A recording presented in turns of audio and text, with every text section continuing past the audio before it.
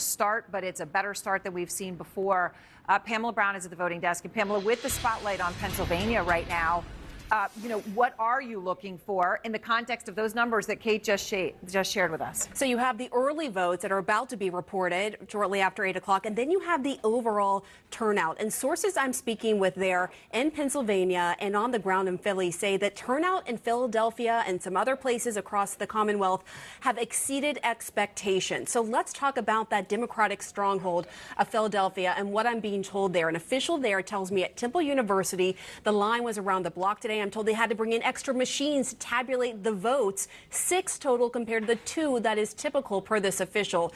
The Philly official also tells me while they don't have an exact number for voter turnout today, they just don't have that data right now, that turnout has certainly exceeded expectations. 2 sources at the state and local level in Philly tell me ballots had to be replenished today in several polling places there in this Democratic stronghold. Overall, one state source speaking to election officials in Philly said it seems the turnout there was, quote, quite high and seems through the roof. Let's look at the swing county here of Northampton. The state official also tells me at Lehigh University their lines were up to 4 hours long. I'm told this is not because of any glitches in the system or issues, just that the turnout there was stronger than they had anticipated at this university where there are a lot more younger voters. Now, I'm told right now as it stands across the Commonwealth, there are 600,000 fewer mail-in ballots compared to 2020, but officials aren't done counting the total number. And they tell me it's actually more mail-in ballots than they were expecting. So we're about to get our first big look at those mail-in ballot numbers right there in the Commonwealth of Pennsylvania at 8 p.m. A lot coming our way this hour, Aaron. That's right. Absolutely. As Kate said, more than 100,000 of them, could be more than 50% of the outstanding for Philadelphia. John King, amazing, though, when you hear about 4 hours of lines. And we have heard that from Pennsylvania to Nevada, that young people have turned out. Hopefully everyone's turning out. I just want to say quickly, seeing Kate Baldwin in that spot in Philadelphia, you want to trigger some Johnny 2020 PTSD. Say, that's real PTSD. Yeah, that is the spot. I remember that spot oh too well from 2020. Let's look through what we have. Blank in Commonwealth, Pennsylvania right now. Again, this is the biggest of the battleground prizes, 19 electoral votes. Whoever wins this state has more options to get to 270 because it's 19. The next biggest one is 16. But so what are we looking for here, right? Kate was just right here in Philadelphia. It's the biggest basket of votes. If you're the Democrat, you need to run it up in Philadelphia. So she just said we'll get about 100,000 votes, right? So let's just go back in 2020 just as a reminder.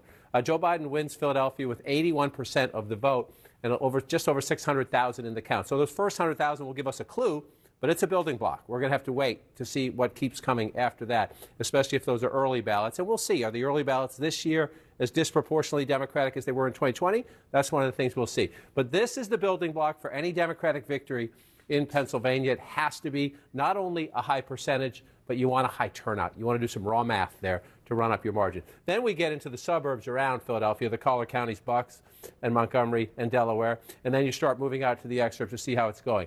Pam just noted 2 places that I'll keep an eye on tonight.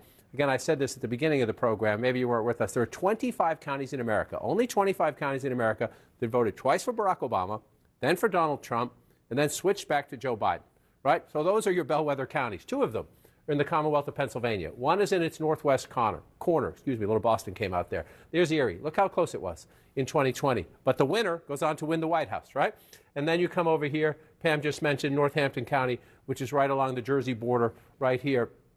Been there a few times in this campaign, part of our All Over the Map project, a great group of voters there. And again, look how close it was in Northampton County. She mentioned long voting lines there. I talked to one of our voters earlier today by text who said she was confident that Harris could pull it out, but that's a bellwether there. That's Pennsylvania. Now let's come back to 2024 and see what we have on the map. At the moment, we told you this early on, the vice president is leading in battleground Ohio. Not much of a battleground anymore. This is a reliably red state. So just take this. It's 20% estimated reporting. You'd rather be ahead than behind. But remember, we told you, some states you're going to see a lot of early votes first, and then you get election day voting. So always good to be ahead, but it's only 20%. And the expectation by the end of the night is Ohio turns back to red, but we want to look at the votes. To be fair to the former president, earlier tonight, I talked about Hamilton County, Indiana, a suburban county just north of Indianapolis where the vice president was leading when we were in the 50%. We're above 62% now. Still very competitive. Still could be a sign that she's competitive in Republican-leaning suburbs, but Donald Trump has taken the lead in Hamilton County, Indiana, which, of course, is a red state already in his electoral math column. Let's just check in on the Commonwealth of Virginia, and then we'll move south. Again, if you're Harris, Joe Biden had a 10-point win here, right? If you want to recreate the 2020 map, you want the states to come out roughly like they did then, only at 22%. But right now, she's in the ballpark for a 10-point win. We'll keep an eye on that. If you get that 10-point win there, the question is, can you carry it over? This has always been Democrats' frustration. How do we get Virginia, but we can't get North Carolina? Demographically, they're very similar. You could even say there are some more advantages for Democrats in the research triangle. Younger voters, more black voters. Right now, the vice president has the lead, but again, we are very early on in the state of North Carolina, 59%. Just want to go back and look for comparison. 126,000 votes, she has the lead. Why do we know we're going to be at this a while? It's going to take about 2.7, 2.8 million to win the state. So we have a long way to go here. Let's just take one more look at battleground Georgia before we get to the top of the hour, and we're going to start to see votes coming in. It's time to do some serious math at the top of the hour. Donald Trump leading at the moment, 182,000 votes ahead, but only about a third of the vote counted and not much in yet from the Atlanta suburban area. But Jake, in the hour ahead, a lot of votes. Indeed. Voting is about to end in 16 states and the District of Columbia, the biggest round of poll closings all night. A whopping 171 electoral votes at stake, including 19 in Pennsylvania, the battleground that could decide the presidential election. And let's bring you some CNN projections. CNN projects that Donald Trump will win the state of Florida with its 30 electoral votes, as expected. Donald Trump, CNN projects, will win the state of Tennessee, as expected, with its 11 electoral votes. Missouri will go to Donald Trump. Missouri, as expected, will give Donald Trump 10 electoral votes. Here are two more projections for Trump. Alabama, CNN can project, will go to Donald Trump with its 9 electoral votes. And Oklahoma, CNN projects, will go to Donald Trump with its 7 electoral votes. We have some projections for Kamala Harris as well.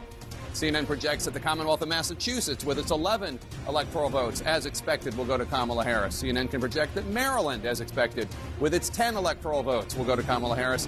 And CNN can project that the District of Columbia, with its 3 electoral votes, can go to Kamala Harris. Here are the states where the polls just closed, where we are not prepared to make a projection. They include Connecticut, Delaware, Illinois, Maine, Mississippi, New Hampshire, New Jersey, Pennsylvania, and Rhode Island. No projection in any of those states. Here is the electoral vote count at this hour. Donald Trump has 90 electoral votes. Kamala Harris has 27 electoral votes. 270 are needed to win. Neither of them has approached that number yet. Key race alert for you now in the big battlegrounds. North Carolina, Kamala Harris is in the lead there with 51.8% of the vote. Donald Trump has 47.2% of the vote. Kamala Harris with an 11,000-plus vote lead. That's with only 5% of the estimated vote counted. Still a lot of votes to count in North Carolina. In battleground Georgia, Donald Trump in the lead with 54.8% of the vote. Kamala Harris has 44.6% of the vote. That's with a third of the vote in Georgia. That's 33% of the estimated vote. In the Commonwealth of Virginia, Kamala Harris in the lead with 54.2% of the vote. Donald Trump has 43.9% of the vote. Kamala Harris with a healthy 115,000-plus vote lead. That's with a quarter of the vote counted in the Commonwealth of Virginia, 25%. In New Hampshire, Kamala Harris has 55.7% of the vote. Donald Trump has 43.7% of the vote. Kamala Harris with a 9,517 vote lead. That's with only a tenth, 10% of the estimated vote counted in the state of New Hampshire. In Ohio, Kamala Harris in the lead there, 54.5% of the vote. Donald Trump has 44.7% of the vote. Kamala Harris has a 144,000-plus vote lead in Ohio. That's with a quarter, 25% of the estimated vote in the state of Ohio. John King? Jake, we said this early in the program. We're going to say it again because caution is the operative word here. Sometimes the map early in the night, and we are still early in the night, even though we're moving on a little bit, sometimes the map looks a little different. Sometimes it looks a lot different than it might look at the end of the night or the end of the count. In the states, it takes a day or two. I say that because at the moment you see Texas is blue. Texas is most unlikely. Rule out nothing, but Texas is most unlikely to be blue at the end of our count. At the moment, the vice president's leading 61% to 38%, but it's just 5% of the Texas vote. And as you can see, it's all from the Dallas area right there. So we have a long way to go in Texas. Also, a Senate race there we'll be keeping an eye on, but that one's not going to happen right there. We have our first votes. Look at that in the Commonwealth of Pennsylvania. Again, only 3% of the vote in. but you'd rather be ahead from the beginning to the end if you can be. 73% if you round up for Vice President Harris, 27% for Donald Trump. But again, where are they from? They're all from right out here in Allegheny County, which is the Democratic stronghold. Just for the sake of comparison, they say that's about 25% of the estimated vote, so it could change, and it could change dramatically. But she's getting 73% if you round up, and if you come back here, Joe Biden got 59%. So if Harris can keep that number, that would bode extraordinarily well. Look at the president 4 years ago was at 59, and she is at 72.5. But most likely what you get here early on are early votes, which tend to be more Democratic. So let's just wait and see if she can hold. But you'd rather start ahead of your margin and then battle from there. That's the Commonwealth of Pennsylvania. Let's wander back through the map. North Carolina, a critical battleground. If Harris can win North Carolina, Trump's math gets a lot more complicated. If Harris loses North Carolina and Georgia, her math gets a lot more complicated. Here's where we are right now, 12,000 votes ahead, only 6% of the vote in. Again, she's got 179,000 and change. Just for the context, Donald Trump got 2.7 million plus to win this state in 2020. So a long way to go in the count. But you look at the map and you say, is it filling in the way each candidate would want it to fill in? So let's start here. Actually, Mecklenburg is the largest population center. And Vice President getting 70% if you round that up. This is where she needs to win and win big. The African-American community, the suburbs around it. If you're going to compete in North Carolina, you start in Mecklenburg County, in Charlotte. So 70% if you round up, 67% for President Biden 4 years ago, former Vice President Joe Biden when he ran. This gets a little confusing. But if you're Harris and you can keep that advantage, that's what you want, right? You want to run ahead of where he was. The question is, it's early in the night. Can she hold that? That would bode well for her. If she can, it would show African-American turnout and that she's doing well in the suburbs. Then you move, if you're the Democrat, over to Wake County, which is Raleigh, the second largest population center in the state. Again, we're only at 7%. So this is just a glimpse, and then we check back.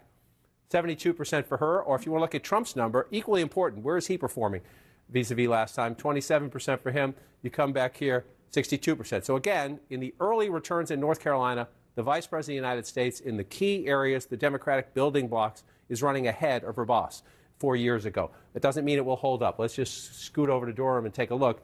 Biden got 80% there, and you come back to Harris now, she's getting 84%. Again, it's only 5% reporting. Early votes tend to be disproportionately Democratic, so let's watch and see how it plays out.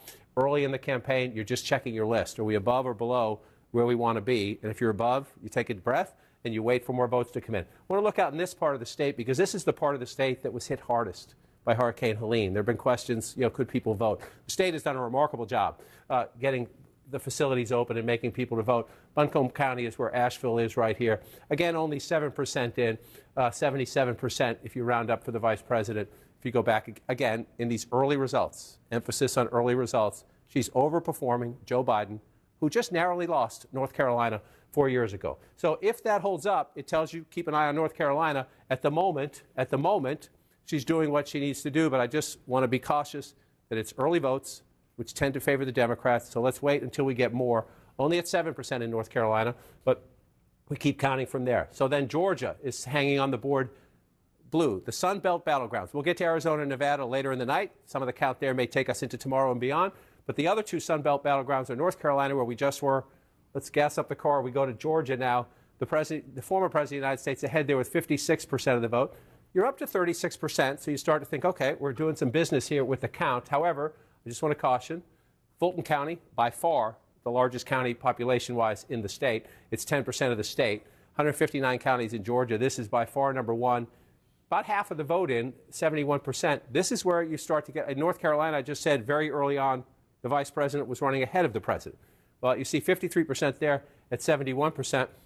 Here, she's running a little bit behind the president. Again, there's more votes to be counted. But remember this as we go through the night. 73% if you round up for Biden 2020 in Fulton County. The absolute bedrock of any Democratic victory has to come with big math there.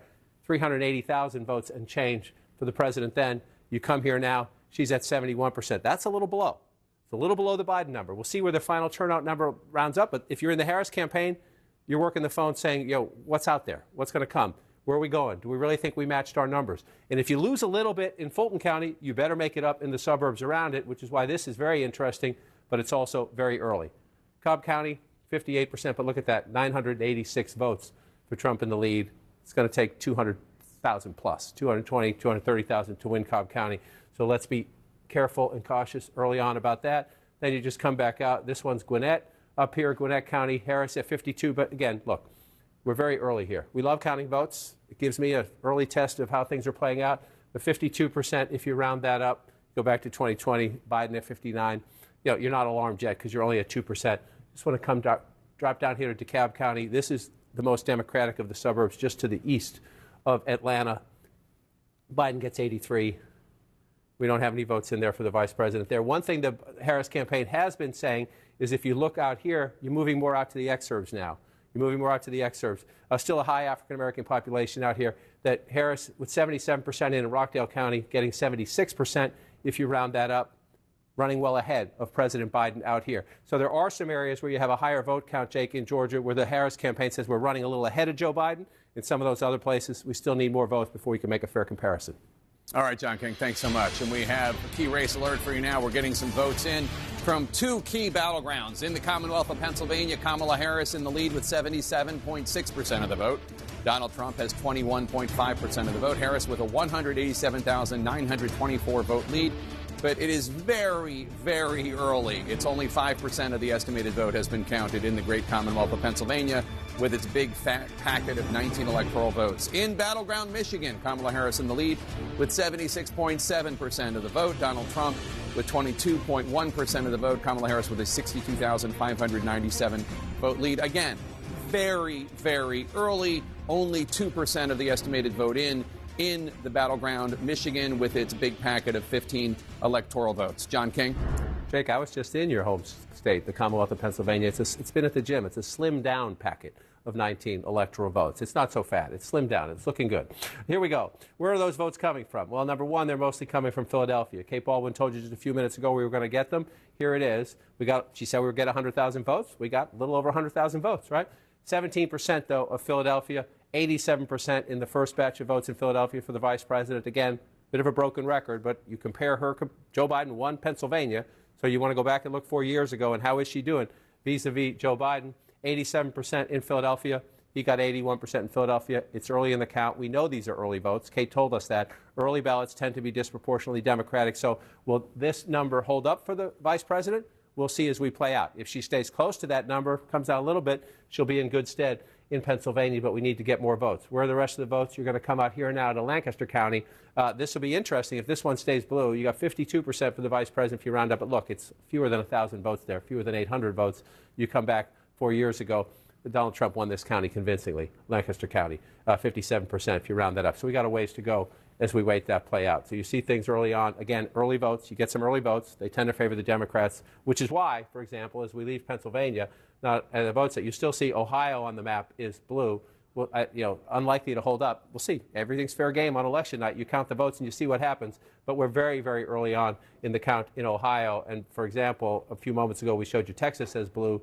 That has changed, just barely. Donald Trump just barely ahead, but that has changed as well as more votes come in some of these rural counties in Texas. So let's come back to the states in play, and let's start in battleground Georgia. It was 11,000 votes, 700 and change back 4 years ago. Donald Trump at 57% right now. Why is that? You see the red? See all that red? Those are the building blocks of the Trump coalition. I talked about the Democratic coalition. Urban areas, close in suburbs. Then you fight in the exurbs and farther out in the suburbs. Trump's base is all these small rural counties. I'll just pick one randomly, Wilcox County. 57% reporting. He's getting 77% of the vote. You say, well, that's only 1,500 votes. That's not a big deal. It's a big deal if you're getting it here and here and here and here. There are a lot of counties, right? You've got 159 counties in Georgia. 159 counties in Georgia. The Democrats win 13. They carry the state. Right? They're all in Atlanta and the other urban areas. So that's how Donald Trump runs it up, in these little tiny counties. And so you go back, let's pick another one. Jackson County, 78%. It's slightly bigger. You see the math there. 90% counted, so they're almost there. 78% in 2024, 78% in 2020. Donald Trump's base is Donald Trump's base. Let's just pick another one just to compare it out. Hall County, again, slightly bigger. You see, 49,000 votes. That matters. That matters. You're getting a margin like that. That's 30,000 votes out of one county in a state that is very competitive. 73% 2024. Let's just come back and look. 71%. So in that county, Donald Trump's overperforming 2020 Donald Trump, which is good news for the Trump campaign. Now you got to add them all up in the end. And again, the key for the Democrats is here. I just want to check back on Fulton County. Still at 53% there, 71% for the vice president. This one, still no math. Cobb County, if that one stays red, Donald Trump's going to carry the state. But it's still very early in the count there. You come down to Douglas County. A moment ago, I was talking about Rockdale County. This is one of the counties the Harris campaign is tracking and saying, okay, this is good news for us. Why do they say that? She's about 76% of the vote count in. She's at 66% when you round that up. And Joe Biden was at 62% 4 years ago. So again, it's a relatively populous suburban area, southwest, exurban area, southwest of Atlanta. And you're looking at the Biden number, and then you look at the Harris number in those counties, and you say we're doing a little better than Joe Biden did 4 years ago. And that's good for the vice president, especially if she's going to lose a little bit in other places. If she's not matching Biden in places, you want to overperform Biden in some others. So, Jake, you look at the map, it's getting interesting, but we still have a long way to go. I just make one quick peek at North Carolina, still at 9%. We'll keep counting. All right, John, let's go to Boris Sanchez now for new projections in the fight for control of the U.S. Senate. Boris? Yeah, Jake, a handful of projections to bring you right now. All of them holds for the incumbent party. Let's start with the Sunshine State of Florida. There, incumbent Senator Rick Scott, the Republican, will defeat Democratic Congresswoman, former Congresswoman Debbie Merkersell-Powell. Scott winning a second term in the Sunshine State. Meantime, in Tennessee, the first all-female Senate race in the volunteer state's history, incumbent Republican Marsha Blackburn will win her second term, defeating Gloria Johnson, a state lawmaker. Meantime, in Indiana, Congressman Jim Banks, he will defeat Democrat Valerie McRae, a clinical psychologist. This is for the open seat left by retiring Senator Mike Braun, who's now running for governor. Let's show you some Democratic holds beginning in the Northeast with the state of Massachusetts. There you have incumbent Democratic Senator Elizabeth Warren seeking her third term in office. The former presidential candidate is expected to defeat John Deaton, a best-selling author and cryptocurrency advocate. Staying in the Northeast, another projection to bring you for Democrats in the state of Connecticut. There, incumbent Democratic Senator Chris Murphy will win his third full term in office as he defeats Matthew Corey, a bar owner / teamster who's run for statewide office now 5 times. The 5th time, not the charm for him. Murphy wins re-election in Connecticut. Meantime, a projection to bring you from Rhode Island. There, incumbent Democratic Senator Sheldon Whitehouse seeking his 4th term in office. He's projected to defeat Patricia Morgan, a Democratic member, or rather a Republican member of the state House. And now, in Vermont, the longest-serving independent in congressional history, Senator Bernie Sanders, an independent who caucuses with Democrats, is expected to win his 4th term as he defeats Gerald Malloy, a business executive. So what do all those projections mean for the magic number, the number that Republicans need to pick up in order to take control of the upper chamber? With the 1 pickup in West Virginia, they started out the night at 2. Now it's at 1, and they are currently leading, still early, but they are currently leading in 0 races where Democrats hold seats. Let's take a look at some key race alerts now and get you live updates, live results as they are coming into CNN, beginning with the state of Texas. This is a welcome sign for Democrats. It is still early, but right now, Democratic Congressman Colin Allred from the Dallas area has about a 31,000 vote lead over Republican incumbent Ted Cruz, who's seeking his 3rd term in office. Of course, Democrats love to see this, but it is still early, and this could present one of the few opportunities for Democrats to pick up a Republican seat. We just got an update now. His lead up to 14,000 votes with 18% of the vote in the Lone Star State. Let's get you an update from Pennsylvania. Here, incumbent Democratic Senator Bob Casey, seeking his 4th term in office. He's currently leading against the CEO of one of the largest hedge funds in the world, former CEO, I should say, Dave McCormick. Casey right now with a 223,000 vote lead. Still very early, though, 6% of the vote in. And it just updated a 222,000 vote lead now for Casey with 6% of the vote in the Commonwealth of Pennsylvania. An update for you. One of the closest races we are expecting tonight coming from Michigan. There, Democratic Congresswoman Alyssa Slotkin, 60,000 votes ahead of former Republican Congressman Mike Rogers. This is for the open seat left by retiring Democratic Senator Debbie Stabenow. 3% of the vote in the Wolverine state of Michigan. So, looking at the balance of power for the U.S. Senate, these are the raw numbers. Democrats hold 32 seats, Republicans 42 with that one important pickup in West Virginia, but 26 seats remain up for grabs. It's an open contest right now in the U.S. Senate. You need 51 seats to control that chamber, Jake. All right, Boris, thanks so much. We're awaiting more votes in the crucial presidential battlegrounds of Georgia, North Carolina, and Pennsylvania. We're watching those very early votes from Michigan as well. We're also looking ahead to 9 p.m. Eastern when all voting is going to end in Michigan and another blue wall battleground state, Wisconsin. Voting also ends soon in the key western swing state of Arizona. More votes, more suspense when Election Night in America continues after this quick break. It is 8:21 p.m. in the East Coast, and we are getting deeper into this election. Let us take a key race alert right now. Pennsylvania, the Commonwealth of Pennsylvania, Kamala Harris in the lead there with 72% of the vote. Donald Trump has 26.9% of the vote. Harris has a 240,000-plus vote lead. But it's early. Only 8% of the estimated vote has come in from Pennsylvania. In Michigan, Kamala Harris in the lead there with 61.1% of the vote. Donald Trump with 37.1% of the vote. Harris with a 58,000-plus vote lead. Still early there as well. Only 4% of the estimated vote has come in from Michigan. In battleground Georgia, Donald Trump in the lead with 55% of the vote. Kamala Harris with 44.4% of the vote. Donald Trump with a 275,000-plus vote lead. That's with almost half the vote in, 48% of the estimated vote in from battleground Georgia. In battleground North Carolina, Kamala Harris in the lead there with 52.1% of the vote. Donald Trump with 46.5% of the vote. Harris has a 36,000-plus vote lead. That's with only 11% of the estimated vote in from North Carolina. It is still very early in North Carolina. In the Commonwealth of Virginia, Harris in the lead there, 51% of the vote. Donald Trump has 47.2% of the vote. Harris with a 58,000 vote or so lead. That's with more than a third of the vote in from Commonwealth Virginia, 34% of the estimated vote. John King? Jake, starting to fill in more on the map. You're starting to figure out where we go. I want to caution everybody, if you look at the map, as we start to fill in more, as we move at least to the Midwest, you have Kansas blue at the moment. Very reliably red state. We'll count the votes, see what happens. Remember, it shocked us after Dobbs with the referendum there. Ohio is still blue. We expect as more votes come in, that will swing back. But again, that's why we count votes. If you look at just big picture at the moment, Donald Trump in an unusual position. We'll see if it holds up. At the moment, he's leading in the popular vote. He, of course, lost the popular vote in both 2016 and by a much larger margin, more than 7 million votes in 2020. At the moment, he's 2.5 million votes ahead in the popular vote. But that's about 17% of the national vote. So we have a lot of counting to do tonight, into tomorrow, and beyond. It will take. So let's wander through some of the battleground states. Let's start in the biggest battleground prize of all, Pennsylvania, 19 electoral votes right there. The vice president at the moment with a big, healthy lead. Guess what? Pennsylvania is not going to end that way, even if she wins it. It's just too competitive a state. So why is it such a big lead? Because most of the votes are from right down here in Philadelphia and the Democratic suburbs, but can still be instructive. Number one, we're still at the same place, 87%, 17% there at 87%. We haven't moved in Philadelphia. She's ahead of where President Biden was 4 years ago, but that's a tiny percentage of votes, and they're early votes. So let's move up here. This is the most competitive of the three caller counties. It's Delaware, Montgomery, and Bucks. Bucks has become the most competitive.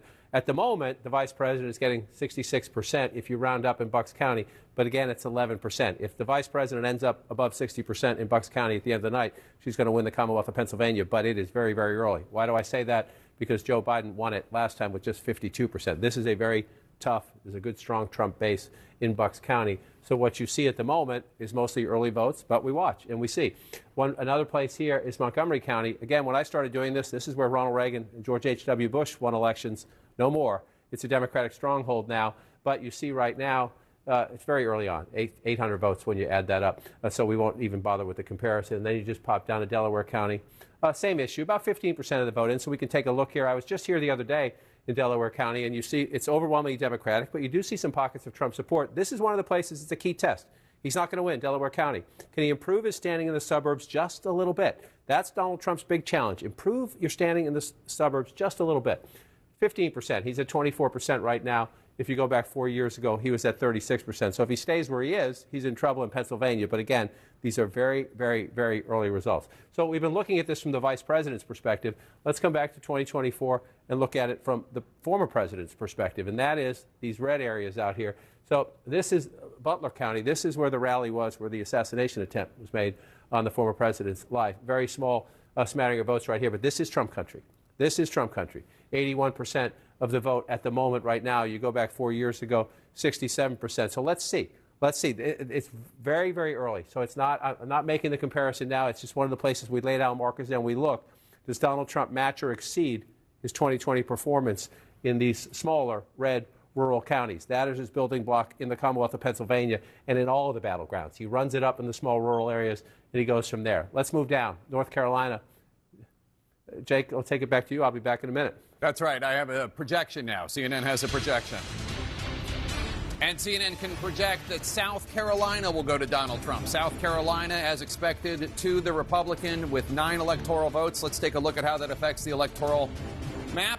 Donald Trump in the lead with 99 electoral votes. Kamala Harris has 27 electoral votes. There are 270 electoral votes needed to win. Neither of them are particularly close, though obviously Donald Trump in the lead. John? And Jake, as you come back, you just mentioned the Electoral Council. Let me just wander over here. It's very early in the night. I just want to wander over for a minute. These are the ones, the states we have projected and called. And you see, as Jake just noted, 99 for Trump, 27 for the vice president. We're very early. It takes 270 to win. The thing you look at when you look at this map is, are there any surprises? And the answer as of now is no. That the states that are red are states that Trump has won consistently, and they're Republican states, and the states that are blue are Democratic states. So we have no surprises on the map at the moment, because those states, none of those states are considered battleground states. But you always watch on election night. Every now and then you get a surprise. At the moment, the map is filling in as expected as we await for the states that tend to be the swing states and the battleground states. Just one point I want to note as we look big picture. Last time we were here, just a few minutes ago, Ohio was blue. Ohio has turned red now. Donald Trump with a very narrow lead, but it's the trend as the election day votes start to come in. States that are reliably one color or the other, one party or the other, tend to go back to their DNA. Trump now narrowly ahead in Ohio. We'll keep an eye on that as we do it. So let's look at the battleground states that will matter most. If that map fills in over there, who can get to 270? Georgia is one of the big pieces of the puzzle. And again, in a state decided by 11,779 votes, I believe, 4 years ago, Donald Trump ahead by more than 300,000 votes, or about half the count. Half the count is good, but there's still a long way to go. Just want to check. This is where the Democrats have to run it up. Remember, Cobb County, last time we checked, Trump was winning. Harris is now winning with 57% of the vote, 57% of the count in. She's got 57% of the vote. You move over. That's around where Biden was 4 years ago, a little tiny bit above. That's what she wants to do. You come over to DeKalb County. Biden was at 83. The vice president is at 75. Very early in the count there. Keep an eye on that. She'd have to make that. That would be a big. That would be, if she's underperforming Biden there, that would be a big deal. And again, just want to show you the Trump base. I'm going to just pick one randomly. Wilcox County. I did that one before, so let's pick another one. Pulaski County, right above it. 95% of the vote in. 70% for Donald Trump. Not a lot of votes, but this is what he does in rural America. 69% 4 years ago. So a little bit. 100 votes here, 100 votes there can matter as you're trying to win a battleground state. We'll see how that one plays out. Let's just pop up to North Carolina. You'll see again, 51% to 48% if you round that up. This is an incredibly competitive state. And again, I just want to check in on how Trump is doing in these small rural counties. 80% of the vote in Macon County. He's got 68% when you round up. You come back here, 68%. He's running a tiny bit behind, but that's about equal to where he was before. So you're looking right now, battleground North Carolina, battleground Georgia, battleground Pennsylvania. Come back to 2024. Some votes coming in slowly in battleground Michigan as well. As we continue to count and go, just checking to see if anything else is changing up. Let's take a quick look at Michigan before we have to go here. 59%, but look at all the votes are here. Let's check here. This is Kent County, a key suburban area. If Trump can hold on to this one, he'll win Michigan, but we're very, very early in the count, Jake. All right, John. Well, polls are about to close in deep red Arkansas, where 6 electoral votes are at stake. And CNN can project that Donald Trump will win the state of Arkansas as expected. Donald Trump will take home Arkansas's 6 electoral votes. Let's take a look at the electoral map count now. Donald Trump in the lead with 105 electoral votes. Kamala Harris has 27 electoral votes. There are 270 electoral votes needed to win. Let's take a look at where there are states that have not been projected yet. In the Commonwealth of Pennsylvania, Kamala Harris has 71.2% of the vote. Donald Trump has 27.8% of the vote. Harris with a 238,000-plus vote lead, but it's early. Only 8% of the estimated vote has been in from Pennsylvania. In battleground Michigan, Kamala Harris has 57.6% of the vote.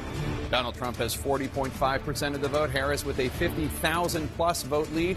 That's with 6% of the estimated vote in from Michigan. Still a lot of votes to be counted in Michigan. In battleground North Carolina, Harris in the lead there.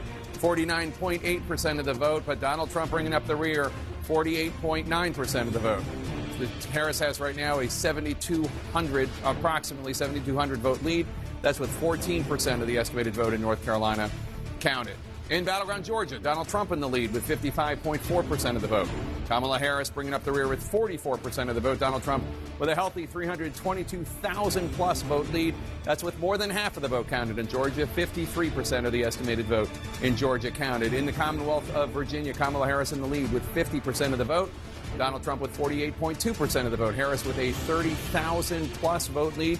That's with more than a third, 39% of the estimated vote in from Virginia counted. In the state of New Hampshire, Kamala Harris in the lead, 54.1% of the vote. Donald Trump with 45.3% of the vote. Harris with a 13,000-plus vote lead. That's with an estimated 18% of the estimated vote out of New Hampshire counted. In Ohio, Donald Trump in the lead, 50.3% of the vote. Kamala Harris with 48.9% of the vote. Donald Trump with a 36,000-plus vote lead. That's with an estimated 41% of the estimated vote in from Ohio. And now we can make a projection in a closely watched race for governor. CNN can project that Democrat Josh Stein will be elected governor of North Carolina. Stein is the current attorney general. We are projecting that he will defeat his Republican opponent, Lieutenant Governor Mark Robinson, who had Donald Trump's endorsement. Robinson's history of controversy became a major issue in the race, including recently uncovered, shall we call them, inflammatory posts on a porn website from more than a decade ago. Again, CNN projects the Democrats will hold on to the governor's office in North Carolina, with Attorney General Josh Stein replacing the term-limited Governor Roy Cooper. John? And Jake, one of the big questions in North Carolina, as you know, is Democrats were somewhat hopeful that maybe the scandal in the governor's race might help them, and the Trump campaign was nervous that with the Republican candidate Robinson in trouble, would Trump be impacted by that? So let's just take a quick look at it. You see North Carolina, this is the presidential race, very close at the moment. We're only at about 15% of the statewide vote counted, so a long way to go in a state we expect to be tight. It is tight from the get-go in the early count. I just want to switch over and look at the governor's race. Excuse me, it's down here. Look at the governor's race. So you have the Democrat here at 49.4, the Democratic candidate for president. If you look at the governor's race, Josh Stein winning 56% of the vote. So you have a lot of ticket splitting happening in North Carolina right now. People who are voting for Donald Trump who simply could not vote for Mark Robinson for governor. And so at least at the moment, not the benefit that the Harris campaign was hoping for, at least no evidence of a giant benefit that the Harris campaign was hoping for in North Carolina from the scandal around the Republican gubernatorial candidate. So what do we have here in the key Sun Belt battleground, North Carolina, Georgia, and then we go west, Arizona and Nevada, 648 votes ahead. That's why we call them battleground states. But we're only at 14% of the count. And so you come out here, let's just go west to east, 73% for the vice president, 26% reporting. You just go back and check. Joe Biden came close here but lost, so she's overperforming him at the moment there. And then you want to come over to the biggest population center is Charlotte in the suburbs. That's Mecklenburg County. The president got 67% when you round up 4 years ago. You come back here, she's getting 70%. So in the early count, it's neck and neck. This is one of the great tug-of-war states in the United States right here. And we'll continue to count, still at 14%. Let's pop down to Georgia. We're at 53%. We were at 50% last time. So we're moving up, but moving up slowly. And again, it's trademark Trump, just running it up in the rural areas. And so we pick one randomly. You come down here, Bacon County, 95% in, so we're close to the full count here. But look at that, 87% of the vote, right? This is how he does it. It's 4,000 votes to 600 votes. In a state this big, you say, oh, that's not such a big deal. When you do it in county after county after county, that adds up. So just go back and take a look, 86%. So Donald Trump is at least matching his performance in most of these rural counties of 4 years ago when Georgia was incredibly close. So if he matches in the rural areas, all he has to do is improve a little smidgen in the suburbs or in the urban areas, and you're more competitive in the state. So let's just check the suburbs around Atlanta, because this is where if Trump is performing in the rural areas, as it looks like he is, turning out his base, then the race will be settled here by the margins in the suburbs. Only 16% of the vote in, so let's be careful. 60% for Vice President Harris, or again, more important almost is, can Trump move his numbers up? 39% in the suburbs right now, Gwinnett County suburbs. It was 40%. So at the moment in this one suburb, he's got some work to do. We'll see if he can do it. Let's move down here to DeKalb County. This is the most Democratic of the suburbs just to the east of Atlanta. 83% President Biden had in winning the state 4 years ago. The vice president running a little bit behind that right now, but look, that's not even 1,000 votes. So we have a ways to go before we have to worry about any comparison there. Let's drop down to Clayton County, the Atlanta airport just south of Atlanta. Big Democratic stronghold. This was critical to Biden coming back in Georgia as they counted the votes in 2020. Trump had an early lead, but as the count went on into the day after and the day after that, Clayton County was one of the places where Joe Biden got a lot of votes. And you see 85% for the vice president, about 3/4 of the count, 76% right there. So how does that compare to 2020? About the same, right? You got 85 when you round that up. You got 85 when you round that up. So here we go in Georgia again. So far, as you go through it, you've got a very competitive race. So that one's competitive. Let's come out of there. I want to go up and look at Michigan. We haven't spent any time here yet. Only 6% of the vote in. So be careful about anything, but you're trying to look and see what happens. Again, this is Kent County. Both campaigns focus on Grand Rapids and the suburbs. Used to be a reliably Republican area. Trump at the moment, but look, again, we're under 1,000 votes right there. Trump at the moment, but here's what you're running against, right? Joe Biden gets 52%. If you go back to 2016, Donald Trump carried this with 48% in a state. You know, if Michigan's going to be very close, it was 154,000. It was the biggest lead Biden had in any of the battlegrounds 4 years ago. But if you're going to be competitive for Donald Trump, you'd like to turn this red. If you can't turn it red, you would at least like to narrow that margin for Donald Trump. So we'll watch and see how this plays out in 2024. Come back to today's map here. Was just on the texting, I was going to say on the phone, it's texting, it's the same thing, with a key Democrat out in Michigan who said they're a little nervous about here, not Monroe County, but Wayne County. He said they're a little nervous about Wayne County. I think turnout among Democrats might be down a little bit in Wayne County. That would be a problem. The African-American vote in Detroit, the student vote, Wayne State, places like that, absolutely critical for the Democratic coalition. So we'll see when we get. Wayne County is always late to report, so it's going to be a while. We'll see if that's true, if those fears are true among Democrats that maybe turnout is down a little bit here. If it is, then the vice president has to make it up here. Oakland County, again, 20 years ago, a Republican suburb, 58% right now. We're just approaching 40%, 58%. Remember, Joe Biden carried Michigan 4 years ago to 56%. That would help. If you're above Biden, maybe you get a little math to make up if you're losing a little bit in the city. We'll see if that plays out as we thought. And I just want to pop down to bring this issue on the table as well. Washtenaw County, absolutely critical. Young voters were critical to the Biden coalition in 2020, even more critical when Governor Whitmer won re-election in 2022 and the Michigan Democrats made gains in the legislature. Washtenaw County is the home of Ann Arbor. It is the home of the University of Michigan. Been there 4 times over the last year, and it's gone now. The school won't allow a protest anymore, but student protests here about the Israel-Hamas conflict had hurt President Biden. The question was, after the switch to Vice President Harris, could she heal that wound in the Democratic coalition? So you see her at the moment 22%, so we have a long way to go.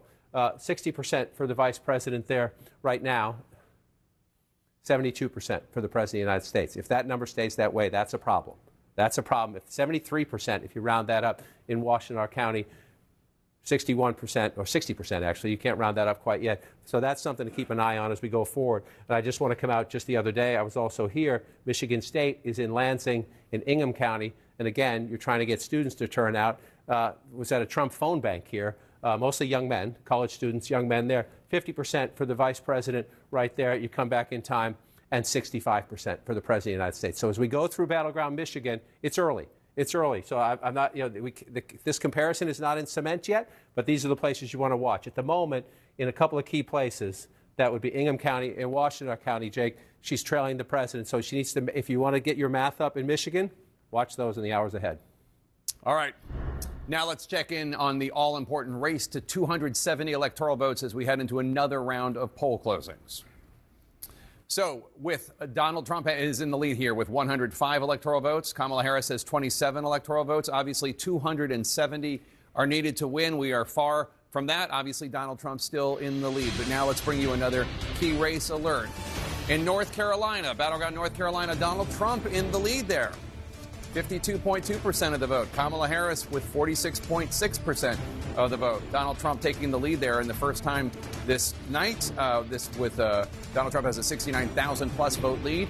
That's with about a fifth of the vote in. 21% of the estimated vote in from battleground North Carolina. And battleground Michigan, Kamala Harris in the lead with 56.9% of the vote. Donald Trump has 41.2% of the vote.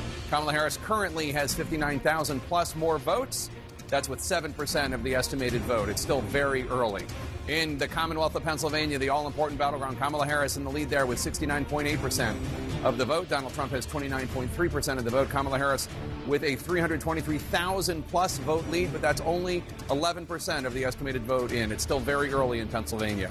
In battleground Georgia, Donald Trump in the lead, 55.6% of the vote. Kamala Harris has 43.8% of the vote. Donald Trump has currently a 339,000-plus vote lead.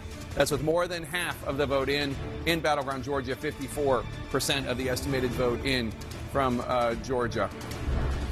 Now we're standing by for the second largest wave of poll closings just minutes from now at 9 Eastern, when a total of 163 electoral votes are at stake in 15 states. Remember, 270 electoral votes needed to win the presidency.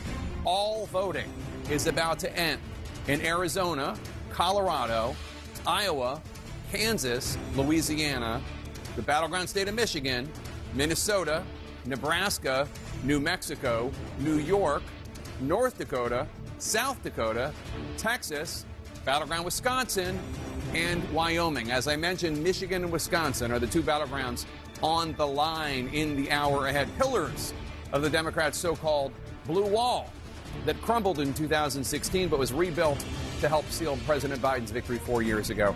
Out west, Arizona is another major presidential battleground that we're watching. We're heading into a high-stakes hour in the Harris-Trump contest, with polling places about to close in 3 states that could decide the race. Let's go to Abby Phillip at Harris Campaign Headquarters in Washington. And Abby, voting is about to end in 3 battlegrounds. What's the outlook in the Harris campaign? Yeah, Jake, I mean, I think the banner that you guys have right now is pretty much where the Harris campaign is. It is early in the night, and they're not seeing any clear picture of where this race is headed just yet. For that reason, they are really focused on the battleground of Pennsylvania, because that really becomes the linchpin of a strategy to get to 270. If they get Pennsylvania, the rest of the path becomes much more clear. So as I've been talking to people tonight, they're really waiting to see how these results, as they are coming in, really shape the picture. But right now, it's really not that clear to them. And I just want to be transparent about it, because they've got great numbers, but they're not willing to go out on a limb on any of this stuff just yet. In Pennsylvania, though, I think what I am hearing is a lot of optimism. They're seeing good numbers out of Philadelphia. The local officials there are suggesting that Harris could exceed what Biden did in that city. And if she's able to do that, that would make, again, her path to winning that state much more clear, Jake. All right, Abby Phillip, thanks so much. Let's go to West Palm Beach, Florida now, where we find Caitlin Collins. And Caitlin, what is the Trump campaign going to be looking for in the next round of poll closings?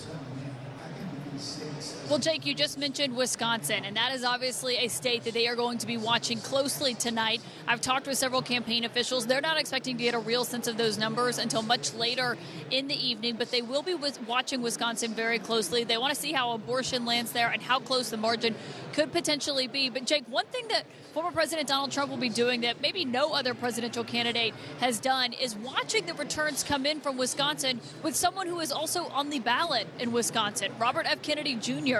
He fought to get his name off the ballot, but the Supreme Court there told him no because it was too late. He was already on the ballots that people were getting in the mail. And I am told Robert F. Kennedy Jr. is at Mar-a-Lago with Donald Trump tonight, watching these returns come in. Obviously, the reason he fought to get his name off that ballot, Jake, is there is a concern that with the margin, as small as it could potentially be there, that it could have an effect. The margins are everything in this race, as we are starting to see in these numbers coming in. So Trump will be watching that come in alongside RFK Jr., both of them on the ballot, Jake. All right, Caitlin Collins in West Palm Beach with the Trump campaign. Thanks so much. Let's go to David Chalier now, who has some exit polls from Michigan, Wisconsin, and Arizona. 3 battlegrounds we're hoping to hear from soon. David, what stands out? You look at the data from these 3 key states. Yeah, as the polls are about to close in these 3 critical battleground states, I wanted to look at Biden's approval rating just as sort of a baseline of the environment in these 3 states.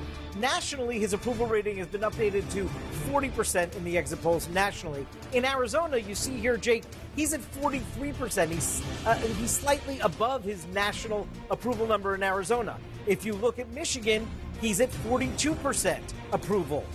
Again, slightly above where he is nationally at 40. But Wisconsin's a different story. His approval rating, the sitting president, Joe Biden, is at 38% in Wisconsin. That is below where he is nationally. 61% of Wisconsin voters in this election disapprove of the job Joe Biden's doing. That's a hurdle that Kamala Harris is going to have to jump here in the Badger State. Jake? All right, David Chang, thanks so much. This would have been a very different race if Joe Biden had stayed in it. I mean, if it ends with a Trump victory, and we have no idea how it's going to end, so don't misinterpret what I'm saying. But there's going to be a lot of finger pointing and recriminations and wondering. But these approval ratings for Joe Biden are brutal. 6 in 10 in Wisconsin say that they don't approve of the president. I mean, it is brutal, and there's no other way to look at it. And that is, no question, a big headwind for Kamala Harris, despite the fact that she has been trying to separate herself, despite the fact that she is saying that she wants to turn the page and that she's a new generation and all the things that we've heard at every one of her stump speeches. That is a number that there is no question the Harris campaign is looking at and saying, we hope that that doesn't bleed into Harris and the actual votes. Especially since the Trump campaign tried to do an effective job in tying her to that administration, saying not just that she was the vice president, but that, look, you were in the room, you were always there. There were all kinds of decisions you could have made a difference, and you didn't. Well, and then, of course, there was her gaffe on The View when she was asked, what would you have done differently over the last 4 years? And she said, nothing comes immediately to mind, which was probably not the best answer. Jake, if I can just look back, I think a lot of our viewers may just sort of big picture be looking at this and saying, Trump's got 105 electoral votes, right, and Harris has got 27. And there's a half a country of red and a little corner of blue. And I think the point we need to make is at this moment, and I think of it as a tennis match, there are no surprises. There have been no flips. Nobody has broken serve, if you will. Right. All the states that Trump won in, that he's won tonight are states that he won in 2020.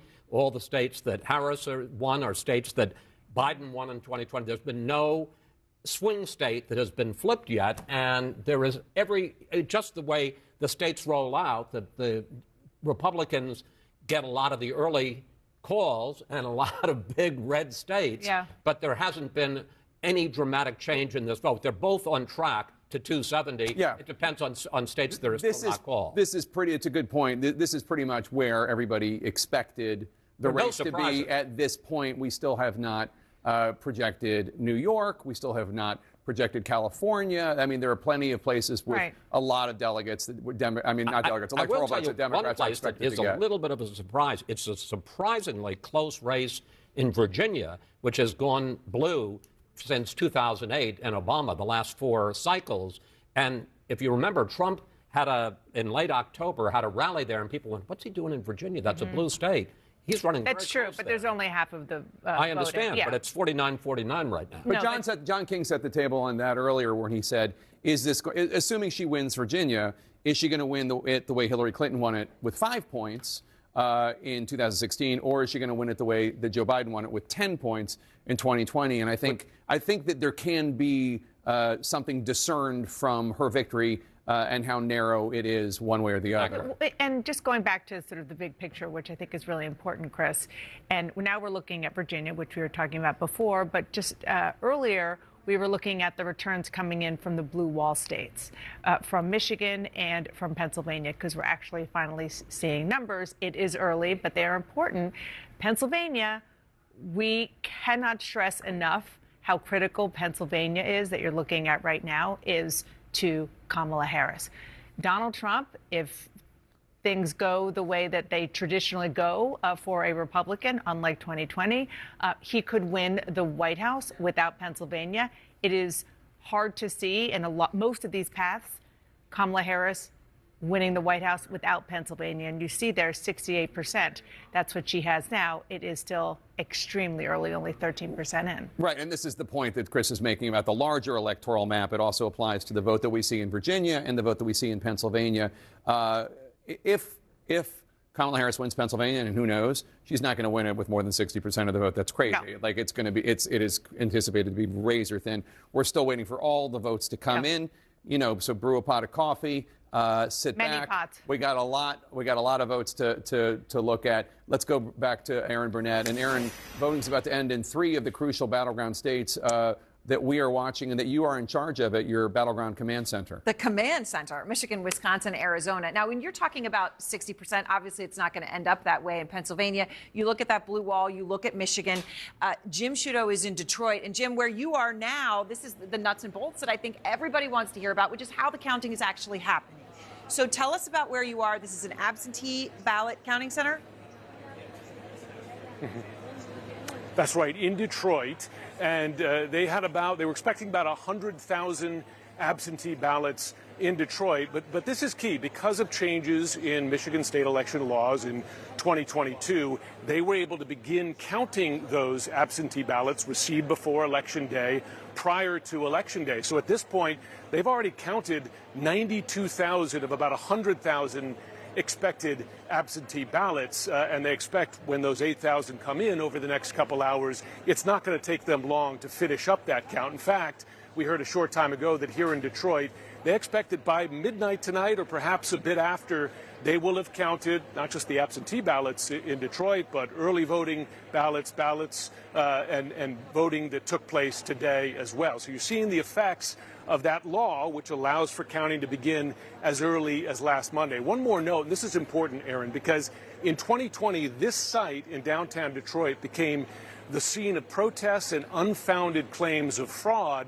in the midst of that frantic absentee ballot counting, in part because of you have that law, you were able to start early. We're not seeing any of those protests here now. And there's going to be a truck arriving in the next couple of hours, going to pull up at that door there with absentee ballots collected from drop boxes around the city as well. Again, that's not fraud. That's not vote dumping. That's part of the process of counting these votes here, and they expect it to move very quickly tonight. All right, very quickly, we'll see. And they have said they expect to be overall for the state of Michigan faster than last year, which, of course, was the day after midday. Secretary of State said she hoped it would be a little bit earlier than that. Well, we'll see as the count comes in. Kyung Law is at a Maricopa County counting facility. Maricopa County, biggest in Phoenix, fastest growing in the country, as they say. Kyung, one of the most important counties for the entire election. For the entire election. That's why you have so many reporters here. That's why we're watching Maricopa County so closely. And let's take a look at the clock. We only have a few more minutes, about 7 more minutes before polls close here in Arizona. I want you to take a look at what we are watching, though, here at the county. What's happening here on that split screen, that other video that you're looking at, that's the inside of the vote count, the tabulation center. They are looking at the ballots. They are processing ballots. All of this is with the early vote. After the polls close, about an hour after polls close here in Arizona, we are anticipating to get the first results out of Arizona. That will be only the early vote, the ballots that have been processed up until Election Day. And then, as the night moves on, Aaron, those ballots that are out at the vote centers will be processed. They're counted, separated in there, and then brought over here to the tabulation center to be processed. And that information is going to start to come out as well. So it is a multi-step process. It takes time. There has to be signature verification. The ballots have to be cured here in Maricopa County. But something I want to address very quickly, because this is something that's happening right here in Arizona as we watch this clock wind down before polls close, is that there's still long lines at some of the spots that we are watching at some of these vote centers. At Mesa Community College, where we were at, and I'm going to check real quick, it's still an hour long line. If you are in line when polls close at 7 o'clock local time, Aaron, you will still be allowed to vote. All right, which is amazing, and it is amazing that people are doing that and waiting. That is something, as you said, that everyone should be happy about, but amazing to sit there late at night, say, I'm going to sit and wait another hour or two to vote, as both campaigns hope they will. All right, Kyung, thank you very much. And let's go back to the voting desk. As these counts are coming in and people have questions about how it's happening, what's happening where, Pam, Macomb County in Michigan, what are you seeing there? Well, Aaron, I just got off the phone with this key swing county in Michigan from the county clerk, Anthony Forlini, and he tells me he's actually hopping in his car now with a police escort to get tabulator memory sticks because they're delayed with the results coming in. Why? Well, he says it's because there were very long lines when the polls were supposed to close at 8 p.m. Eastern time, so they had to delay closing and stay open until everyone had the opportunity to cast their votes. Officials are tabulating the results right now, but those first results from Macomb were supposed to be reported around 9 p.m., just 5 minutes from now. I'm told by the clerk it's going to be later than that due to the long lines. According to the clerk, there were over 122,000 early votes cast in person there and 182,000 mail-in ballots as of yesterday. They're on track to have more than 200,000 mail-in ballots, he says. But given the high early voting turnout, he told me that the expectation there was that there would be lackluster turnout today. That is not the case in that key county. Overall in Michigan, let's look at the numbers here. The Michigan Secretary of State says more than 3.4 million voters cast their ballots early or by mail. That's nearly 47% of registered voters. And listen to this. Another 85,000 absentee ballots returned to polling centers today. Let's go over to Milwaukee. They've had some issues over there in Milwaukee today. They're going to have to retabulate about 30,000 ballots after problems with the counting machines were discovered. All 13 tabulating machines are being set to zero. The ballots will be put through again. It's going to take time. They had initially estimated there the ballot count from the absentees would be done around midnight.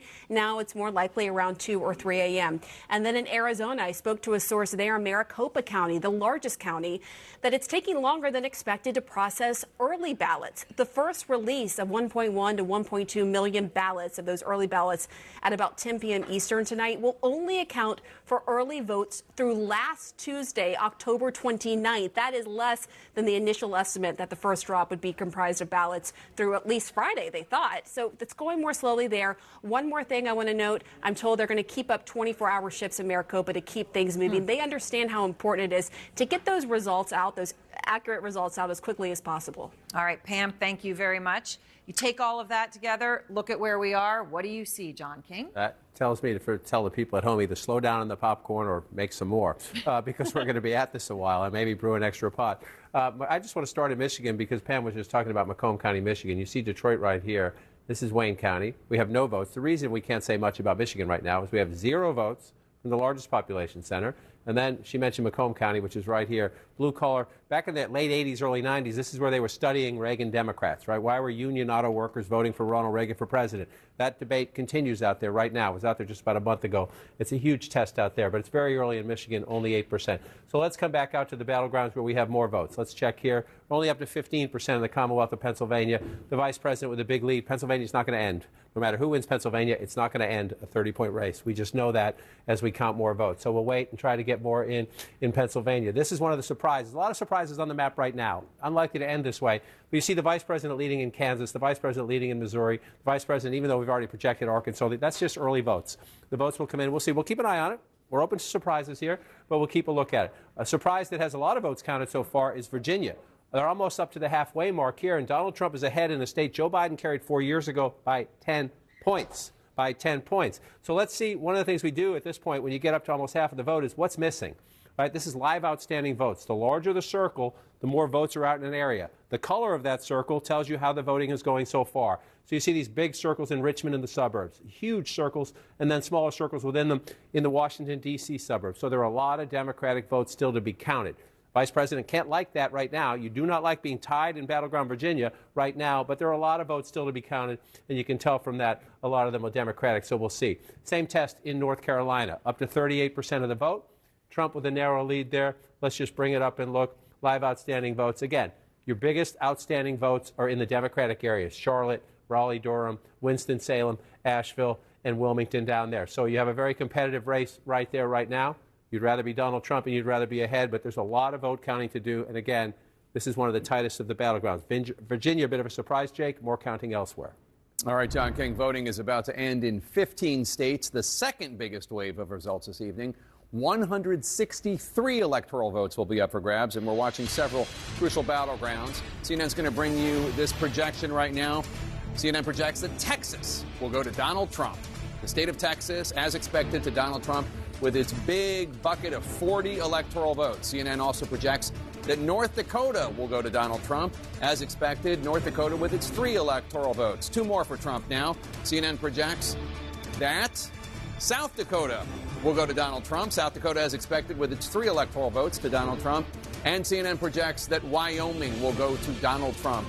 Wyoming with its 3 electoral votes. CNN is not making any projections in the following states that just closed their polls.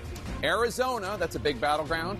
Colorado, Iowa, Kansas, Louisiana, battleground Michigan, Minnesota, Nebraska, New Mexico, New York, and battleground Wisconsin. Let's look at the electoral map now. Donald Trump has 154 electoral votes. Kamala Harris has 27 electoral votes. 270 are needed to win. Let's bring you a key race alert now.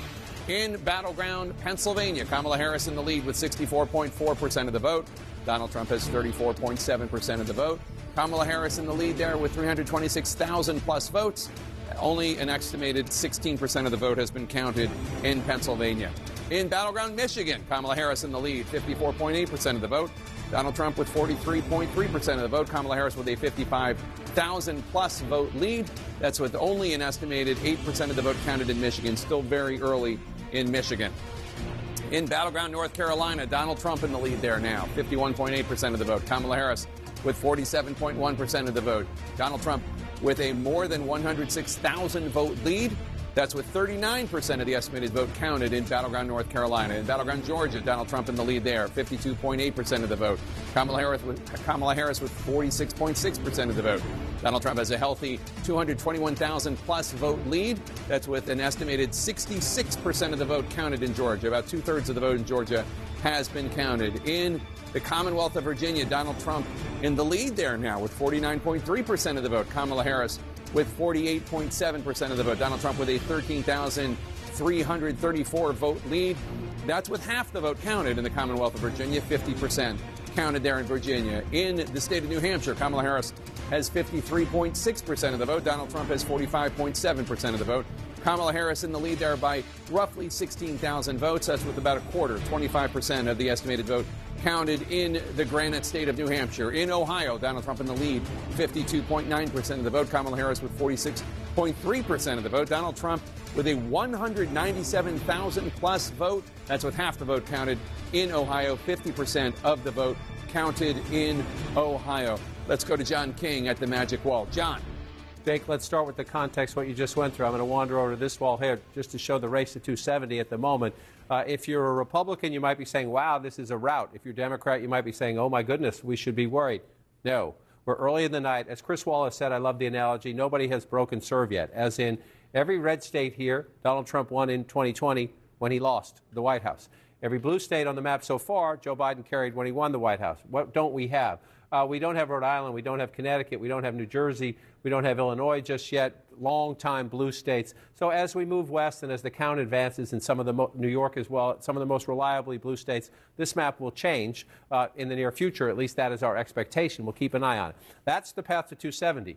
You get there by filling these states in red and blue. So let's see, again, an unusual map at the moment just because the vote count is early or because we're going to have the most surprising election of my lifetime. But in Nebraska right now, statewide, you have the vice president winning, but you see most of the votes are out here. She's not so much worried about the statewide vote. She'd love to win Nebraska, don't get me wrong. Nebraska's second congressional district is right here in the Omaha area. Nebraska and Maine award electoral votes based on congressional district, the two states that do that. So eastern Nebraska is what matters most to the vice president. We'll see if Nebraska stays blue. Again, to its south, the state of Kansas, 29% of the vote in. But you see all this? That's if you're playing Legos, that's Donald Trump. That's how he builds his buildings right there, those small rural counties all across America, especially in the heartland here. So Kamala Harris, the vice president, ahead with 52% of the vote. It's all over here. Kansas City, Missouri, the suburbs here, the more blue areas, the college towns and the more urban areas in Kansas is why she's ahead right now. It's only 29% of the vote. We'll watch as that map fills in. Again, Missouri, when I started doing this in 1988, spent a lot of time in Missouri with Michael Dukakis. It's not a battleground state anymore. But at the moment, it's 51%, but it's only 7%. And again, you see votes coming in the suburbs just to the west of St. Louis, suburbs just to the east of Kansas City. That's why the Democrat is leading at the moment as we go through it. So now let's get to the states that we actually think will be the battlegrounds in the end. We'll keep looking. We'll keep looking, open to surprises here. But let's check in on the big ones. The Commonwealth of Pennsylvania, still at 16%. This is a 30-point race, just shy of a 30-point race in a state we know is going to be decided by 1 or 2 points. So we'll continue to watch to see. I check in on it just to see if the vote count has gone up. It has not in a while, still 16%. Same with Michigan. We come over, we're up to 10% here right now, 53 to 45. Again, if there's an 8-point lead in Michigan, then you have a blowout. You expect this to be very close in the end. We're missing a lot, right? Earlier tonight, Grand Rapids was red for Donald Trump. That's Kent County out here. Right now, you see it's almost a tie right there. This is one of the battlegrounds within the battlegrounds. Fiercely, formerly reliably red, now a closely fought suburban area around Grand Rapids. We'll keep an eye on that. But still nothing out of Wayne County, Detroit. I just want to come up here to Ingham County. This is where Michigan State is. If this ends the night there, Donald Trump's going to feel very good about his Michigan chances, but we're at 3%. Students here, state capital, government town, should be blue by the end of the night. If it's not, that would tell you something huge. So let's come to where we have more votes in these battlegrounds. Again, I just want to check on Virginia again. This is our surprise at the moment. We're up to 50% of the vote, and you have Donald Trump with a very narrow lead. I did this a moment ago. I just want to do it again for people at home. Most of the outstanding votes, these circles tell you, the larger the circle, the more outstanding votes. We're still waiting to be counted. And the color tells you how the vote's coming in so far in that area. So you see a lot of blue up here. Virginia now has become a blue state because of the Washington, D.C. suburbs in Northern Virginia. The places, the counties, within 25, 35 minutes, depending on traffic, drive. So that's out there, plus Richmond and the suburbs around there. We'll see. Donald Trump is remarkably in play in this state, and this would be, even if it's close, it might tell you something about what's going to happen to its south in North Carolina. They're not twins, but they're very similar, Virginia and North Carolina. North Carolina actually has a higher African-American population. So if you're the vice president, that's part of your base. Here's Donald Trump with a lead, 41% reporting. Again, should the Harris campaign be nervous? Both campaigns will be nervous about battleground North Carolina. It's going to go back and forth. But again, you see, there's still some large pockets of Democratic votes, also some pretty good-sized pockets of Republican votes in a battleground state. This one's going to take a while to sort out, but you see where the outstanding votes are. I didn't get to this last time in Georgia, so let's go down and look at battleground Georgia and bring that up here right now. We're up to 68% of the vote in Georgia, and you have 53 to 46. So if you're in the Trump campaign, you're thinking with more than 2/3 of the vote counted, you start to feel good about a lead that big, especially in a state that was, 11,700 votes 4 years ago. But let's see what's left out. Where are the outstanding votes? And you see right there why in the Harris campaign you're nervous. You're checking in with all your field captains and your precinct and your county people. But you see right there, you see those giant circles right there and another big circle over here. There are still a lot of areas that we know vote disproportionately Democratic, where votes are to be counted in Georgia.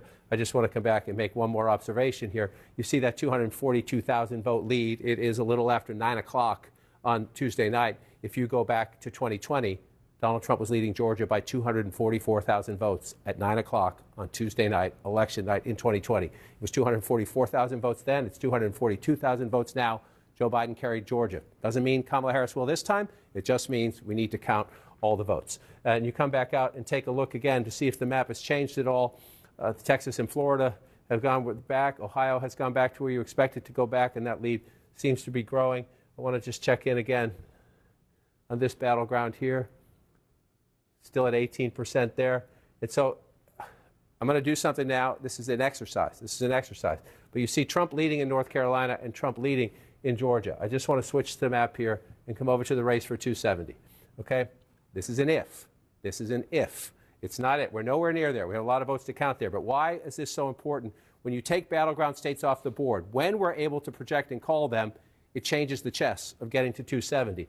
If Donald Trump were to hold that, he's leading there now. It's close. There's plenty of votes still for the vice president to catch up. We have to wait and see what happens. But if Donald Trump takes those two, the vice president of the United States needs to win that.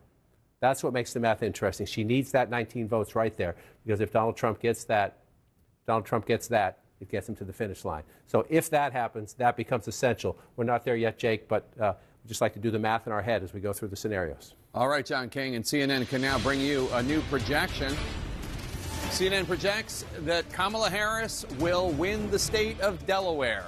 Delaware, as expected, will go to Kamala Harris with its 3 electoral votes, the small wonder state. Let's take a look at the electoral vote count. Donald Trump has 154 electoral votes. Kamala Harris has 30 electoral votes. 270 electoral votes are needed to win. Let's bring you a key race alert now. In the Commonwealth of Pennsylvania, Kamala Harris has 60.4% of the vote. Donald Trump, 38.7%. of the vote. Kamala Harris with a 284,000 plus vote lead, 284,000 plus vote lead, with only an estimated 19% of the vote in, not even a fifth of the vote. Still a lot of votes to count in Pennsylvania. In battleground Michigan, Kamala Harris with 53.1% of the vote. Donald Trump has 44.9% of the vote. Kamala Harris with a 46,000 plus vote lead. Only a tenth of the vote has been counted in Michigan, 10%. Still very early there. In North Carolina, Donald Trump in the lead with 51.9% of the vote. Kamala Harris with 46.9% of the vote. Donald Trump with a 119,000 plus vote lead. That's with 41% of the estimated vote counted in North Carolina. In battleground Georgia, Donald Trump in the lead there, 52.7% of the vote. Kamala Harris with 46.6% of the vote. Donald Trump with a 225,000 plus vote lead. That's with 69% of the estimated vote in Georgia. They're really counting the ballots in Georgia there. 69% of the estimated vote has been counted. In the Commonwealth of Virginia, Donald Trump still has his 49.5% lead, and now it's 49.4%. Kamala Harris has 48.6%. Donald Trump is 18,000 plus votes ahead of Kamala Harris right now, with more than half, 52% of the estimated vote counted in the Commonwealth of Virginia. In New Hampshire, Kamala Harris in the lead with 53.3% of the vote. Donald Trump has 46% of the vote. Kamala Harris with a 17,000 plus vote lead. That's with more than a quarter, 28% of the estimated vote in the granite state of New Hampshire counted. In Ohio, Donald Trump still in the lead there, 53.9% of the vote. Kamala Harris has 45.2% of the vote. Donald Trump with a 275,000 plus vote lead. That's with more than half, 52% of the estimated vote counted in Ohio. John King. Let's look at the map, Jake, and one of the wonders as we get into the 9 o'clock hour, and this will be in the 10 o'clock hour, 11 o'clock hour, I suspect, into past midnight hours, but you're beginning to see more states fill in. Most of it is very early voting, but it's still, as you just see as the polls close and we go from east to west, you now see many more states reporting votes. Let's just take a peek. We've already projected this one to be for Donald Trump. I just want to show you in North Dakota, these states feel they don't get respect because they're not huge electoral battlegrounds. I like to wander through and look at the votes and just show people out here. You see South Dakota starting to fill in slowly, very early on, 1% of the vote. This is a surprise at the moment. Nebraska, the vice president so far carrying the state statewide, but we're only at 27%. And again, most of this gray you see from about here west, rural Republican farm country, where Trump tends to run it up. Just go back and give you the 2020 example of what I'm talking about. That's what tends to happen. And so we're not there yet. So when that happens, if that happens, that number will change. Again, for the vice president, what you want to do is you want to be here. I'm just showing you Douglas County. It's the big piece of Nebraska's 2nd congressional district. This is where you want to win. The blue dot, they call it. If she wins the blue wall, Michigan, Wisconsin, Pennsylvania, I went backwards. But if she wins those three and she wins Nebraska's 2nd congressional district, she can get to 270 electoral votes. So we'll keep an eye on that as it plays out. First votes in Wisconsin, you see it's red at the moment, 796 to 479. Guess what? We have a long way to go in battleground Wisconsin. Just for context, when Joe Biden won it 4 years ago, it was 1.6 million votes. So we are in the infancy stages of counting the votes in battleground Wisconsin, and you watch as it plays out. One of the places we'll watch here, I'll just show you now, 0 votes in yet, the Green Bay area, Brown County. This is one of the key tests. Can the vice president hold on to the president's share of white working class voters? I just want to show you as we go back in 2020. Joe Biden did not win Brown County, but he got 46% of the vote. The margins within the margins sometimes make the difference in a battleground state. Wisconsin settled by 20,000 votes, right? You look at that 46% for Joe Biden, and then you move back in time, and you see 42% for Hillary Clinton. That makes the difference. She lost the state. He won the state. So one of the things we will watch as the 2024 results come in is not just can she turn out the African-American vote in Milwaukee, not just can she compete in the suburbs, Waukesha, just to the west of Milwaukee, but can she hold her own? Just be as competitive as Biden was in some of these blue-collar counties. A long way to go there. Let's pop over to Michigan. As Jake just told you, we're only at 10% there, so not a lot to look at. Just move it up so you can see it a little bit better at home. The vice president has pulled ahead in Kent County. That's Grand Rapids, but it's early. And again, you're looking down here. I told you earlier, one of the warning signs was Washtenaw County. This is where the University of Michigan is, Ann Arbor. If you move east here, Dearborn is over here near Detroit. Her question marks in Michigan are young voters and Arab American voters, right? You find the young voters here, University of Michigan campus, and again, you say, wow, that's a 30-point lead. What are we worried about that for? Well, you're worried about it because the President of the United States had that 4 years ago. It's a county where, if you want to win Michigan, Joe Biden won by 154,000 votes. So you could say she has some to spare, if you will. She can lose a little bit in the coalition, but you don't want to lose a lot. And I was at the Michigan campus just last week. They have a very aggressive young voter turnout operation there. We'll see later in the night if those numbers change at all. That's Michigan. Let's come back out and come over to the home state of Mr. Tapper, still at 20%. It's bumped up just a little bit there. So what are we looking at? Let's move it up just a little bit. We have some votes. Erie County, as I told you earlier, 25 counties in America, twice for Barack Obama, then to Donald Trump, and then flip back to Joe Biden. So it's a bellwether county. Doesn't mean the person who wins Erie County is going to win the Commonwealth and win the presidency, but that's what's happened in the last several presidential elections. So you look, we're just starting. Just getting started in Erie County, 512 votes. Just for context, it's going to take close to 70,000 votes to win that county. So we're just starting. That's one of them. Let's come back to 2024 and move over here to Northampton County, again, right along the New Jersey border, not terribly far from Allentown. The vice president ahead there at only 22% of the vote in. So that was, again, look how close it was. Joe Biden just barely carried it. Donald Trump just barely carried it 4 years before that. That's the way it tends to end up. So we'll watch as that plays out. Here's something we do want to look at, is Lehigh County. Only 20% of the vote in here.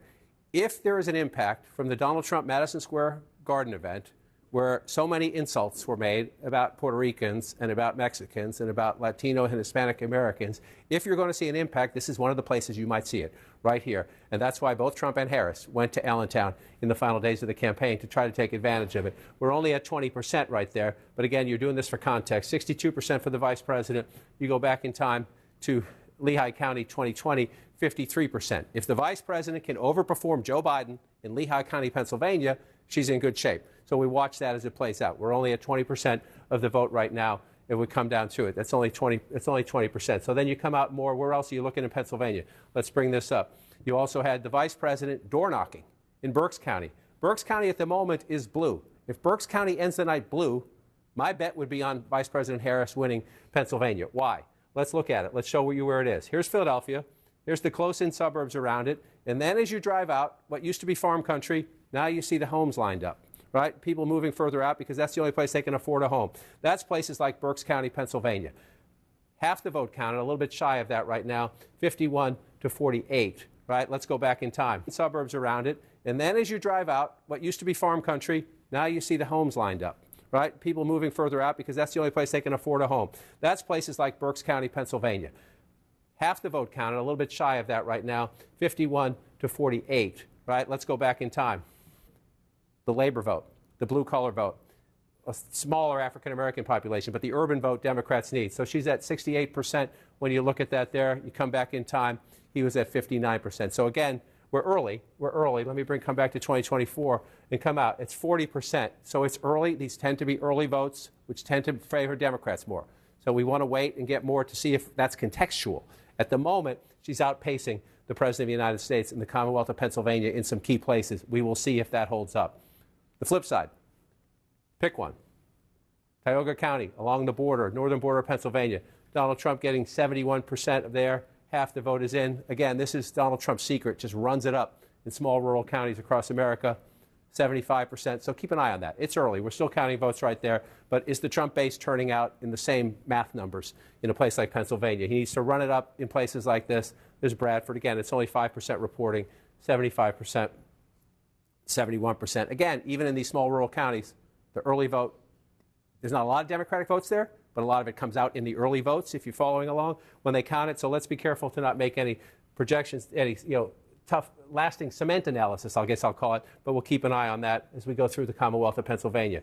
Virginia, every time I come out, I wait to see if Virginia's going to flip back. We're still at 59%. The lead has narrowed somewhat.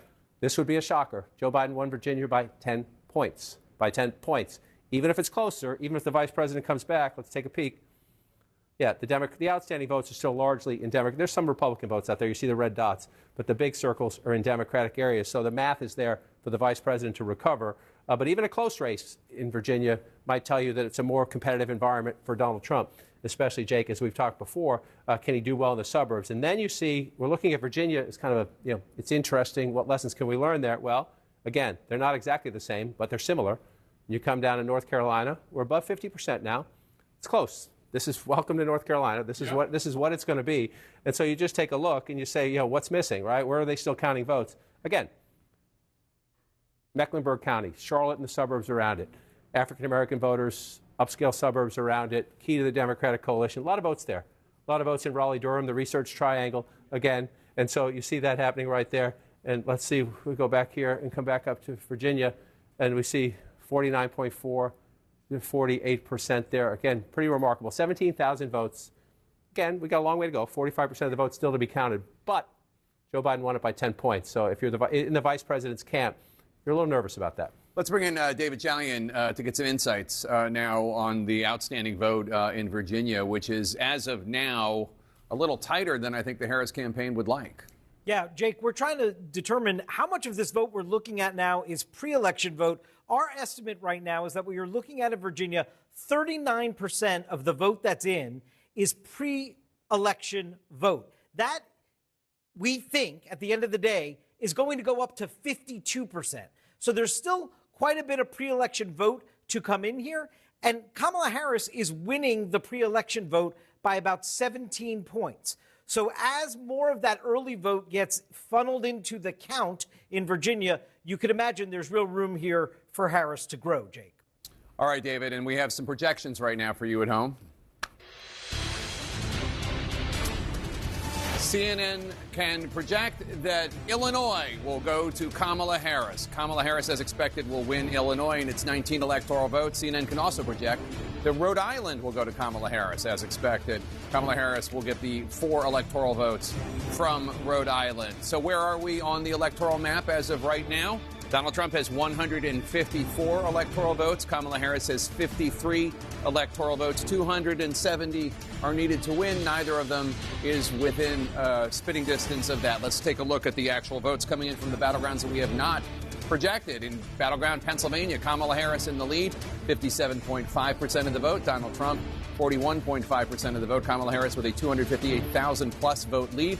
That's with about a quarter, 23% of the estimated vote in Pennsylvania counted as of now. In battleground Michigan, Kamala Harris with 53.7% of the vote.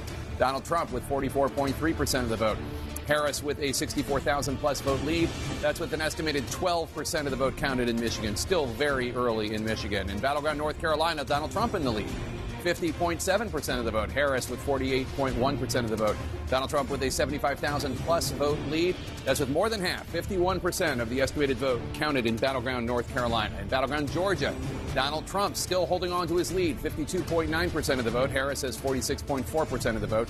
Donald Trump right now with a 249,000 plus vote lead. Now it's a 255,000 vote lead. That's with an estimated 71% of the vote counted in battleground Georgia. In Virginia, Donald Trump in the lead as of now, 49.3% of the vote. Kamala Harris has 48.7% of the vote. Donald Trump is ahead by more than 15,000 votes. That's with more than half, 56% of the estimated vote, but still a lot of vote to come in the Trump is ahead by more than 15,000 votes. That's with more than half, 56% of the estimated vote, but still a lot of vote to come in the Commonwealth of Virginia. In New Hampshire, Harris with 53.4% of the vote. Donald Trump with 45.9% of the vote. Harris with an 18,000 plus vote lead. That's with under a third of the vote counted in New Hampshire. 30% of the estimated vote counted in New Hampshire. In Ohio, Donald Trump in the lead, 54.3% of the vote. Harris with 44.8% of the vote. Donald Trump with a 332,000 plus vote lead. That's with almost 60%, 58% of the estimated vote counted in the Buckeye state. Now let's go to John King at the Magic Wall. John.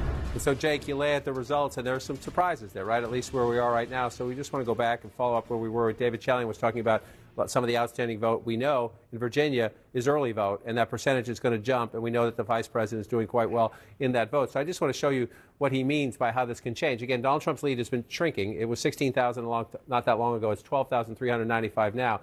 Look at the Northern Virginia suburbs here. I just want to show you these circles help us understand where are there live outstanding votes, meaning votes that we know are out there that have not been counted yet.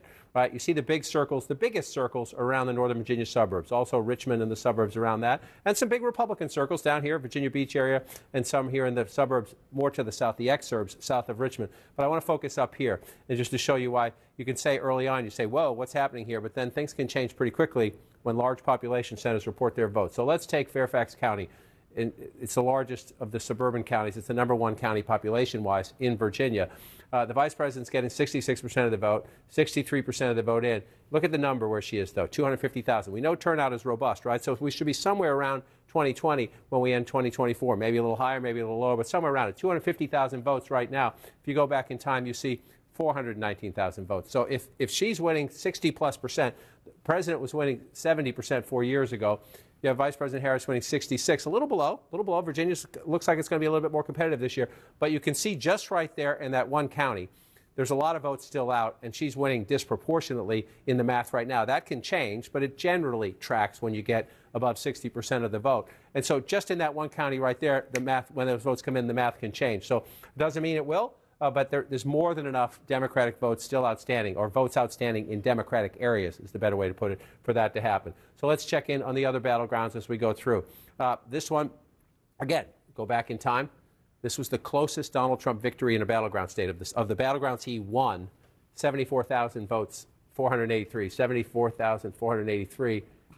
4 years ago. He's 110 ahead right now, but we're only at 54% of the vote, right? So you see these gray areas. What are those? That's where you have no votes in yet. So we're still waiting. Some of these smaller counties. This one, this is the 10th of the 100 counties population-wise, so it's not tiny. Gaston County along the border right there. But the big population centers are Charlotte. Let's just see how much we have. Only 10% of the vote in Mecklenburg County. So if you're looking at this number, you're saying, okay, Donald Trump's got a 4-point lead, 3.5, 4-point lead in North Carolina. But then you come here, it's the largest Democratic area, only 10% of the vote. And again, look where we are, 36,000 votes for the vice president right now. You go back 4 years, 378,000 votes. So we just need to slow down with where we go in here in North Carolina and count more votes, because there are more than enough votes out there. Again, if you come out statewide and just apply the entire graph to the whole thing, live outstanding votes, you see some Republican pockets here, but where are the biggest circles? Right? Where are the biggest circles? Charlotte in the suburbs, Raleigh-Durham in the suburbs, Winston-Salem in the suburbs, Wilmington in the suburbs, Asheville in the suburbs. Doesn't mean the vice president's going to win North Carolina. By no means means the vice president's going to win North Carolina. It just means there are a lot more votes to be counted in areas that right now are blue, and some of them blue by a pretty lopsided margin. Now, just to be fair, you see all these little tiny dots? There's a lot of little tiny red dots, right? They're not going to match the vote count here and here, but there's a lot more of them, right? So when you come out and you just take a look, again, I'm a broken record sometimes, but this is the wonder of Donald Trump. This is how he runs up the math. 72% there, only 25% reporting there, but 72% in Rutherford County, right down here along the border here. Let's just go back in time and take a peek. 72%. Donald Trump is consistent. He is the constant in this race. In most places you look, he's getting what he got in 2020, and he's getting what he got in 2016. He's pretty constant and pretty consistent. But 24,000 votes there with 72% 4 years ago. And so then you come forward there, we're only at 25%. So again, if it comes in around the turnout of 4 years ago and it stays at that percentage, there's a chunk of votes there and in many of these other small rural counties still for Donald Trump, which is why we count late into the night and sometime into the morning. He gets small margins, but you add them all up, 20, 15, 20, 30 rural counties, you match them up against the one urban county, that's how you get a battleground state. Let's pop down to Georgia. We come down over here. This one here, again, in a state decided by 11,000 votes 4 years ago, with 75% of the vote in, Donald Trump's ahead by 241,000. You start to think, oh, we're about 75% of the vote. Are we at the point of no return? Well, let's take a look. Number one, how many votes does it take to win Georgia? Donald Trump's leading right now with 2.1 million. Joe Biden won it in 2020 with 2.4 million and change, and we hear turnout is pretty good down there. So it could be somewhere around that, could be a little higher than that, number one. So you start there. And then number two, Jake, you just apply, what are we waiting for, right? And look at the size of the blue circles. Again, doesn't mean the vice president's going to come back and win Georgia. It just means everybody take a breath and let's count votes. Because you see Atlanta and the suburbs around it are where most of those big circles are, which means, in a place like Fulton County, where, 78% reporting in Fulton County, that's actually interesting. We'll see what comes out. It's a big, because of the population center, it's a big chunk of votes, but she's running at 73% right there. Look at that. Look at that. 72.6. 72.6. That's funny. It's a mirror image right there. So I always look at the ones a little bit farther out. 80% now in Cobb County. It's 57.4. You go back here. It's 50. It's just, she's running. The question is, can he improve, is really the bigger question. I keep focusing on her. Can he improve in the suburbs? He's not there.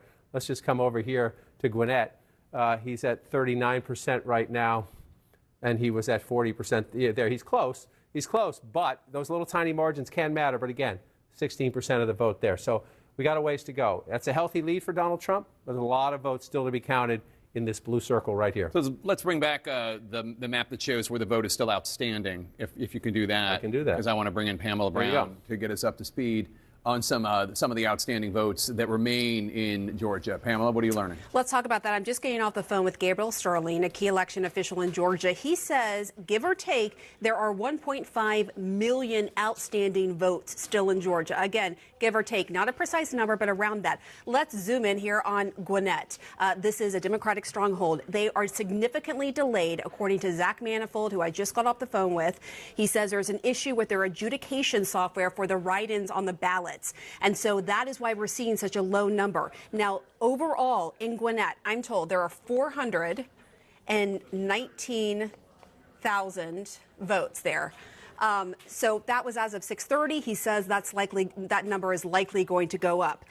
Out of that breakdown, the at least 419,000, there are overall 96,000 day-of votes in Gwinnett, 322,000 early votes. So if you look at the numbers here, the rough estimate of 16% of the estimated vote in, there are still roughly more than 350,000 outstanding ballots just in Gwinnett alone. And then you put that into the bigger picture of what I just said from Gabriel Sterling, that there's still 1.5 million outstanding ballots in Georgia, give or take. Jake? And we actually have a correspondent / anchor in the Gwinnett County Election Center in suburban Atlanta, Victor Blackwell. Victor, what can you tell us about the vote count in Gwinnett County? So let me tell you what's happening right now. Zach Manifold, who Pam just mentioned, the supervisor of elections, is on the phone right now with Brad Raffensperger, explaining what the delay is. As Pamela said, it's a problem with the adjudication of some of those write-in ballots.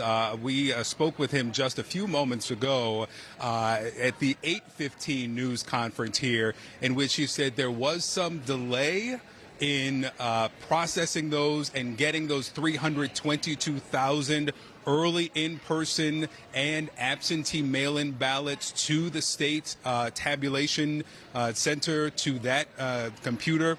It statutorily had to be there by 8 p.m. He says that it was just the computer system clicking down to identify the names in the write-in column for president, specifically for that race, and there appears to be a problem with that system. So right now there are from Gwinnett County about 72,000 votes, still about 250,000 of the early in-person votes and those mail-in absentee votes that were supposed to be in more than an hour ago. And he's on the call right now to determine what happens next and explain to the Secretary of State's office what they're doing and probably look for some guidance on how to move forward, Jake. All right, Victor Blackwell in Gwinnett County. And John King, as happens every election, human beings are fallible, machines all the more so. Right, which is why you want trusted officials to deal with the problem when it arises. And we know from 2020, Georgia happens to be a Republican Secretary of State, and these local county officials, they know what they're doing. And they have a problem, then they make a plan, right? They have a problem, you try to find it a solution. So where is Victor Blackwell? He is right here. He's in Gwinnett County, one of the most important suburbs in the Atlanta area, to the northeast of Atlanta. And as we noted, only 16% of the vote reported in this county right now. And so a long way to go in the count, Jake. And this is a place where, again, with Donald Trump with a pretty healthy lead statewide right now, that's what you're waiting for. You get a giant basket of votes reported from there. It gives you better context about the real state of the race. All right, John King, we have a projection for you now at home, you people at home. CNN can project that New York, as expected, will go to Kamala Harris. Kamala Harris will be the winner of the 28 electoral votes offered from the Empire State. Let's take a look at the electoral vote count now. Donald Trump in the lead, 154. Kamala Harris with 81. 270 are needed to win. Neither of them is there as of yet. Let's go to Abby Phil at Harris campaign headquarters here in Washington, D.C. on the campus of Howard University. Abby. Yeah, Jake, this group here has been here for a little while now, and they've been watching the returns as they've been coming in. You're hearing them right now cheering as they're seeing you, a little bit delayed, calling New York for Kamala Harris. They want some good news tonight. I can feel the anxiety in the crowd. These are all people who want to have a party. They want to celebrate. There's been a DJ playing all night long. But the results are coming in, and they're coming in slowly. But each time a race is called for Harris, or she is shown in the lead in one of these battlegrounds, it is a big moment for the folks here at the Kamala Harris headquarters. And Jake, as I'm talking right now, you can probably hear me talking to you, but the crowd, they're excited. They're ready to go tonight. They want to see more reporting and results that they like to see. Back to you, Jake. All right, Abby Phillip in Washington, D.C., in the campus of Howard University, where Harris is holding her campaign headquarters right now. Let's go to West Palm Beach, where we find Caitlin Collins at Trump HQ. Caitlin. Yeah, Jake, I should note, obviously we are all still watching these numbers come in. There is no celebrating happening yet inside the Trump campaign. But one thing that is giving them a confidence boost this hour are the numbers that you and John King were just going over in Virginia. They were looking at that very closely, comparing it to President Biden's numbers there in 2020, and it is making them feel good tonight, lifting their spirits. Now, no one is saying that this is obviously anywhere near over yet. They are still watching very closely to the blue wall of Michigan, Wisconsin, and Pennsylvania. Donald Trump calling into radio shows in Wisconsin and Pennsylvania in just the last few hours as he's at his Mar-a-Lago club. He just spoke to supporters briefly, Jake, but as he's talking to the people who are at Mar-a-Lago, who's also getting constant updates from his own campaign team. And right now they are watching a few key indicators, including the turnout from black males in Georgia and in other states, but also just watching those numbers in Virginia. We'll see, Jake, of course, if that pattern continues throughout the night. All right, Caitlin Collins, thanks so much. John King? Make a fascinating map at the moment. You just updated the electoral vote count, 154 to 81. You're looking at a map now. There are a lot of Democrats looking at this map and saying, wow, we're having a great night. I would just say, be cautious. Enjoy the moment, but just be cautious. Why do I say wow? Well, at the moment, we touched on this a little bit earlier, the vice president is still leading statewide in Nebraska. What she wants to win is the 2nd congressional district, which is right here. Nebraska, one of 2 states that awards electoral college votes based on congressional district. Only 30% of the state. You see all this gray. Those are small, rural, farm country, beautiful, beautiful parts of Nebraska that tend to vote for Donald Trump in overwhelming numbers. So let's wait to see that one play out. But then you move east, and remember, what was the surprise poll of the last week of the campaign? It was the Iowa poll that showed the vice president of the United States actually no clear leader, but 47 to 43, I think, if I have it right, a little bit ahead of Donald Trump in what has been, since Barack Obama left the scene, a reliably red state. Well, at the moment, only 19% of the vote in, but at the moment, Democrats in Iowa, and I suspect elsewhere, are saying, we told you so, but we have a long way to go in the count. Right? So Polk County is Des Moines, 83% of the vote, and this is almost the downside for the Democrats, if you will. She's getting 56% of the vote, but you're at 83% already. So you got some more coming in, but this is your biggest basket, biggest Democratic stronghold, the capital of Des Moines. If you haven't been to Des Moines in 10 years, it's a very different city than you might remember. A lot of young professionals, insurance industry and the like, Democratic stronghold there. Joe Biden got 56% in Des Moines in 4 years ago. So if you think, oh, wow, look at that, just let's be careful and be cautious. But we are waiting. Ames, college town, right up here, Story County. Ames, we have nothing right now. That's a place where President Biden got 57% of the vote. When we get numbers here, we'll look at that. But let's see that. If the Democrats are going to surprise us, even by making Iowa much closer than it was 4 years ago, you'll see some math in these blue counties, more people, enthusiasm.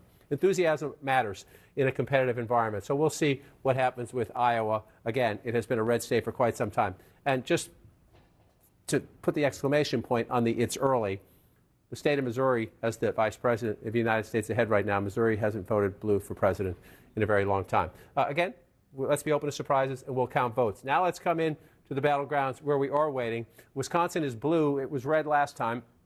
Still very, very early. 18% of the vote counted.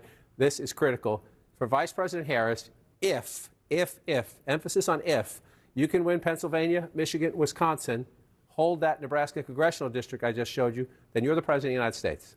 Right? That's her easiest. No path is easy, but her easiest path is keep the blue wall.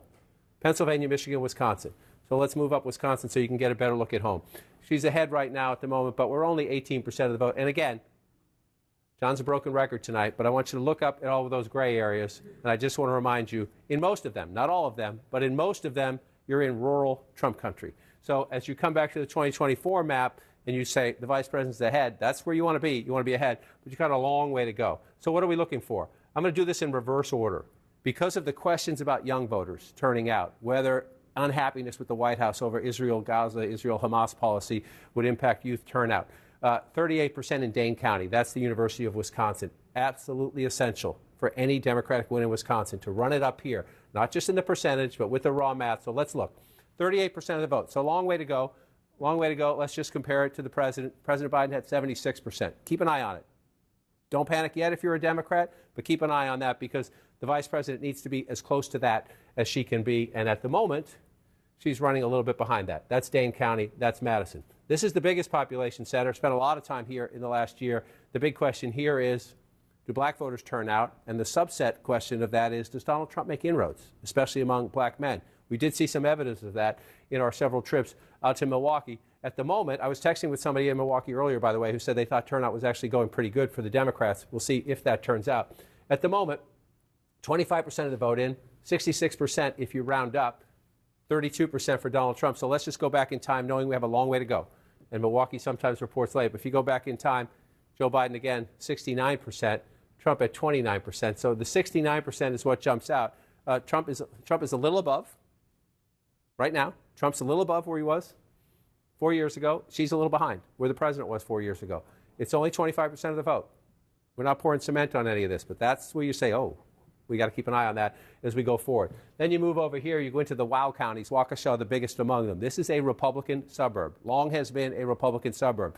The challenge for Democrats, I've been saying this about Trump in the battleground states that tend to lead in blue. Where's Trump's number in the suburbs? Can he compete? He's not going to win, but can he compete? That's the challenge for the vice president here. Waukesha County tends to be a Republican suburb. So there she is at 40%, Trump at 59%. Again, you go back in time, 59% to 39% 4 years ago. Welcome to another 20,000 vote race probably in the end in Wisconsin based on that. It's a 66% of the vote in there. It's essentially matching where we were in 2020. And again, just so you remember our history here in the blue wall, Harris is leading right now. We got a lot of vote to count right here, but I'm laughing a little bit just at the 22,000 number because if you look at that right there, Joe Biden won this state in 2020 by 20,000 votes. 4 years before that, when he cracked the blue wall and became president, Donald Trump won Wisconsin by 22,000 votes. Welcome to Wisconsin. It's a state that tends to hang around the margins of 20,000 votes, which is why that is somewhat amusing to me. Earlier, she just put it up to 34,000 to shut me up. And there we go as we go through the count in Wisconsin, very early there. Let's come over to battleground Michigan. Let me come back for a second. See that? If they stay that way, and it's early. Don't call your bookie. Don't make any bets. Don't pop the champagne. But you see Pennsylvania, Michigan, Wisconsin, right? Especially if you're looking at a map where North Carolina and Georgia are red at the moment. They're not done either. But if you're a Democrat, you're kind of a little, ooh, should we be nervous about this? Then you should be, wow, should we be optimistic about that? So let's take it away and see what I mean by that. Number one, let's just start to the east and go west. Up to 32% in Pennsylvania. Long way to go. Just want to check on where we are in Philadelphia. Still at 26%. You get Philadelphia over 50%, then we can start to understand what the math is elsewhere as you go. But again, you see most of the rural areas filling in for Trump. That's his strength. That is his strength, and Pennsylvania is one of his best states. Let's come up here into Michigan. We're still only at 14% in Michigan, and we have our first votes out of Wayne County, and it shows Donald Trump with the lead in Wayne County. If Wayne County's red at the end of the night, Donald Trump's winning the presidency in a landslide. We're at 1%. So that's unlikely to happen. The question is, where does it end up? This one's more interesting. Macomb County, but again, it's 500 votes. 506 votes. Trump wants to keep it somewhere around there. Go back in time. You see he's at 53%. If Donald Trump can win Macomb County, it keeps him competitive. Keeps him competitive in the state. The higher above 50 he gets, it matters. This is one of the signature key counties for Vice President Harris and her Michigan chances. Oakland County, the birthplace of Mitt Romney, used to be a Republican county when I started doing this. She's at 55% right now. They're just past half the vote. So look at the 55%. A little behind Joe Biden. That can matter. We're not done yet. She's only 55%. A little bit behind.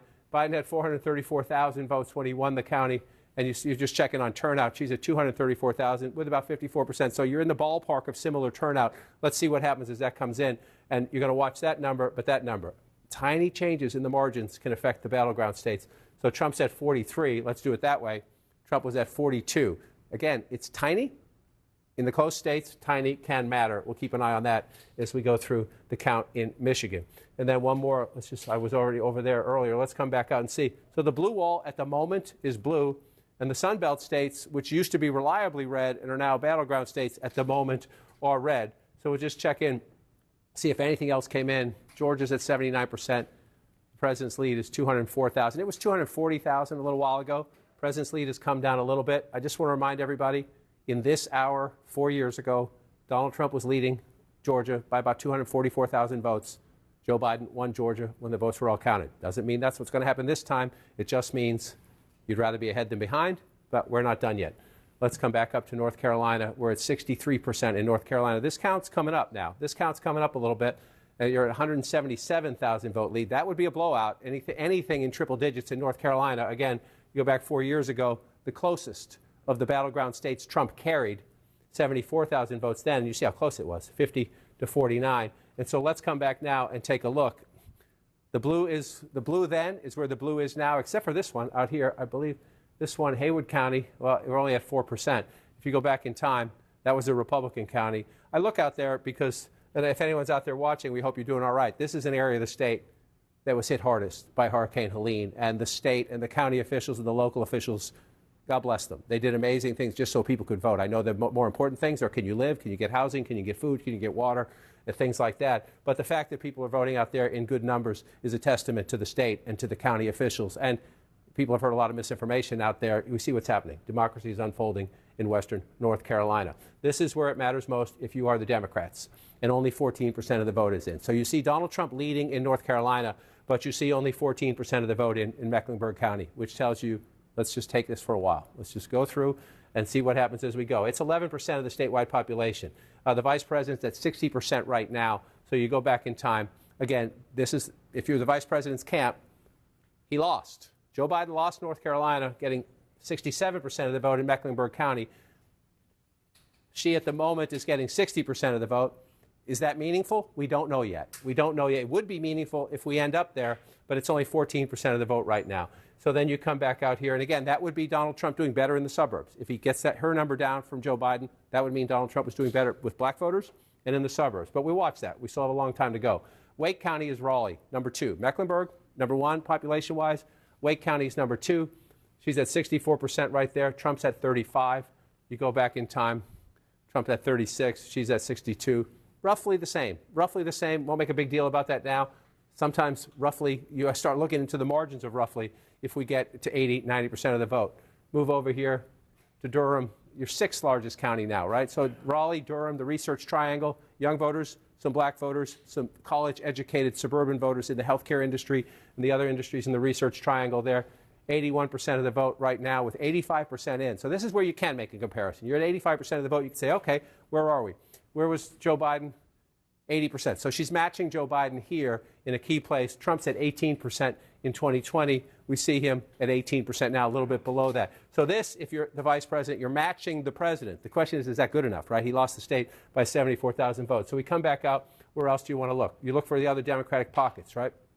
Cumberland County. This is Fayetteville. We're just starting, right? We're just starting. This is the 5th largest county in the state. So if you're the vice president, you think there's some room for growth there because we're not there yet. And again, I just want to show you, you see the blue in the urban areas. North Carolina along here has the belt here. These are black voters here for the most part in these Democratic counties. Absolutely essential to the vice president's math. And then you come down to Georgia. Again, in these states, you just see all that red. Not a lot of people live in those, but if you do county after county after county after county, you run it up. And Jake, as I toss back to you, just one more check. Now, Fulton County is still at 80%. So the Georgia math, we still have the biggest population center where we're waiting to see some key results. All right, John, as we stand by for the next poll closings at the top of the hour, here's an update on the race to 270. Donald Trump has 154 electoral votes. Kamala Harris has 81 electoral votes. Obviously, 270 electoral votes are needed to win. Now, another key race alert. Let's go to the states where we have not called. Kamala Harris in the lead in Pennsylvania, 51.4% of the vote. Donald Trump has 47.7% of the vote. Kamala Harris has 88,000 plus votes of a lead, but it's about 35% of the vote that's been counted in Pennsylvania, about a third. Still a lot of vote to count in Pennsylvania. Michigan, Kamala Harris has 52% of the vote. Donald Trump has 46.1% of the vote. Kamala Harris with a 49,000 plus vote lead. That's with only an estimated 15% of the vote counted in the battleground of Michigan. In Wisconsin, another battleground, Kamala Harris 52.2% of the vote. Donald Trump 46.1% of the vote. Harris with a 52,000 plus vote lead, but only 27% of the vote counted in Wisconsin. Still very early in Wisconsin. Battleground North Carolina, Donald Trump still in the lead there with 52.1% of the vote. Kamala Harris has 46.7% of the vote. Donald Trump with a 201,000 plus vote lead as of now. That's with 64% of the estimated vote counted in the battleground of North Carolina. In battleground Georgia, Donald Trump in the lead, 51.9% of the vote. Kamala Harris, 47.1% of the vote. Donald Trump with a 208,000 plus vote lead. That's with 79% of the estimated vote in Georgia counted. Still a lot of votes to count there, but a lot of votes have already counted. In the Commonwealth of Virginia, Donald Trump. In the Commonwealth of Virginia, Donald Trump has 49.5% of the vote. Kamala Harris, 48.6% of the vote. That is a 28,000 now vote lead with 63% of the vote counted. I am going to now bring you a projection. And CNN can project Louisiana will go to Donald Trump. Louisiana with its 8 electoral votes as expected to Donald Trump. Let's see what that impact is on the electoral vote count. Donald Trump has 162 votes, electoral votes. Kamala Harris has 81 electoral votes. She has exactly half. 270 votes are needed to win. We're getting deeper into the night and another round of results.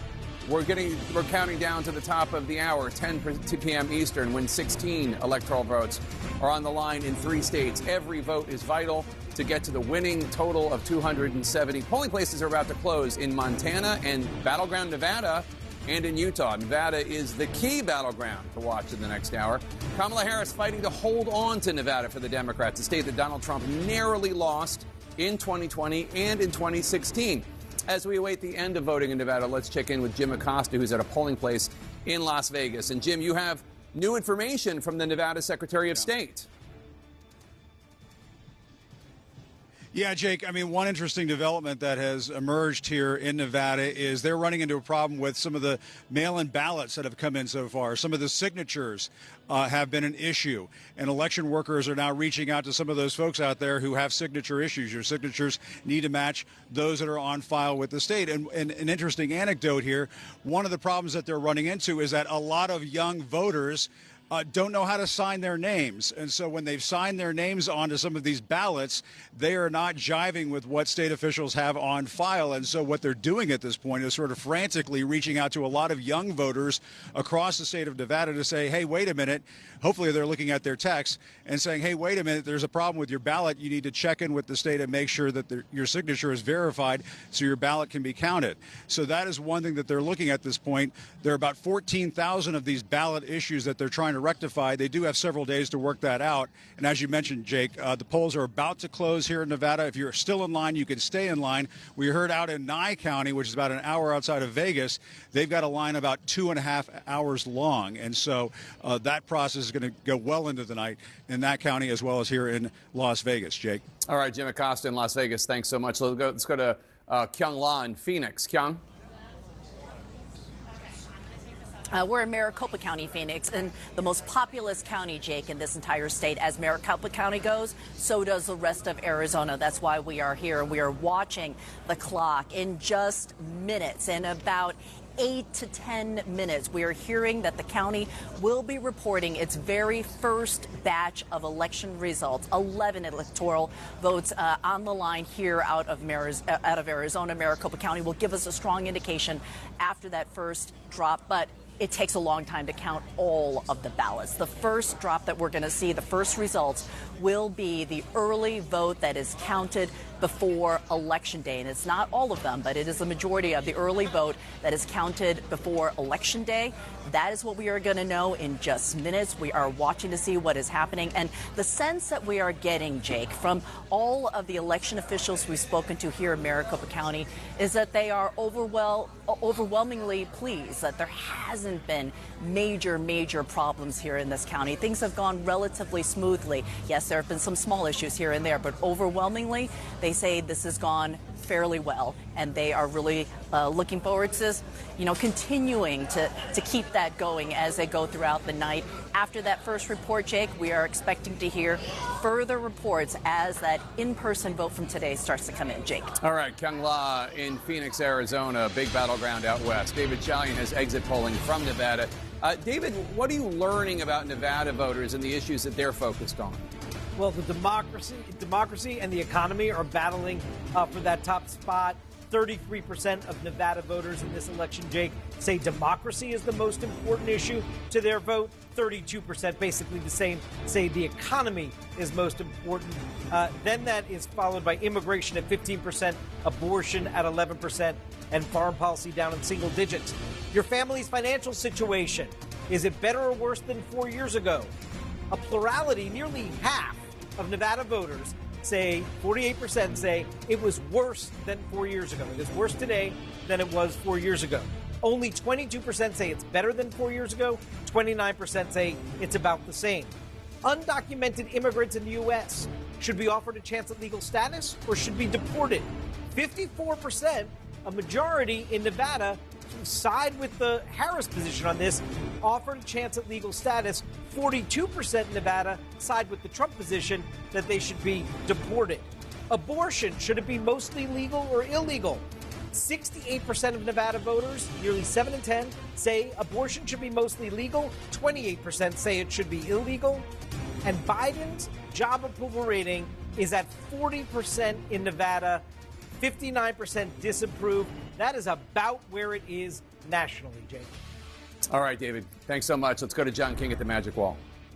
Well, Jake, we're starting to watch now as we go further west. We have more states coming in. Some of the states we talked about earlier that we thought were aberrations or early votes, you see right here now, including Kansas. Kansas has gone back to being a Republican state. We expect it will finish out that way.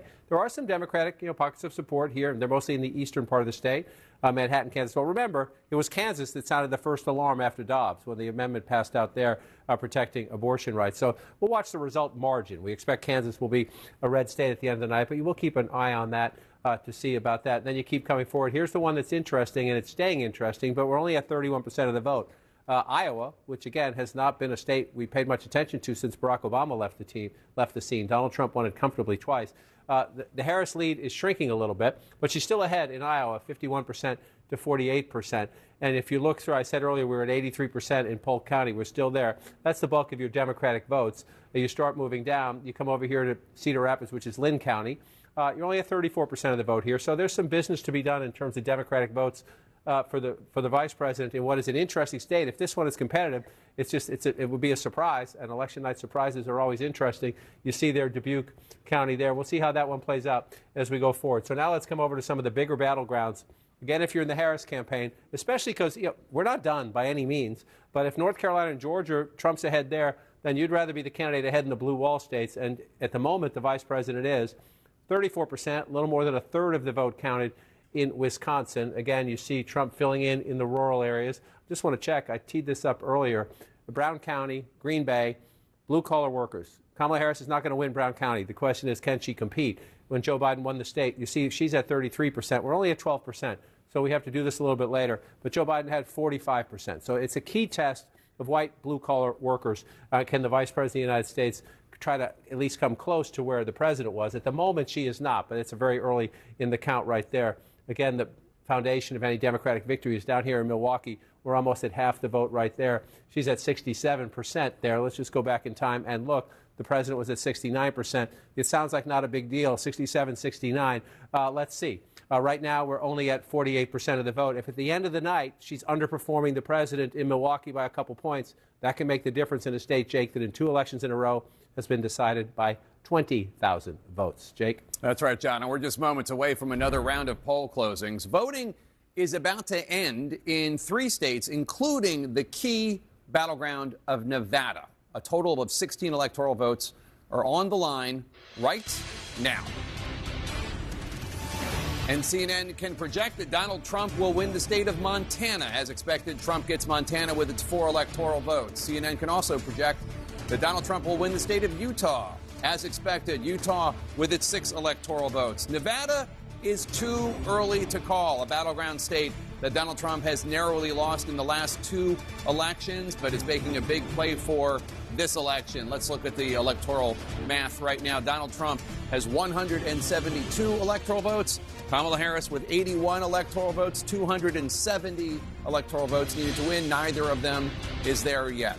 Let's look at the key races now. Pennsylvania, Kamala Harris, 49.9% of the vote. Donald Trump has narrowed her 20,000 plus vote lead. He's at 49.2% of the vote. More votes have come in from the Commonwealth of Pennsylvania. 43% of the estimated vote from Pennsylvania is in, and Kamala Harris right now has an 18,000 plus vote lead there. Kamala Harris in the lead in Michigan, 51.6% of the vote. Donald Trump has 46.5% of the vote. Kamala Harris with a 46,000 plus vote lead. Still, only 16% of the estimated vote in Michigan has been counted. In battleground Wisconsin, Harris is at 49.8% of the vote. Donald Trump is at 48.4% of the vote. She has a 15,000 plus vote lead. That's with more than a third, 35% of the vote counted in Wisconsin. In battleground North Carolina, Donald Trump maintaining his lead. He has 52% of the vote. Kamala Harris has 46.8% of the vote. Donald Trump with a 196,000 plus vote lead. That is with 2/3, 66% of the estimated vote in North Carolina counted. In battleground Georgia, Donald Trump maintaining his lead, 51.9% of the vote. Kamala Harris, 47.1% of the vote. Donald Trump with a 208,000 plus vote lead. That's with 79% of the estimated vote in from the battleground state of Georgia. We're now getting an update on the vote in North Carolina. Let's go to John King, actually, right now. John King, what can you tell us? Well, Jake, you see the map, and again, as we get later in the night, this is where you start to see things change, especially if a candidate pulls out ahead in a state that not normally is in their lane, if you will.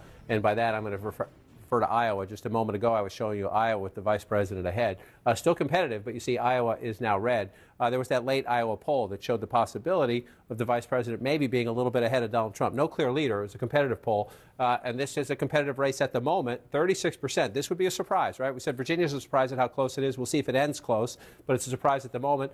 This is a surprise as well. Donald Trump just 3,800 votes ahead in battleground Iowa, a state he carried quite comfortably by 8 points 4 years ago. So you keep an eye on it and you watch and you see what happens there. But it's interesting on this night. Now let's move over to the battlegrounds that matter at the moment. The blue wall states still being held by the vice president. The Sun Belt states, as we start to move west, North Carolina and Georgia are the 2 battlegrounds we care most about. They are at the moment held by the former president of the United States. Again, this was his closest battleground win in terms of Biden was the closest to him back in 2020. It was 74,000 votes. He's just under 200,000 votes right now, 66% reporting. The former president at 52% of the vote. And again, Jake, as you come over and join me here, just let's remind our viewers, still votes to be counted. We know that. So then we want to use our technology to say, where are they? All right, where are they? And you see the bigger the circle means the more live outstanding votes. And the color tells you what's happening there. And at the moment, doesn't mean it will continue to be that way.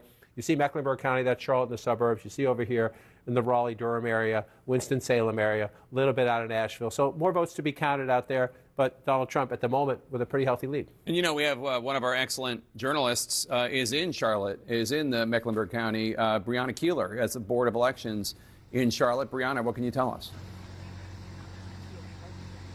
Yeah, that's right. So at this point, Jake, about 100,000 ballots are in out of several hundreds of thousands of ballots. And that really could change any moment because we are expecting about 420 to 430,000 votes, which would have been early in-person votes, to have been closed out and posted here to the State Board of Elections. So we could be seeing that literally any moment. But what we see right now is a picture of a fraction of this key county. It's about 34,000 absentee ballots that were received before 5 p.m. yesterday. And it's also an upload of about 70,000 Election Day ballots from today. And you see right behind me, you see that red satchel right there.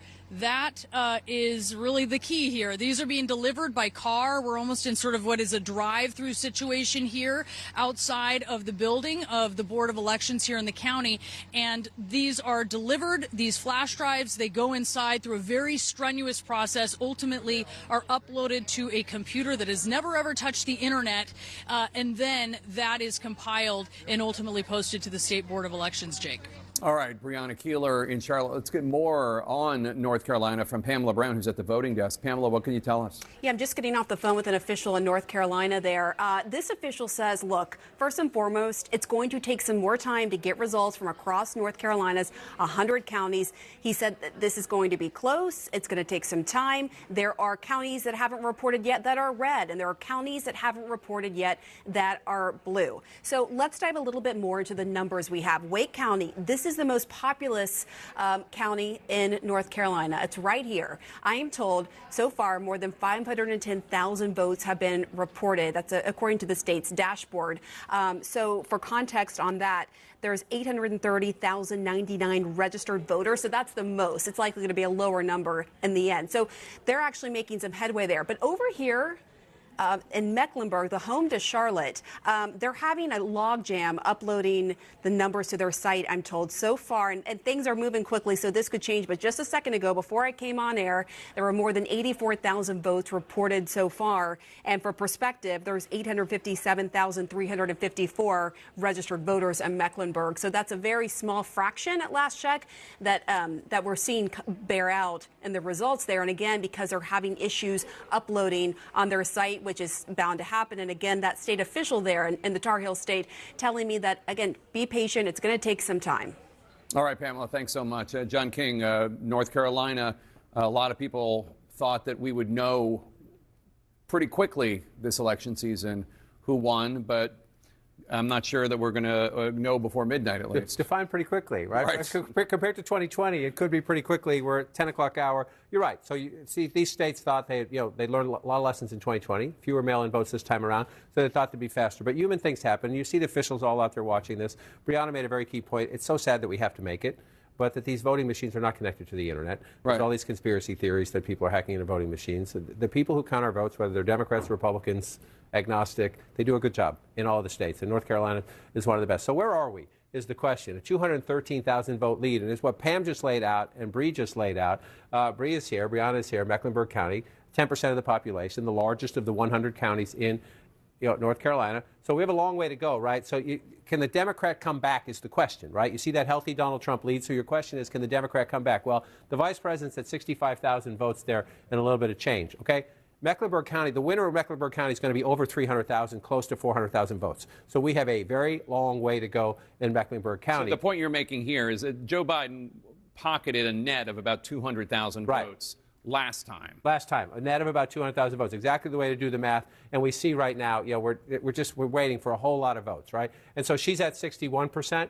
And he was at 67%. If it ends up that way, Donald Trump's going to win North Carolina. But there's that giant number of votes left out. So does the vice president's percentage? Remember, the president's 67. Does she get closer to 67? Number one, and then number two, what's the raw math in the margin, right? If Donald Trump, if she's below Biden's number, that means Donald Trump's again doing a little bit better. Might only be a little bit, but a little bit's a big deal in a battleground state in the suburbs, or maybe it's with black voters in Charlotte. We'll have to see how that plays out. That's the biggest county.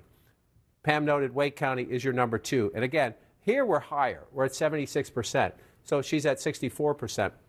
Remember, Joe Biden lost North Carolina, only by 75,000 votes, but he lost. So you're trying to figure out how do you match that up. So you come back here, and again, not a lot, right? You see the win, turnout might be up a little bit, so maybe the winner of the county gets a little bit more than that. But you see him at 393, and more importantly, at 62% of the vote. And then you come here. So she was a little behind the president in Mecklenburg County, which is the largest. So you don't want to be behind it where the most votes are. She's a little bit ahead of the president in Wake County, and we're waiting for that out. And that's one of the challenges, right? We compare her to Biden because that's the last election. Every candidate has their own coalition. Right. And so if she's doing a little worse than him with some voters, can she make it up somewhere else? Or is Donald Trump, matching his numbers and do that? If you could look at it this way if you want. Let's just come out and bring this in here. Where is Harris overperforming Biden in the state? Right? So this will slide away in just a second. She's only overperforming Biden in the state in a very small number of counties, 1, 2, 3, 4. right? And so, does that mean she's going to lose North Carolina? No. It just means that she's, we have to wait to see those votes. And then you can flip the question, right? How about Trump? Is Trump overperforming Trump in 2020? In a lot more places at the moment. At the moment. Key to that is in these blue areas. In Mecklenburg County, which we just noted, that's where the most votes are in the state. In the biggest of the 100 counties, population-wise, vote count-wise, is right there. And Donald Trump's overperforming his 2020 performance at the moment. Remember how many votes are still out? At the moment. He's overperforming. And he's overperforming here in the Fayetteville area. If Donald Trump overperforms in the urban areas where you have an African-American population and then the close-in suburbs, then Donald Trump's in better shape now than he was then. I just want to remind people as we close this out, though, that I said he's overperforming here at the moment. We only have 18% of the vote. So let's see if it holds up. And I said he was overperforming here at the moment. We only have 21% of the vote. So let's see if it holds up. Again, with all the caveats you just said, that this is early, we don't know. But if that were to hold, an explanation of it can come in what we've heard from both campaigns is that Donald Trump is doing a little bit better with African Americans, especially African American men, than he did last time. And that Kamala Harris is overperforming with white suburban women, which you would have in Raleigh. Yes, so that's what we're trying. This is why I spent 15 months traveling, right? Where is she? Where's the addition? Where can you perform better? And for Donald Trump, since he's the constant, he was on 2016 and 2020. For Donald Trump, he had two goals. Number one, keep your base. In 2020, Donald Trump got more votes than he did in 2016, almost everywhere, right? His base came out. Where he suffered was in the suburbs because there was higher Democratic turnout. So if you're Donald Trump, yes, you want to pick up as many black votes and Latino votes as you can, and you want to improve your standing in the suburbs, and that includes women. Donald Trump spent the Republicans are ripping their hair out the last week of the campaign every day watching Donald Trump insult women. Pick your day. It was Nancy Pelosi one day. It was the Vice President of the United States every day. It was women writ large some of those days. Republican strategists were ripping their hair out because they know if Donald Trump improves his standing in the suburbs, literally by half a point, then he's the next president of the United States. And they're ripping their hair out. But as you watch through this and we go through it, we'll see how it performs out. I just want to keep checking here. 213,000 votes, but we're still here. So mathematically, you do it this way. The big question is, are there enough votes out there for the candidate who's losing to catch up? A lot of blue. The answer is yes, there are enough votes out there for the candidate who's losing, the vice president, to catch up. That doesn't mean she will. It doesn't mean she will. It just comes down to, as we get more votes in those places where I said Trump was overperforming, if he continues to overperform, especially in Mecklenburg County, that's good math for him. But we have a ways to go in counting.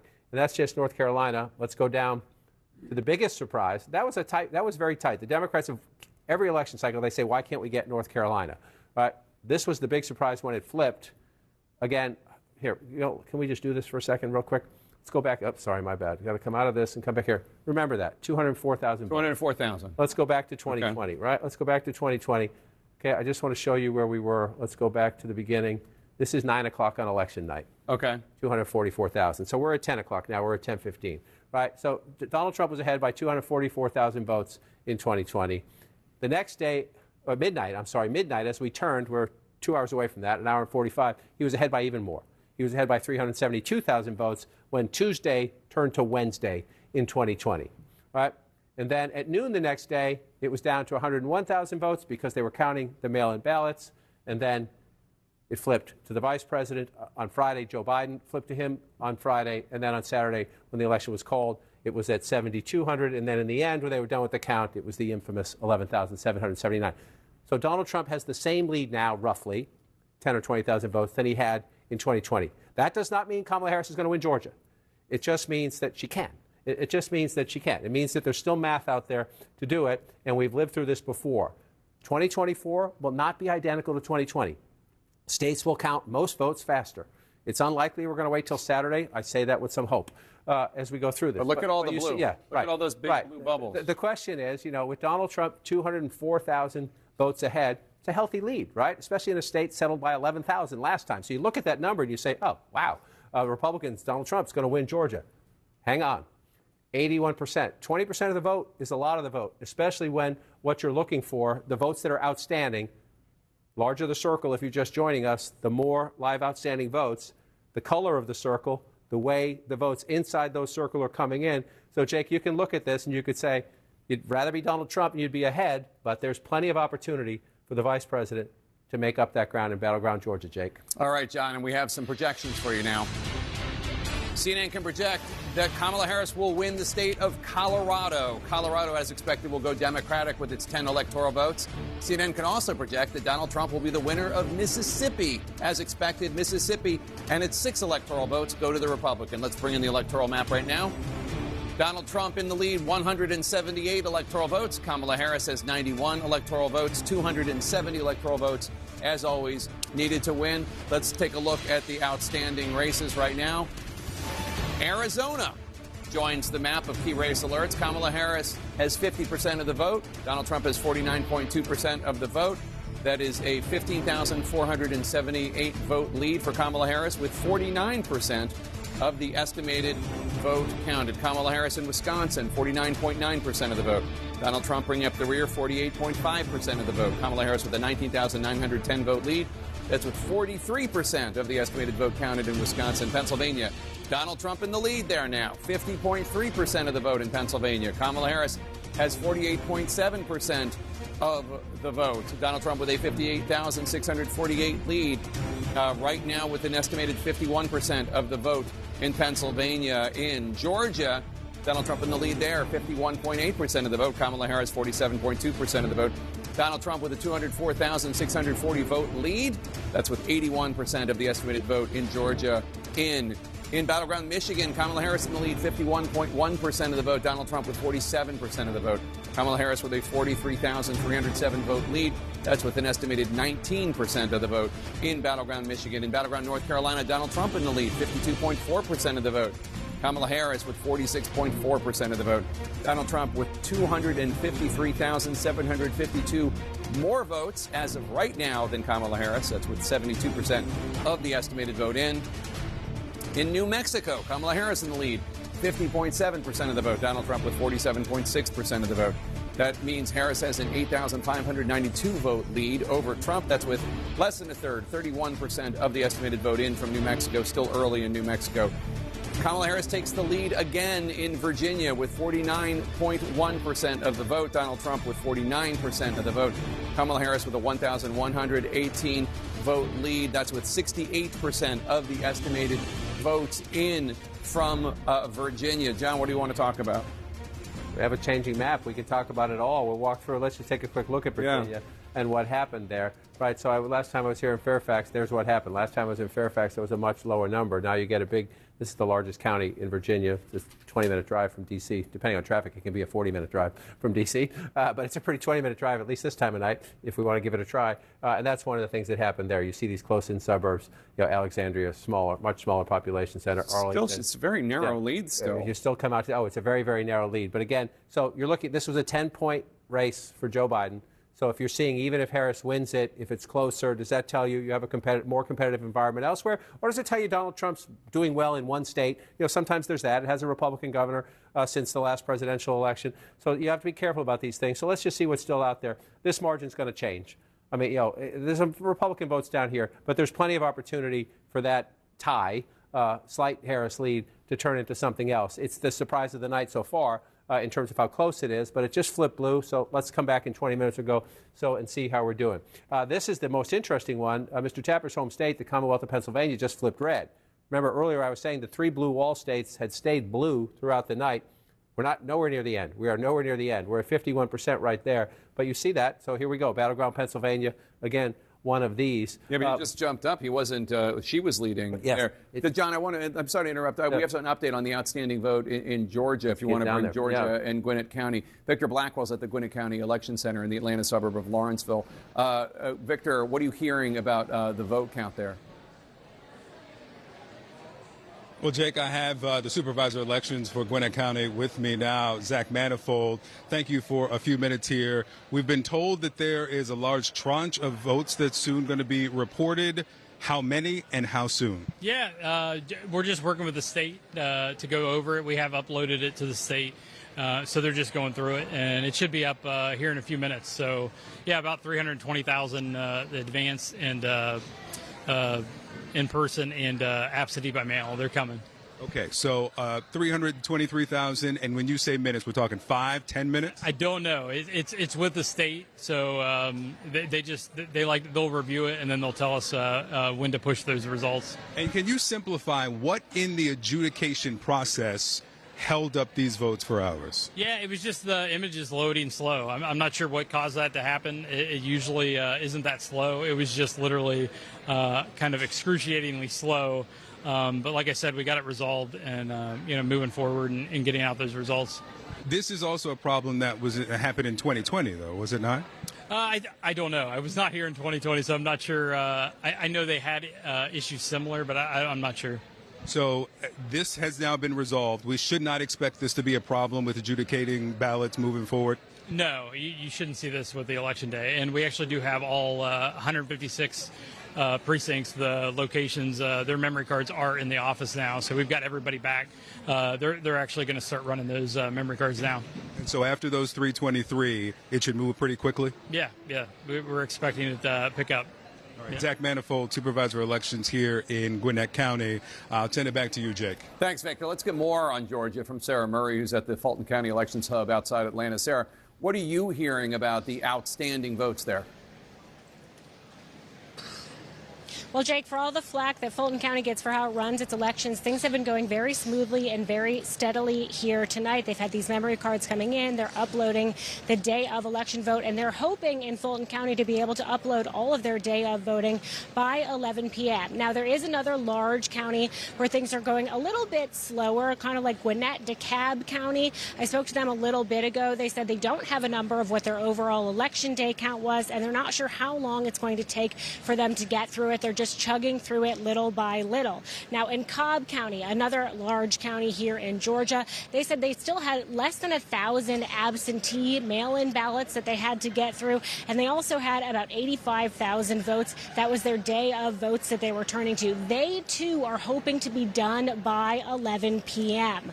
The last county I talked to is Clayton County. They were also working through their day of voting. They had hoped to have it done by 10 p.m. It looks like they're missing that deadline a little bit, but they were definitely saying they only had a handful of precincts left, about 13 precincts when I talked to them about a half an hour ago, that they were still trying to upload the day of voting for. So things seem to be going pretty smoothly. And behind me, you get a little bit of a sense of the process. This is where the memory cards came through. They just brought them through. They check them in. Here with a police officer, they get scanned in. And then over in this glass room we're showing you, this is where these memory cards are removed. We start to see them uploaded. So that's what's happening here in Fulton County, and hopefully we'll have more for you around 11. Sarah Murray reporting on the count as you look around the Atlanta suburbs. As she's noted, she's in Fulton County, which is here. But this is where the big outstanding vote is. So let's just come back statewide first, just to put it into context.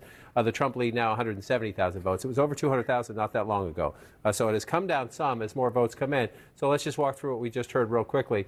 Fulton County, you're at 84%, but this is the #1 population center, the largest population center of the state, also a hugely Democratic area of the state. That's where we're waiting for votes. Also Gwinnett, county #2 in terms of the population, plus the other counties right around Atlanta. Any path to a Democratic victory, Jake, has to come there. So when we get more of those votes, we'll be able to at least get closer to being able to answer the question, is that lead that Donald Trump has safe, or are there enough votes out there for the vice president not only to catch up, but to pass?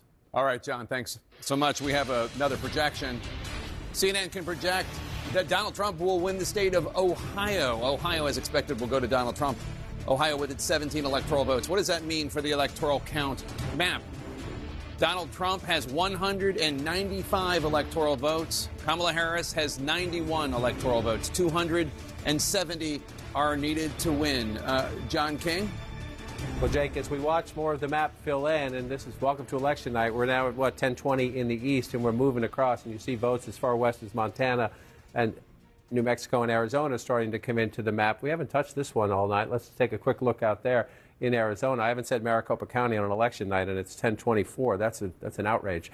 You see right here the Arizona stat coming in. It's very close right there. We're about half. It says 50% of the vote, so that's pretty fascinating that Arizona's getting that vote in so fast. Let's get back there in a minute. Let's move more to the east in some of the battlegrounds that we know are absolutely key to the path to 270. And an interesting development, again, it's early, we're still counting votes, but Pennsylvania, Michigan, and Wisconsin, half an hour ago, were all still blue.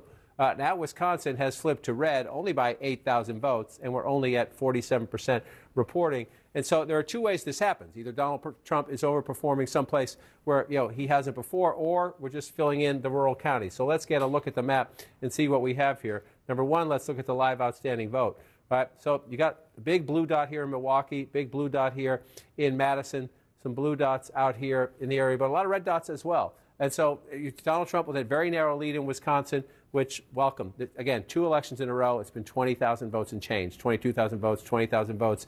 This certainly shapes up to look like we're going to have another one of those, a photo finish in Wisconsin. A lot of outstanding votes, so it's hard to make any projections or analysis except to say Wisconsin, once again, is incredibly close. So let's come back out and move over to battleground Michigan. This one here, for those of you familiar, if you watch a lot of cable television, you've seen Debbie Dingell, the Democratic Congresswoman from west of Detroit. Washtenaw County, Ann Arbor is her district. Over the weekend, she got a lot of attention for saying she was nauseously optimistic about Michigan. I was texting with her a little while ago. She says she's cautiously optimistic now, and I had to check. That's an upgrade. Cautiously optimistic is better than nauseously optimistic, according to the Congresswoman. This is her district right here. This is one of the things I highlighted earlier. Washtenaw County is the home of Ann Arbor, home of the University of Michigan, home of a campus, been there several times, where they have a remarkable voting operation, encouraging young people to vote, encouraging students who live out of state to switch their registration to Michigan so they vote in a battleground state if you're from a state that's not a battleground state. So this is very important to the Democratic coalition. 66% right now, if you round that up for the vice president, with 60% of the vote reporting, and again, 73% for Vice President Biden. If it ends up that way, that's a problem. Doesn't mean you can't make it up somewhere else, but if you're losing votes in one key county, losing percentages in one key county, you better make them up somewhere else and track below. Now, Michigan is the one state, to come back to the 2020 example, where you could argue the vice president has a little bit to lose, if you will. It's not Wisconsin, 20,000 votes. It's not Georgia, 11,000 votes. It's not Arizona, 10,000 votes. It's 154,000 votes. So if you want to argue a 2020 replay, the vice president has a little bit more to lose in a state Joe Biden won relatively comfortably when it comes to the battlegrounds. But still, if you're the vice president of the United States, you don't like the fact that Washtenaw County is so close. So now we come up to Ingham County. This is where you find Michigan State University, Lansing, the state capital. The combination of those two things, the state capital and a big university, normally says that's a Democratic area. And it is. It's at 59% if you round up for the vice president. But again, go back in time. Danger zone. 65% for the president 4 years ago. How much can she give up will become the question if you find more counties like that where she's underperforming the president of the United States. So another way to look at it is come back to 2024 and bring it up, and let's just ask that question. Is she overperforming the president anywhere? In a couple of places she is, and that's it. If you're losing in one place, the question is, can you make up the math somewhere else? So where is she overperforming at the moment? Kent County. That's Grand Rapids and the suburbs around it 15 years ago. Even in 2016, Donald Trump won this county. 15 years ago, reliably Republican, Western Michigan. You see right now with 27% of the vote in, Trump is at 32%. The vice president at 66. You go back, you see the difference right there. But, the emphasis on the but, we're early in the count. So let's blank this out and come back out. But there are places, again, if you're losing in one key constituency, looks like at the moment she's losing with young voters in counties where those voters are important. Can you make it up somewhere else? Another place I would look, because of the size of the population, the second largest county in Michigan is Oakland County. These are the Detroit, just north of, here's Detroit right here. If you follow M&M, think about 8 Mile Road, 12 Mile Road, here's where we are. You come up into Oakland County, you come up into Macomb County. Oakland County, she's at 54% with 6 in 10 votes counted, 62%. So you go back in time and you look, 56%. Again, underperforming the President of the United States in a county that is absolutely critical. For 4 years ago, Joe Biden at 56. Right now, she's at 54. I said she had some to lose. When you go county by county by county and she's a little behind, you start to worry about the math. And then you see this, though. It's only 12%. If this one stays blue, the vice president's going to win Michigan. This is Macomb County, birthplace of the Reagan Democrat, if you will. It's the auto industry. It's General Dynamics. It's blue-collar people. It's a lot of union workers. The tug-of-war for the union leaders to try to convince their members to vote Democratic instead of voting for Trump. This is Exhibit A of the laboratory of that. Trump tends to get 50%, somewhere in that ballpark, of the union vote. We'll watch how that plays out. At the moment, again, only 12%, but the vice president is ahead at the moment. If you go back to 2020, that's why I point this out. If she's losing a little bit in Washtenaw, losing a little bit in Ingham, be nice to make it up in Macomb. Joe Biden got 45% right there. The challenge for the vice president's campaign would have been happy, I think, with a 45 there, actually, if they're doing everything else somewhere. We'll watch as that one plays out, if she can keep her lead in Macomb County. Again, here's an aberration. Donald Trump is not going to win Wayne County. We only have, 6,000 votes there, a little more than 6,000 votes when you add it up. This is Detroit, but I will say Hamtramck and Dearborn are here in Wayne County. That's where hundreds of thousands of Arab Americans voted for Joe Biden in 2020. He won that vote overwhelmingly, and they are mad at the White House because of Israel and Gaza and Hamas. And so let's see what happens. This is 1% reporting. Wayne County will be blue at the end of the night. But the margin in Wayne County will matter, and will matter huge in deciding who wins the state. Again, the President of the United States, Joe Biden, getting 68%, Donald Trump just 30%. When we come to the end of the night, these numbers are meaningless. When we come to the end of the night, where's Harris and where's Trump? Where's Trump? Is he getting more black voters? Is he getting any of that Arab American vote?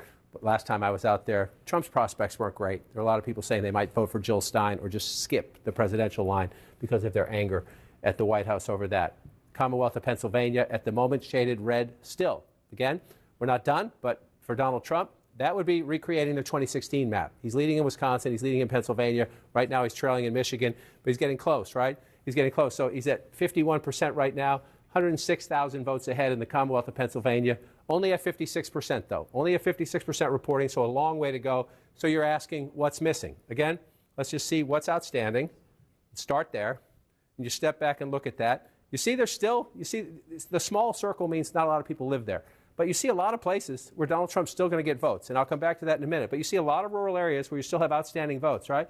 And then at home, your eyes tell you, oh, look, Philly in the suburbs, huge. Lehigh Valley right here, Allentown, Harrisburg over here, right? Pittsburgh over there, bigger blue circles. That tell you, you're right if you think that means there's math out there for the vice president to catch up. You're absolutely right. That means there's math out there for the vice president to catch up. But do not underestimate these. Just do not underestimate these. This is Bedford County, We're at 81%. Donald Trump's getting 83% of the vote. It's not a ton of votes, but he's getting 83% of the votes. Then you come over here. If you watch David Urban on our air, these are the counties he looks at all the time. Western Pennsylvania. This is Washington County, 72% of the vote in. Trump getting 60%. Let's compare it. Trump getting 61. He's 61%. So he's running about roughly what he did last time there. I guess you could argue whether or not he needs to improve on that or not. Beaver County, this is a key Trump country out here, 66%. See about a 10,000 vote margin. This is a medium-sized rural county, right? Some of them are a couple hundred votes. This one here, you're doing some business, in a state that's very close. You take 10,000 extra votes. Only 33% of the vote in here. Trump's at 66%. Almost more importantly, can she match Joe Biden? In counties you lose, can you at least be competitive? Can you at least pick up votes? She's at 33% in Beaver County. White, working class, blue-collar workers. Joe Biden at 40%. That's a big difference. That's a big margin. Again, we're not done with the count. We're not done with the count there. That's 33% of the vote. There's a long way to go. But if you're in the vice president's campaign, and you had Senator Fetterman out there for you, trying to help you. The vice president herself was out campaigning in the Pittsburgh area just the other day. You want to improve your standing there. Donald Trump's going to win those counties. You're just trying to cut into his margins in a close state. Bedrock of the Democrats will go west to east. Second largest county in Pennsylvania. There are 67 of them in all. Again, 74%, so more votes to count in Pittsburgh. Suburbs around it, Allegheny County, used to be steel country, much different, diversified economy now. 61% for the vice president at the moment. You come back here, 60% for the president. So a little under the president in some of these smaller rural counties, maybe a little over the president there. We'll see how this one comes out as we come back. And Jake, as I just bring your full state into focus, I just want to move over very quickly to look at Bucks. We're only at 34%, so a lot of blue votes still to be counted. Montgomery at 6%, still a lot of votes to be counted. Chester only at 11%, and Delaware only at 25%. So in the suburbs right around where Jake Tapper grew up, they're Democratic leaning and a lot of votes still to be counted. So it's a good number for Trump now, emphasis on now. Yeah, I mean, the points you're making are so resonant because I remember when everybody was trying to figure out how did Hillary Clinton lose Pennsylvania in 2016. It wasn't that she ran so much under how Obama had done in 2012, although she did. It was really just how much better Trump did in those rural counties than Mitt Romney did. It was more the overperformance of Trump than the underperformance of Hillary Clinton. We'll see exactly what happens tonight, of course. David Chalian, what are you seeing in the exit polling about the Latino vote. Yeah, we wanted to look across all three blue wall states that John was just walking us through, looking at this slice of the vote, the Latino vote in the blue wall states. Now, they only make up 6% of the electorate in each of these states, but look at the difference in the margin. So Harris is getting in Pennsylvania 58% of the Latino vote, again, 6% of the electorate, to Donald Trump's 41%. That's a 17-point advantage. But 4 years ago, Biden beat Trump with Latinos in Pennsylvania by 42 points. So that is a huge movement for Trump in narrowing that gap. Similar story in Michigan. You see the Latino vote makes up a 6% of the share.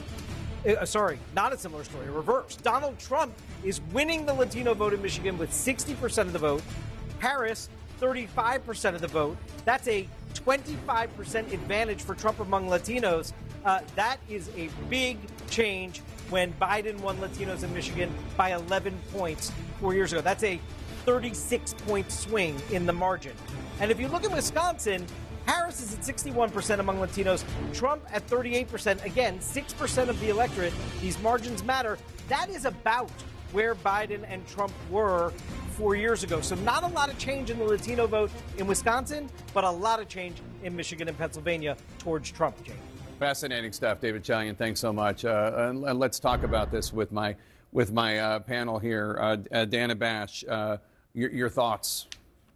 I mean, Pennsylvania and Michigan, in particular Pennsylvania, because there has been so much focus on the Latino vote in Pennsylvania, especially the Puerto Rican population there, since the Madison Square Garden debacle. Even Donald Trump and the people around him, even though they're not saying it publicly, believe that what that comedian did was not helpful. And yet, according to this exit poll, it shows that let's stick with Trump, that Trump is doing way better than he did 4 years ago with that very population, the Latino population overall, not necessarily with Puerto Ricans. Yeah, and let's face it, even before the garbage remark, Trump was making a very concerted effort. He thought, and obviously had reason to believe, that he could make some gains with Latinos, particularly with Latino men. I think there are economic issues that all people are facing. Also, I think cultural issues. There is a real social conservatism among Latinos. And, you know, one of the ads that Trump and a lot of people sort of wondered about it, played, I think, more than any other, was the transgender ad. And you wonder if it did actually score with social conservatives and in winning votes for him and turning them away from Kamala Harris. Whatever the reason, you can see tremendous gains. I mean, in Michigan, it's extraordinary, just a flip. We're also used to considering this by straight identity, where the identity that might be key here is rural. And I'd love to hear from John about where the kind of Hispanic heartland is. Where are these voters? And we're looking at the blue wall for a reason, where we're not necessarily talking about the border. You're not necessarily having this fight over your identity. You are the ideal Trump voter in that you are rural and you are more socially conservative. You know, since Madison Square Garden, we've been talking, John King, if you're over there at the map, about two particular towns in Pennsylvania, Allentown and Reading. I believe it's Lehigh County and Berks County. Right. Do we have any sense of where the votes are there? So here, this map you're looking at now just shows you there's not a very large Latino population in Pennsylvania. I'll put that into context in just a minute. But where you do see the deeper shading is where you have the higher population of Latino voters. So you see the concentration in Allentown, that's Lehigh County, and you see the concentration in the Reading area, that's Berks County. You're correct about that. I just want to come out, nationally so you see the look. Like Pennsylvania has nowhere near the Latino population of a Florida or Texas or Arizona, but in a battleground state, a small population can make the difference, right? So let's come off that and come back into Pennsylvania 2024. Where were they? This is the interesting part. The exit polls are taken of people as they leave the polls, right? We're still counting votes. So some of this may not have kicked in yet in the math, if you will. People say that when they leave the polls. We don't know what precincts or Allentown are in. I don't anyway out here right now. Some of our people can jump at me if they do, if they have that information. But Lehigh County, the 10th largest of the 67 counties in Pennsylvania. It's important. It's a blue-collar county. So 53 to 45 right now, only 43% of the vote. So let's watch and see when we get higher up if this percentage changes. But just come out of this and look at 2020. Right, Joe Biden, she's about matching Joe Biden. Trump's at 46. I'm going to focus on him. So you come here, he's at 45. And then Berks County here, I come down to. I spent a lot of time in Berks County in this campaign, and it's gone back to being Republican. It was blue earlier, and we're at 92%. So maybe a little bit there, Jake. We'll study a little bit more closely as we go through this. All right, we have some projections right now. CNN can project that Iowa will go to Donald Trump as expected. Iowa and its 6 electoral votes will go to Donald Trump, CNN can project. CNN can also project that Kansas will go to Donald Trump. Kansas and its 6 electoral votes will go to Donald Trump. So that's 12 additional electoral votes for Donald Trump, who now has 207 electoral votes. Kamala Harris has 91 electoral votes. There are 270 electoral votes needed to win. Donald Trump holding a sizable lead in the electoral vote as of now, but we are expecting more votes to drop in Democratic strongholds in key battleground states. We're also counting down to the next round of poll closings at 11 p.m. Eastern, when Democrats are expecting to claim a gold mine of electoral votes out west in California. That's all ahead.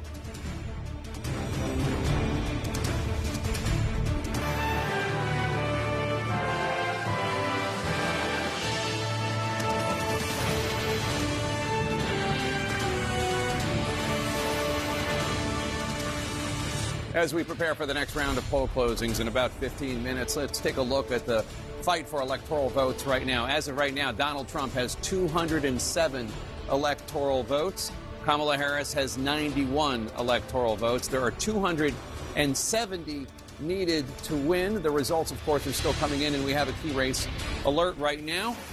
In Arizona, Donald Trump is in the lead with 49.6% of the vote. Kamala Harris has 49.5% of the vote. Donald Trump with a narrow 1,046 vote lead with 51% of the estimated vote in from battleground Arizona. In battleground Wisconsin, Donald Trump is in the lead there with 49.3% of the vote. Kamala Harris has 49.1% of the vote. Donald Trump with a 4,004 up. That just increased. So to a 6,556 lead ahead of Kamala Harris with an estimated 55% of the vote in from Wisconsin. In Pennsylvania, Donald Trump maintaining his lead, 50.9% of the vote. Kamala Harris has 48.1% of the vote. Donald Trump with a 121,000 plus vote lead.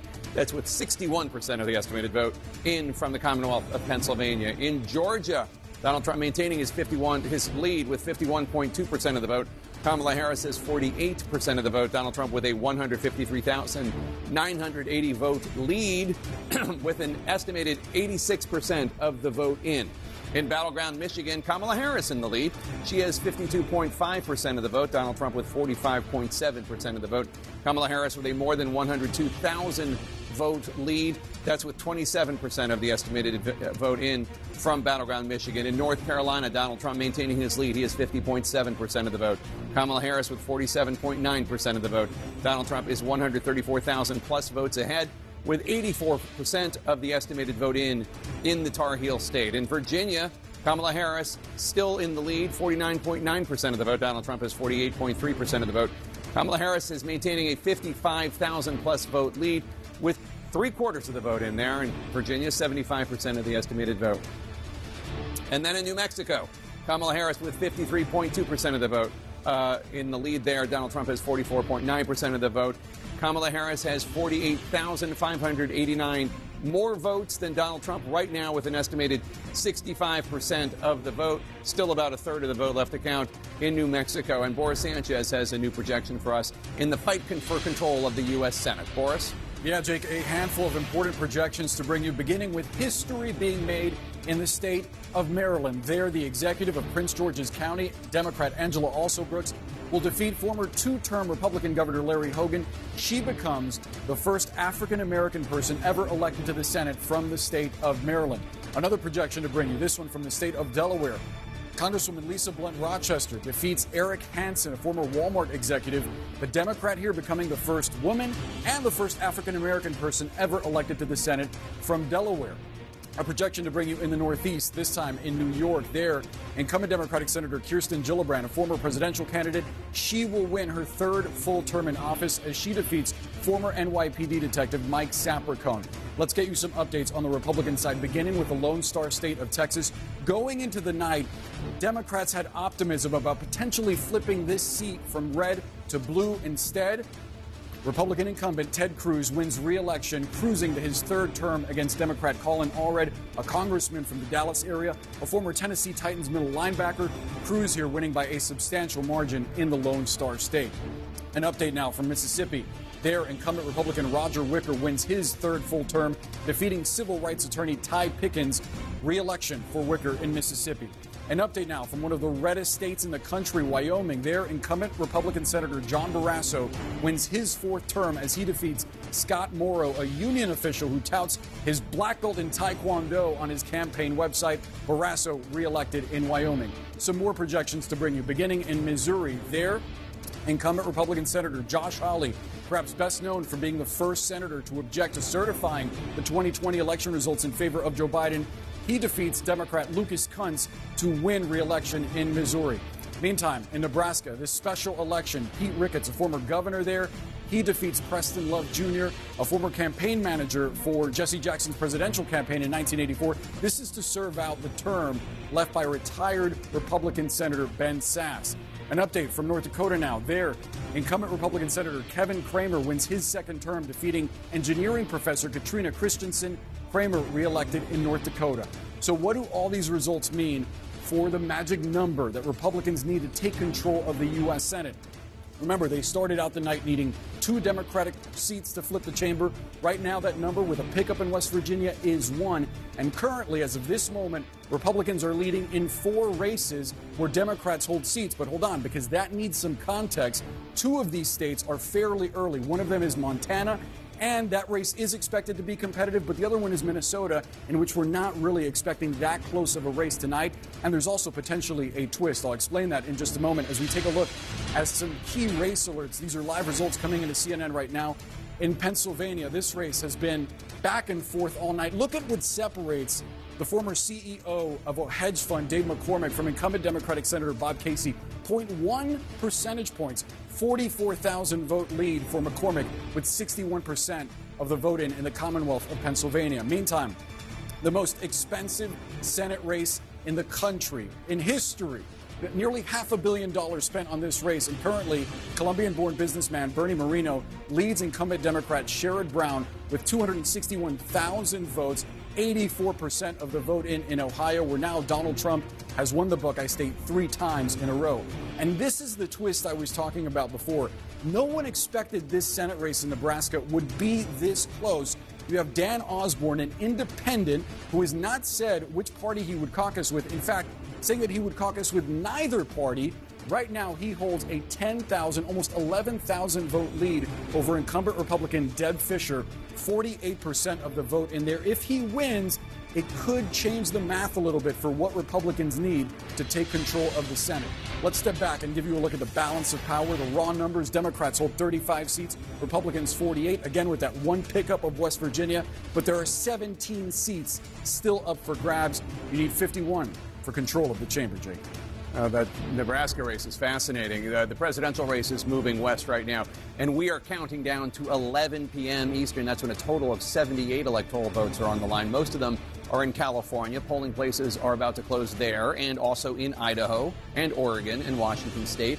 Kamala Harris is counting on Blue California to push her closer to the 270 electoral votes needed to win the White House. Let's go back to Abby Phillip at Harris campaign headquarters. Abby, you and Jeff have been talking to people inside the Harris campaign. What are they telling you? Yeah, Jake, let me just give you a gut check here about what we are hearing here as we've been sitting here reporting from the Harris headquarters. And I think the operative word right now is silence. There's not a lot being said because the Harris team appears to be searching for bright spots in the map as these results very, very slowly come in. Searching for bright spots and also very aware of the warning signs throughout the electorate in Virginia, in Iowa, in other places. I am told that Milwaukee and Detroit and Philadelphia, that is what the Harris campaign tonight is holding out hope for, more votes to come in. They have always said the blue wall was the most straightforward path. Now it may be the best, not only at all, because Georgia is also something that is developing tonight. Yeah, I mean, I still hear from Harris aides that they feel good about Georgia, but it is very, very close. The blue wall still remains the best option for her in this moment.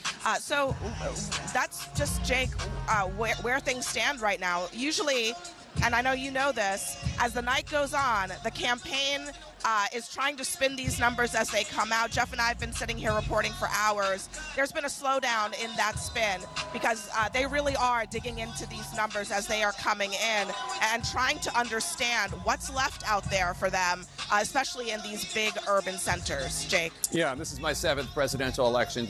I would observe that when campaigns go silent, that's generally not a positive sign. Caitlin Collins, you're in West Palm Beach with the Trump team. What are they saying?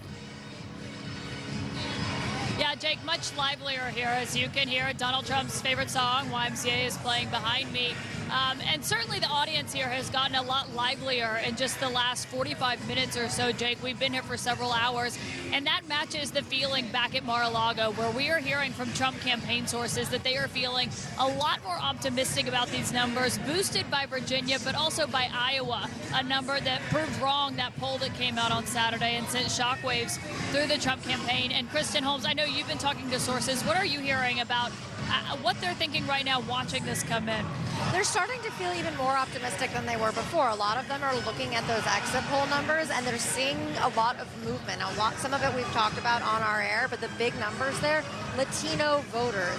That is something that they really worked at this cycle. They believe that in 2016, Donald Trump won the election on the back of working class voters. They believe he could win the election this time around on the back of Latino voters, particularly Latino men. Now, one thing to watch, Arizona and Nevada. What do those numbers look like? He specifically, in Nevada, reached out to Latino voters. They were trying to launch their coalition for Hispanic voters in Nevada. They believe that this could actually carry him in that state, which obviously he did not win in 2020. He didn't win it in 2016, but they do believe that if he wins it in this cycle, it is because of Latino voters. Yeah, they feel very good about him improving his standing with those voters from where he was, not only 2016, but 2020, Kristen Holmes. And Jake, I should note, a sign, as you're always just kind of looking for moments and to read the tea leaves, see what they mean. We're told that partygoers who were at Mar-a-Lago, where Donald Trump still is right now, are now filtering in here to the party at the convention center. Of course, it remains to be seen if and when Donald Trump himself shows up here, Jake. All right, Caitlin and Kristen, thanks so much. Let's go to John King at the Magic Wall. John, what can you tell us about Georgia right now? So let's look at battleground Georgia. First, let's just look at the entire map and look at it out. There's a lot of red on that map. A lot of red on that map, and that tells you right now, with a lot of votes to be counted, this map looks a lot more like 2016 than it does like 2020. And you can know at home what happened in those two elections. But we're not done with the count, so let's look in Georgia. Right now, the former president leading in Georgia by 136,000 votes and change at 51% to 48%, 89% in. So when you get this close to the finish line, you're saying, what's left, and is it enough? Is it enough to overcome 136,000 votes? So let's start with that, and let's look at where our live outstanding votes are. The bigger the circle, the more votes still to be counted. The color of the circle, how the votes coming in that area right now. So you do see a lot of big circles in Atlanta and the suburbs, down here in Savannah and the suburban areas around that, Columbus, Georgia down here. You see some pockets of Democratic votes that are still out. They're large pockets. That's a lot of votes. And if they come in big numbers, we'll see how significantly the vice president narrows that gap. You also see a lot of these little blue dots. They're not done in the rural counties in Georgia, and that matters too. Because, yes, if you get a big basket of votes, in Cobb County is at 95%, though, so you're not going to get a ton there. Fulton County is at 90%. It's the largest population center, so 10% can be a lot of votes because of the population center. This is the one we're waiting the most on, Gwinnett County, but they're up to 72% now. And then we'll come down here and look at DeKalb County. They're at 89% now. So we have more votes to come from in this circle of Atlanta and the suburbs around it that are blue. But we also have more votes to come from in some of these counties out here. That one's at 94. That one's at 95. That one's at 98. That one's at 92. So you got a lot of the vote in these places. So Donald Trump still has some votes to pick up in the rural areas. The question is, how big are the vice president's advantages in the Democratic areas where votes are still out. When you're down by 136,000 votes, with 89% reporting, when those votes come in, not only in Atlanta suburbs, I just want to check down here in Chatham County, we're only at 36%. So again, if you're in the Harris campaign, Abby and Jeff are exactly right. They are scrubbing the books now. They're looking at their data projections. They are calling people in the states. They are trying to find out what happened here. How many people turned out? We're getting 60% of the vote at 36% counting. How many more to get? And are they all ours, or are we splitting these votes? It gets frantic in campaign headquarters at this point of the night when you're trying to figure out, is the math possible? I would say as you pull it out, yes, the math is possible, but you'd rather be Donald Trump right now in Georgia than the Vice President of the United States. So let's look at North Carolina, another of the Sun Belt states. 145,000 votes ahead. That's almost twice what Donald Trump won North Carolina by 4 years ago. 85% of the vote in. Same test. What's the outstanding vote? Again, smaller circle now in Mecklenburg. I'll go there in just a second to see. That was a little bit bigger earlier in the night. That's the largest county. Mecklenburg County is Charlotte and the suburbs around it. Out here in the Raleigh-Durham area, still a lot of votes to be had. Fayetteville area, a lot of votes to be counted. But again, look at those little tiny dots, right? Not a lot out there, but all those little rural counties add up for Donald Trump. So let's just come out and check where we were talking about. Right here, Cumberland County, that's Fayetteville. Only 21%. So this is where, if you're the Harris campaign, when I was in those Georgia counties, they were at 75%, 80%, somewhere in that ballpark. That gets you nervous. That gets you jittery. Here, you're still jittery because you're losing, but you know there are a lot more votes out there. This is the second largest county in the state, Wake County. They're up to 82%, so you're starting to get a little nervous there. You're looking for places, that's 94%. You're looking for places that are your color, that's 95%, that are in the 60s, in the 70s, or the 30s, right? This county, it's not as much population, but at least there you have some hope. Let's look at Mecklenburg. They're at 90%. Now, again, this is where the biggest numbers come in, so that 10% can matter, but it's the only big county you have left, and the other guy has a 145,000 vote lead in a state he has won twice. So then we come up here, and that's what made Donald Trump president in 2016. He flipped the blue wall states that had voted. They have voted together since 1992. They have voted blue in every one of those elections with the exception of 2016. Right now, as we get closer into late night here, Donald Trump is leading in Pennsylvania by 116,000 votes, only 67%. So a ways to go there, a ways to go. The Senate race is also tight. Guess what? There we are in Pennsylvania. Then you come over here. He's leading in Wisconsin. This is a state, 2 elections in a row has been decided by ballpark 20,000 votes. Trump's lead is 26,000 votes right there. Again, battleground Wisconsin, very close. The vice president's team scratching to try to find votes. And Michigan, she's leading in Michigan, only 30% of the vote there coming in. So to me, as I look at this map, the blue wall states become paramount, Jake. Indeed. Voting is about to end in 4 states out west. That includes the biggest prize of all, California, which has 54 of the 78 electoral votes at stake this hour. And we have a projection for you now. CNN can project that Kamala Harris will win the state of California with those 54 electoral votes. Not unexpected. Harris will win California. CNN is also projecting that Donald Trump will win the state of Idaho with its 4 electoral votes. So what does that mean for the electoral? Too early to call. We have Washington State with 12 electoral votes and Oregon with 8 electoral votes. Too early to call. Let's go to the electoral map right now. Donald Trump with 211 electoral votes at this hour. Kamala Harris cracks 100, now has 145 electoral votes. 270 electoral votes are needed to win. Donald Trump is 59 electoral votes away from that. Let's look at these battleground states now. Arizona, Donald Trump in the lead there, 49.6%. Kamala Harris right behind him with 49.5%. Donald Trump has a 2,356 vote lead with 51% of the estimated vote in from Arizona. Wisconsin, Donald Trump in the lead there too, 49.9% of the vote. Kamala Harris is 48.4%. Donald Trump has a 28,576 vote lead with an estimated 59% of the estimated vote in from the Badger State. In the Commonwealth of Pennsylvania, Donald Trump maintaining his lead. He's at 50.7% of the vote. Kamala Harris with 48.2% of the vote. Donald Trump with a 119,411 vote lead with 68% of the estimated vote in from Pennsylvania. In Georgia, Donald Trump still in the lead there, 51% of the vote. Kamala Harris with 48.2% of the vote. Donald Trump with a 136,328 vote lead. That is with 88% of the estimated vote in from the state of Georgia. In North Carolina, Another battleground where Donald Trump leads 50.8% of the vote. Kamala Harris has 47.8% of the vote. Donald Trump has a 145,388 vote lead over Kamala Harris right now, with an estimated 85% of the vote in from the Tar Heel state. In battleground Michigan, Kamala Harris in the lead. She has 51.3% of the vote. Donald Trump has 46.9%. Kamala Harris is 74,838 votes ahead of Donald Trump. But that's less than a third of the vote counted there. 30% of the estimated vote in from the state of Michigan. In the Commonwealth of Virginia, Kamala Harris in the lead there still, but narrowly so. 50.1% of the vote. Donald Trump has 48% of the vote. Kamala Harris with a 73,375 vote lead.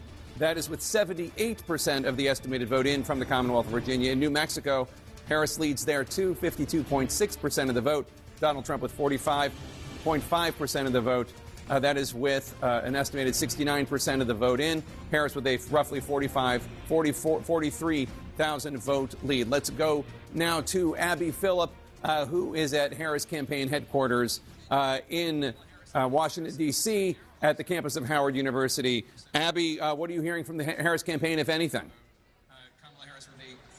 Yeah, Jake, we actually just got a pretty significant update from the Harris campaign campaign manager, Jen O'Malley Dillon, who sent out a memo to her staff tonight laying out what they see ahead in the coming days and hours, and my colleague Jeff Zeleny is here with me. The memo essentially says, Jake, that the returns are coming in slowly. They still see their path, but that path is largely going to be through the blue wall, as Jeff and I were just discussing.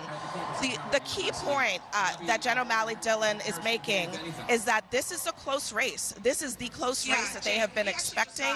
She says to her staff, we are built for this. Let's finish the night out.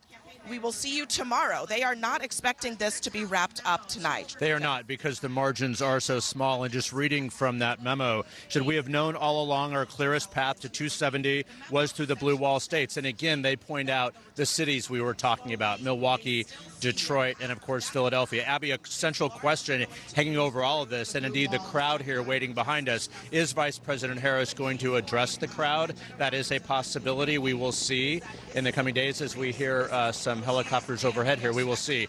But the bottom line is they know this is a close race. This is going to be not resolved tonight in their eyes.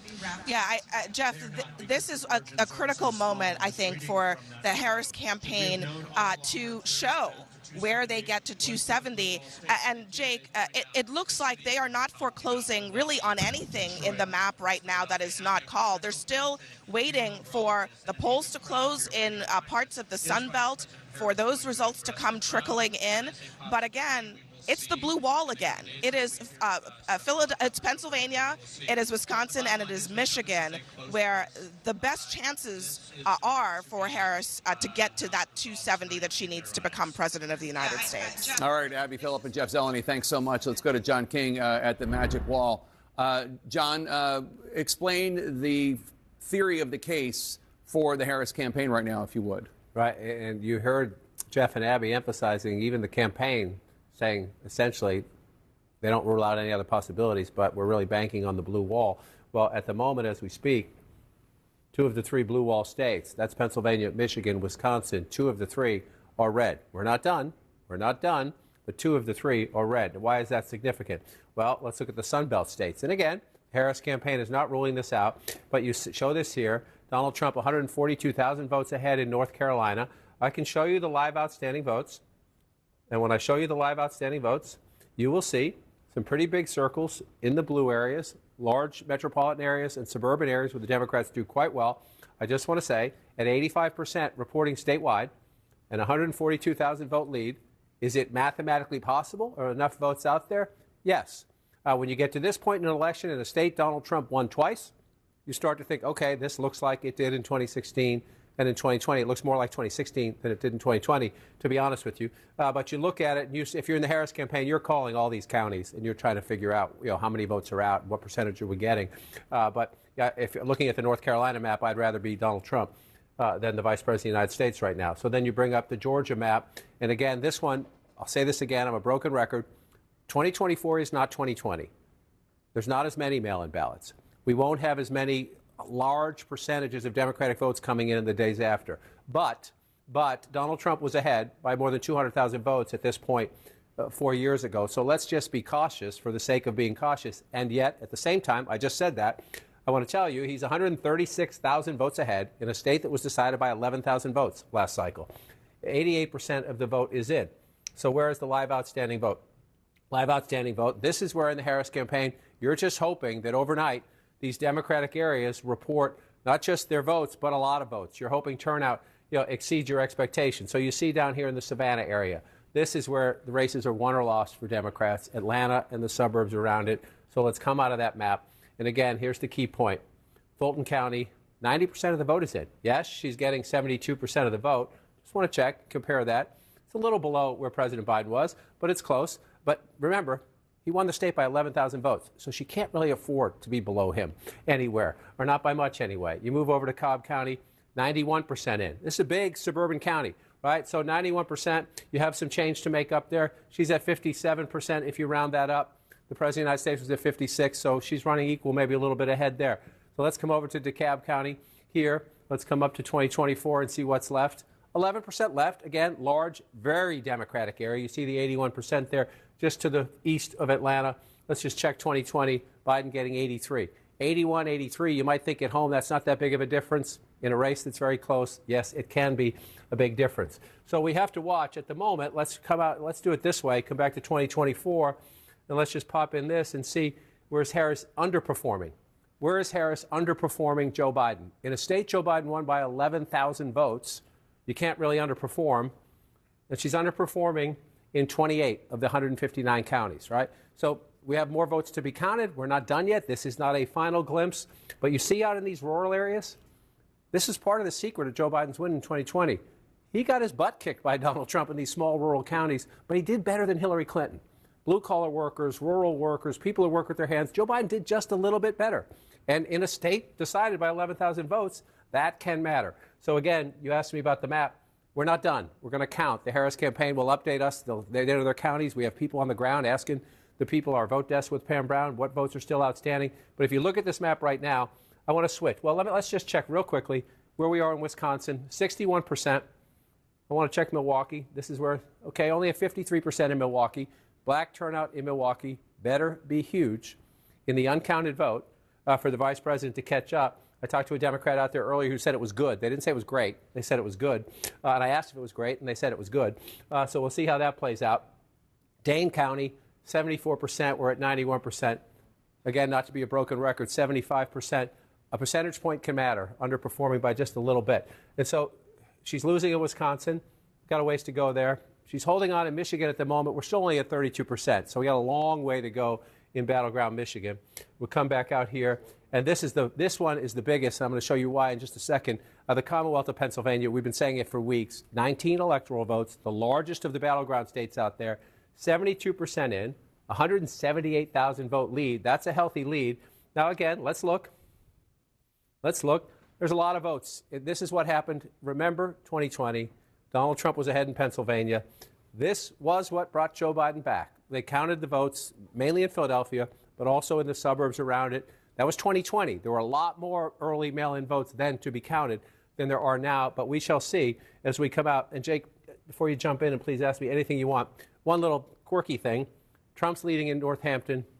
Harris is leading in Erie. Those are the two swing counties that have been. So just watching that. But here's what I want to say right now. I just want to bring this up to show the stakes for the Harris campaign right now as the count in North Carolina gets higher and in Georgia gets higher. The importance if Donald Trump, this is a hypothetical, but if Donald Trump holds these two, and he won that one both times, 2016 and 2020. He won this in 2016. He lost it by 11,000 votes in 2020. So not at all inconceivable in history and when you look at the numbers tonight. Excuse me. If that happens, Harris cannot lose that. Why can she not lose that? Because 251 plus 19 makes Donald Trump president of the United States. So the rest of them wouldn't matter. I don't mean your votes don't matter in those other states. But in terms of the path to 270, if he holds those leads he has right now in those two states, which are healthy leads, she cannot afford to lose that. Just cannot. And at the moment, as we switch maps, please jump in if you want. I'm just going to switch back to the national map so we can watch the count. Okay.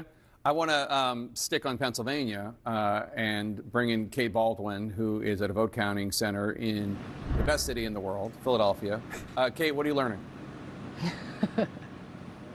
It's the only area where you're allowed to be biased. We've just learned, as John was focusing in on the outstanding mail-in ballots. That is something that we have all been waiting for. I've just learned from a source close to the counting process that the next batch, the second batch of mail ballots that will be loaded and posted, scheduled to at 11:55 p.m., that will be tens of thousands of ballots. They're still working through it, so narrowing that number down any further, not possible at this time. We'll continue working with it, but it will be tens of thousands of mail ballots that will be posted at 11:55, just before midnight, adding to which was the first batch, which ended up being 115,000 mail ballots, which is just narrowing the universe of what's outstanding, getting us closer and closer to, as John has been talking about, once you get that 50% of the 50% of the vote in, then you can really start seeing where things are headed. And what we're seeing in Philadelphia, they're not yet at 50%. They're getting closer to it. And these mail-in ballots, when they post at 11:55, will get them quite a bit more there.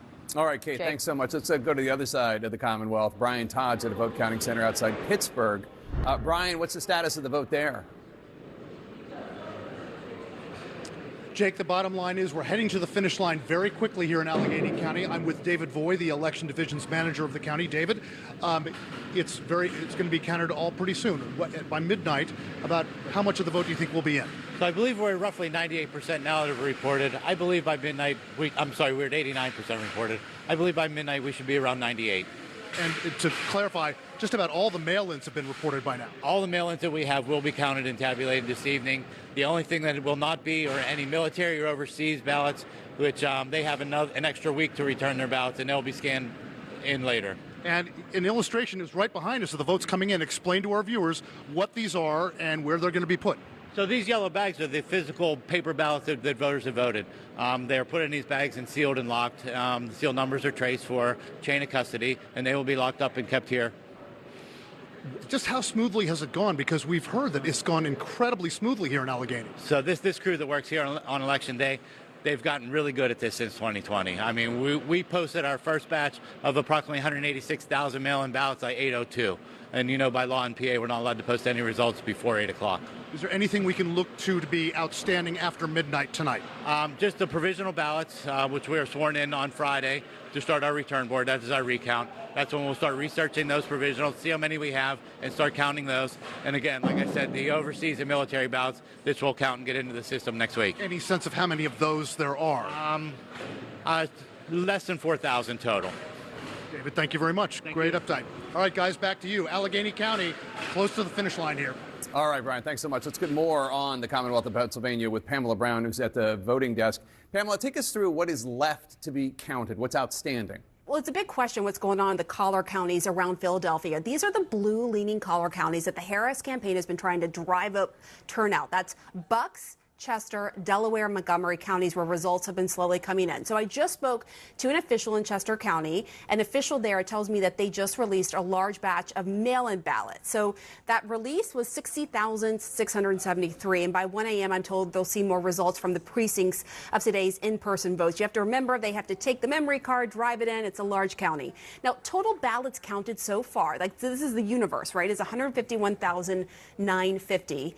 And then I should note the ballots cast in person today there in this key collar county is 91,277 per this official. Let's go over to Bucks County. This is another critical collar county, as John King has been talking about all night. I'm told results will trickle in as these data cards are being driven from the polling places. An official I was just in touch with, texting with there in Bucks, says so far over 90,000 mail-in ballots are accounted for in the results out of a possible total of 151,000. And I also want to note this, that the state will be required to report the outstanding early votes by midnight. So we should get a clearer picture soon there in this critical battleground Commonwealth of Pennsylvania. Back to you. All right, fascinating. And she was just talking about Bucks County. Walk us through Bucks County. This is where Harris had a couple big events there, including that one with Liz Cheney, really making a play for Republican women, especially in Bucks County. And for Haley voters. Nikki Haley got 155,000 votes in the Pennsylvania primary long after she was out of the race, so that was one piece of the competition. Two things to say about this. Number one, it's only half the vote. So if you just think we have about 200,000 more votes, right? This is 51%. It's 103 to 102. So you got roughly 200,000 votes still to come in. Bucks County is the most competitive of the caller counties. She's at 50%, the vice president, if you round up. Again, President Biden was at 52 if you round him up. You say that's not a huge difference, but Jake, you know the Commonwealth very well. In the competitive swing counties, a half a point or a point can matter, and right now that number is not good for the vice president. Indeed. And CNN can bring you a projection now. Folks at home, CNN projects that the state of Oregon will go to Kamala Harris. As expected, Oregon, with its 8 electoral votes, will go to the Democrat Kamala Harris. Let's take a look at the electoral map. Right now, Donald Trump has 211 electoral votes. Kamala Harris has 153 electoral votes. 270 are needed to win. Let's take a look at the key races now. Arizona, Donald Trump in the lead there, 49.6% of the vote. Kamala Harris right behind him with 49.5% of the vote. Donald Trump with a roughly 3,000 vote lead. That's with 51% of the estimated vote in from the state of Arizona. In battleground Wisconsin, Donald Trump maintaining his lead. 50.4% of the vote. Kamala Harris has 48% of the vote. Donald Trump with a more than 50,000 vote lead right now with 63% of the estimated vote in from the Badger State. In the Commonwealth of Pennsylvania, Donald Trump maintaining his lead, 51% of the vote. Kamala Harris has 47.9% of the vote. Donald Trump with more than 165,000 more votes than Kamala Harris, with more than 3/4, 76% of the estimated vote in from the Commonwealth of Pennsylvania. In battleground Georgia, Donald Trump in the lead, 50.9% of the vote. Kamala Harris has 48.3% of the vote. Donald Trump has a more than 131,000 vote lead over Kamala Harris. That's with 90% of the estimated vote in. So they got 10% to go there in Georgia, but Donald Trump in the lead. In North Carolina, another battleground, Donald Trump still in the lead there with 50.7% of the vote. Kamala Harris with 47.9% of the vote. Donald Trump has a more than 138,000 vote lead over Kamala Harris with an estimated 87% of the vote in. In battleground Michigan, Kamala Harris is in the lead, 50.2% of the vote. Donald Trump has 48% of the vote. Harris has a more than 40,000 vote lead over Donald Trump with 1/3, 33% of the vote in there. John King? So, Jake, just going through some of these counties in Pennsylvania, again, Joe Biden won the state. Let's go back and show you it. 81,000 votes, right? His birth state. He's from Delaware now, but he was born in Pennsylvania. That was one of the things that helped him, is because he was, as he liked to call himself, the scrappy kid from Scranton. So where are we now in 2024? I was just looking here. This is Lackawanna County. This is where Joe Biden was born, Scranton, Pennsylvania. You say, well, the vice president's winning it with 51%, but Donald Trump's at 48, right? So, again, in a close battleground state, margins within some of these counties can matter. She's at 51. Joe Biden, 4 years ago, was at 54. That's a big deal. That's a big deal. You look at the margin there. You say, oh, that's only 9,000 votes, right? You know, but if you're trying now, you're trying to make up this lead, right? That's 3,000 votes, a little less than that, a little more than that, maybe 3,000 votes. The reason it matters is you're trying to make up 173,000 votes, right? So when you're losing ground in each of these counties, it hurts. And so let's just come over here. This is Luzerne County. This is Trump country, Pennsylvania. Harris getting 42%, 43 if you want to round that up. Trump at 57. Again, 43 for the vice president, 42. So there she's competing, not so bad. There. So you're just looking for the pieces as you come through. Carbon County, 65 for Trump. 4 years ago, 72% for Trump now. That's white workers, blue-collar workers, high school educated workers. You want to check back in here. Lehigh County, vice president getting 52%. There's a little bit out here. Again, you're looking for population centers now. This is the 10th largest of the 67 counties. If you're the Harris campaign, you're looking at population centers trying to say what's left in the places where there are a lot of people. Modest amount of people in Lehigh Valley, but you see it right there. At 52, just want to come back. Joe Biden's at 53. You see the pattern that continues, right? You know, I was saying Donald Trump has to improve his standing a point or two in the suburbs. She has to match Joe Biden in these close battleground states. And in a place that matter, blue-collar Pennsylvania, you don't see it right now. Some votes still to be counted. Maybe she makes it up. But so then the other point is, if you're losing places, can you make it up, right? If you're losing in one piece of the state, can you make it up somewhere else? Look at Delaware County. She's getting 60% of the vote, right? So it's only 70% counted.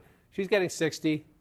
Biden got 63, even in Delaware County, which is strongly Democratic. That was my last stop on the all over the map tour there. Again, there's time, right? There's 70% of the vote to come. But look at this, right? If you've got 70%, the most you're going to make up, if the percentages stay the same, you're going to make up somewhere in the ballpark of 15 or 20,000 votes, right? That's great. You're making up 15, 20,000 votes. His lead is 178,000 votes. So you're looking for places where you can make up a ton, which is why, to circle back to your hometown, what Kate Baldwin just told us is absolutely essential. It was Saturday morning in 2020 when that last installment from Philadelphia came in. The next installment will not be the last installment from Philadelphia, but she said tens and tens of thousands of votes, right? The Vice President of the United States is getting 77% of the vote right now in Philadelphia. They're approaching 70% reporting, right? You come back in time, the President of the United States was getting over 81% in Philadelphia. Again, this is your biggest basket of votes. The Democratic coalition, this is the foundation. There's no house for Democrats without the foundation of Philadelphia. At the moment, she is underperforming the President of the United States, and she has to make up 178,000 votes. The math there is pretty clear. It's not mission impossible, but the more you get deeper into the count, the question is, after this next big batch of votes from Philadelphia, does it become mission improbable? I think is what you're looking for as we wait for more votes in the Commonwealth of Pennsylvania. And again, Trump wins Pennsylvania, the map gets near impossible. Not impossible, but near impossible. There have been stories written a week or two ago about Democrats in Philadelphia sounding the alarm and basically using the press to send the message to the Harris campaign that they didn't think that the Harris campaign was listening to Philadelphia Democrats enough about the need to improve the margins. And just, Donald Trump lost Pennsylvania in 2020, but he improved his vote count in Philly from 2016 to 2020. And it looks like he's doing that again tonight, even while improving his margins in the collar counties, as opposed to what happened 4 years ago. Well, we don't have the raw numbers yet, obviously, because we're at 70%, but he's at 22 if you round that up, 117,000 votes. Let's just go back and look. He's certainly on track to. If he keeps the percentage he's at now, right? He's at 18% there, and he had 132,000 votes. He's at 117,000 votes, and we still got 30% of commit. So it sure looks like he's overperforming 2020. We're not done yet, but it sure looks like that. And then so the analysis afterwards will be, who is it? Right? Is it black voters in Philadelphia? There are some suburban areas outside of Philadelphia there. There are some affluent white voters there as well. But that will be the analysis afterwards. The thing that strikes me is we're going through these states. The thing you heard in the last week from the Harris people is that we're on the ground. Our labor allies are on the ground. Our progressive groups are on the ground. Our LGBTQ groups are on the ground. We're knocking on doors, and we don't see the Trump people anywhere. Right? Trump did sort of contract out his get out the vote. I was in 7 or 8 of these battleground states in the last couple of weeks. We didn't see many Trump people out there at all, just doing phone banks. But what happened in 2016 is Trump's support was organic. It was organic. And so, the Trump campaign says, texts and phone calls work to turn out voters. Democrats think it's knocking on the doors. If this map holds up, that's going to be a big conversation about motivating and turning out voters in this technology age. What works best? What kind of contact works best? Or, the vice president's campaign, well, they say she only had 110 days. She didn't have enough time to introduce herself. Or, that part, we're not done yet. But that's what's going to happen. If that happens, is who the finger pointing in the Democratic Party. We're not there yet. But as you watch this map fill in, another thing that is distinctive at the moment, we're not done yet. In 2 presidential elections, Donald Trump has lost the popular vote both times. At the moment, he's 5.1 million votes ahead. We're just starting the count in our most populous state. So there's a long way to go, and that could change.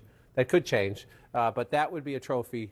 If Donald Trump wins this election, that would be a trophy he would very much like to claim after losing the popular vote in 2 elections in a row. And you also know there are people in the senior echelons of the Trump campaign who say that they still do direct mail because there's said seniors, you can't reach seniors through texting and emails, that the way to reach them is with direct mail, which a lot of people in politics today laugh off. But guess who votes more than young people? Seniors. Sarah Seidner, let's go to Wisconsin if you can, because I want to bring in Sarah Seidner, who's at a vote counting center in Milwaukee right now with 66% of the vote in. Donald Trump is in the lead there with 50.6% in Wisconsin in general. Kamala Harris with 47.8%. Donald Trump right now in the lead by almost 60,000 votes.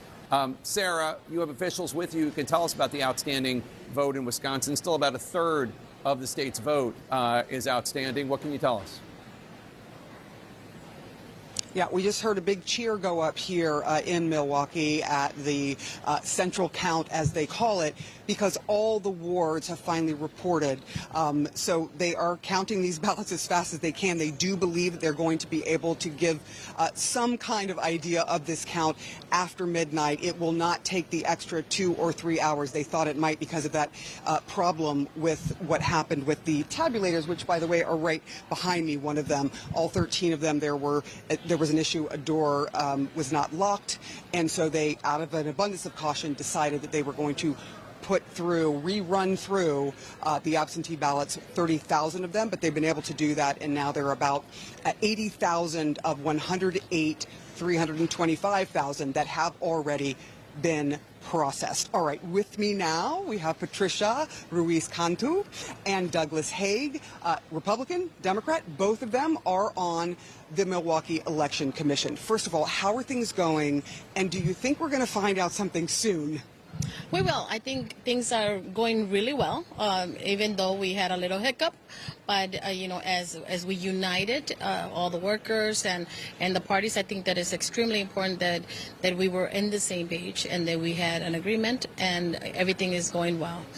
What did you make of this? I know Ron Johnson came out, a Republican, and was very, upset with all of this and was sort of making hay about it. What were your thoughts on what happened with these machines? Well, there was a human error in part of it. So when it was caught, we just simply did a rerun on the with the processing and the tabulators, and even probably some of the tabulators should have seen it, but it was caught by one of the observers who brought it to the executive director's attention, and it was acted upon immediately. We took care of it, and yes, we anticipate a much further delay than we are, but I think we're right on schedule where we anticipate to be earlier.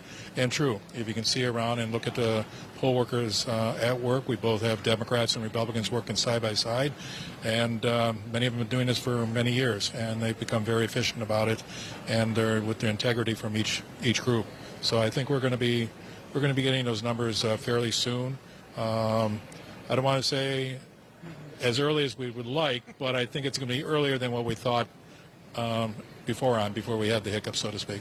Just to both of you, what do you think of this, the number of voters? Are you seeing the numbers larger than in 2020, and what are you seeing now?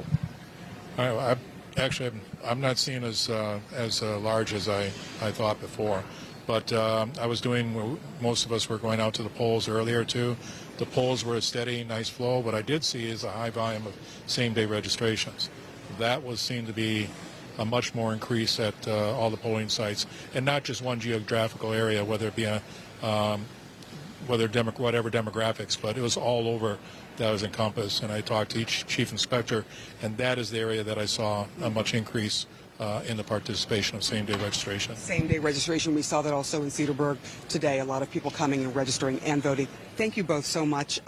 We should just make very clear, you heard it here from a Republican and a Democrat who are election commissioners, that there was an agreement. This is going to be a free and fair election here in Milwaukee. People are watching every single bit of this and agreeing that things are going as smoothly as possible after that hiccup earlier today. All right, Sarah Seidner in Milwaukee, thank you so much. Appreciate it. Let's take a look at Milwaukee and Wisconsin at large. Donald Trump in the lead with 66% of the vote in the state in general. Tell me about the WOW counties, if you could. So you're right around Milwaukee, or the WOWs. Let me get to them in just a second. I just want to, interesting. Number one, we've learned about Senator Johnson in recent years. He likes to put out press releases before he knows what the facts are. Sorry, it just happens to be true, especially about voting integrity. That's how it's supposed to work. A Democrat and a Republican standing side by side, Democrats and Republicans throughout the room, they're fine. They're doing what they're supposed to do. They had a human error. We're all human, and they're fixing it. Right? That's how it works. Sometimes it means you wait a little while, but you have people in the room, eyeballs, both parties, eyeballs on everything. Yep. Everything's going to be fine. But the point Mr. Haig made at the end is instructive to me in the sense that if you come to here, you're down, you're the vice president, you're losing by just shy of 60,000 votes. This is the number one county. It is 17%, 17% of the state population. You're getting 66%. So you say, okay, There's still 40% of the vote to come in. But Mr. Hague just made a point. He said he didn't think turnout was great. Well, let's see what these final numbers are, because if you look at that number right there and look at 176,000, right? When Joe Biden carried Wisconsin 4 years ago, he said 317,000, and it's 69% of the vote, right? So 317,000 and 69% of the vote. She's at 66% of the vote. And the raw math, right? You need the higher percentage, but you need that raw math to overcome what is happening in all this red, right? Especially, one more check and I'll get you to your wows. Dane County is 95% in, right? This is Madison. This is University of Wisconsin. Young voters, college area, tends to be more liberal. 74% for her, 242,000. Again, Biden's number's higher and the math is higher. That's what happens in that's how you win or lose battleground states. Get out the vote and get out the vote and the right with a higher places. percentage. Right. Yeah. And so in a place, the state won by 20,000 votes. You saw the margin even just right there. So let's go to the wows. You're going to go to Waukesha County. Was just here recently, right? This is a place the Harris campaign was hoping, hey, women, you don't have to tell your husband who you're going to vote for. If you believe in reproductive freedom in a conservative county, vote Harris. Just don't tell your husband about it. This is one of the places they thought the Dobbs decision, reproductive freedom, abortion rights, would help them cut into the margins. Well, they're at 91%. We'll see. But 40% is her number if you round that up. We'll go back in time. It's a tiny bit, but it's not a significant jump from where the president was 4 years ago. And Trump's at 60% if you round up then. He's at 59. So a little bit, maybe a tiny inroads there for her. So you're moving around up here. You go up to Washington County. This is a big 70% of the vote here for Trump. Let's just double check it and come back. He improved. Up a little bit. He improved a little bit. And then you come over here to the O. I did wow backwards for you there. I put the O at the end. Yeah. But you come over to Ozaki here, and the former president is at 55% of the vote in 2020, and he's at 56, roughly the same, but a little bit, So Trump is not underperforming. It's maybe within the margins, but when you see that well behind where President Biden was, and now you're waiting on this. I mean, there are some other small things. Let's take a look and see what else is out there. But as you can see, the biggest thing is here, and some of these votes up in here, if you're in the Trump campaign, we're talking about, can she come back? But if you're in the Trump campaign, you're also saying, do we have a cushion? Is there more coming in for us? And the answer is yes. They got all that Green Bay vote. The answer is yes when you look up there. So the next thing we learned from Milwaukee is how many votes, what is her percentage, how does it affect the statewide math, and then how much is left? Yeah. How much is left? In your biggest area, you have to turn them out. Because then again, I just want to come up here and look at this. Again, Brown County, this is Green Bay, blue-collar workers.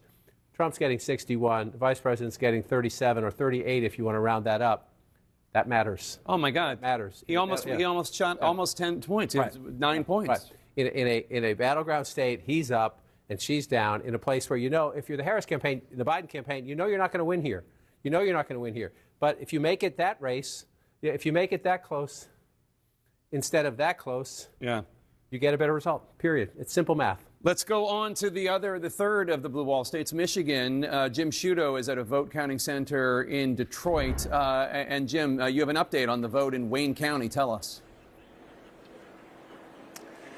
Well, let me tell you, we've been in touch with the Secretary of State's office really every few minutes here, trying to figure out when we're going to get another batch of Detroit, of course, the surrounding Wayne County votes. And we're told very soon. They won't put a figure on very soon, but very soon. We know they're working hard, calculating those numbers, counting those votes, and that there have been no issues. They're not encountering any issues with machines, etc. This is just a process of getting the work done. We've also been in touch with Macomb County, where we were outside of Detroit earlier today. They are also expecting, they say, another batch of votes to be reported quite soon. And here where we are in Detroit, this is the location where they've been counting the absentee ballots. Just in the last hour, another 2,500 or so absentee ballots came in.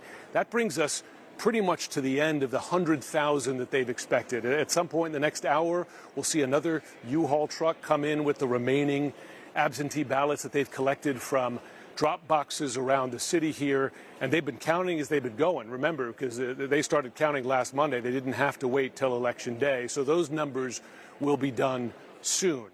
I will say the Secretary of State told me earlier this evening that she's moving up her expectation that by midday tomorrow they could report final unofficial results, saying She believes they might be able to do that tonight, perhaps after midnight in the next couple of hours. But of course, they'll have to get those Wayne County numbers done first. I should note, the Secretary of State just walked in here to monitor the counting of those absentee ballots as she's been doing at precincts around the state.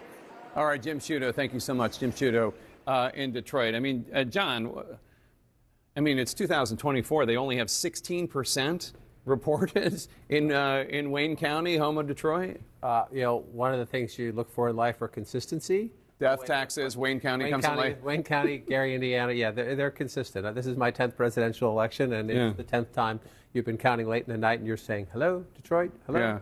Yeah. It's the way it is. But, you see the Secretary of State's there, Jim is there. Again, that's nothing nefarious. It's just inefficiency, to your point about that we live in the technological age. And Jim just said, they changed the law in Michigan so you could count some of the early votes, beforehand and then release them after the polls close. So it adds to the why. But right now, let's focus on the what, which is an 86,000 vote, almost 87,000 vote lead for the former president, again, in one of the states he flipped in. I just want to pull that out to make sure I'm right.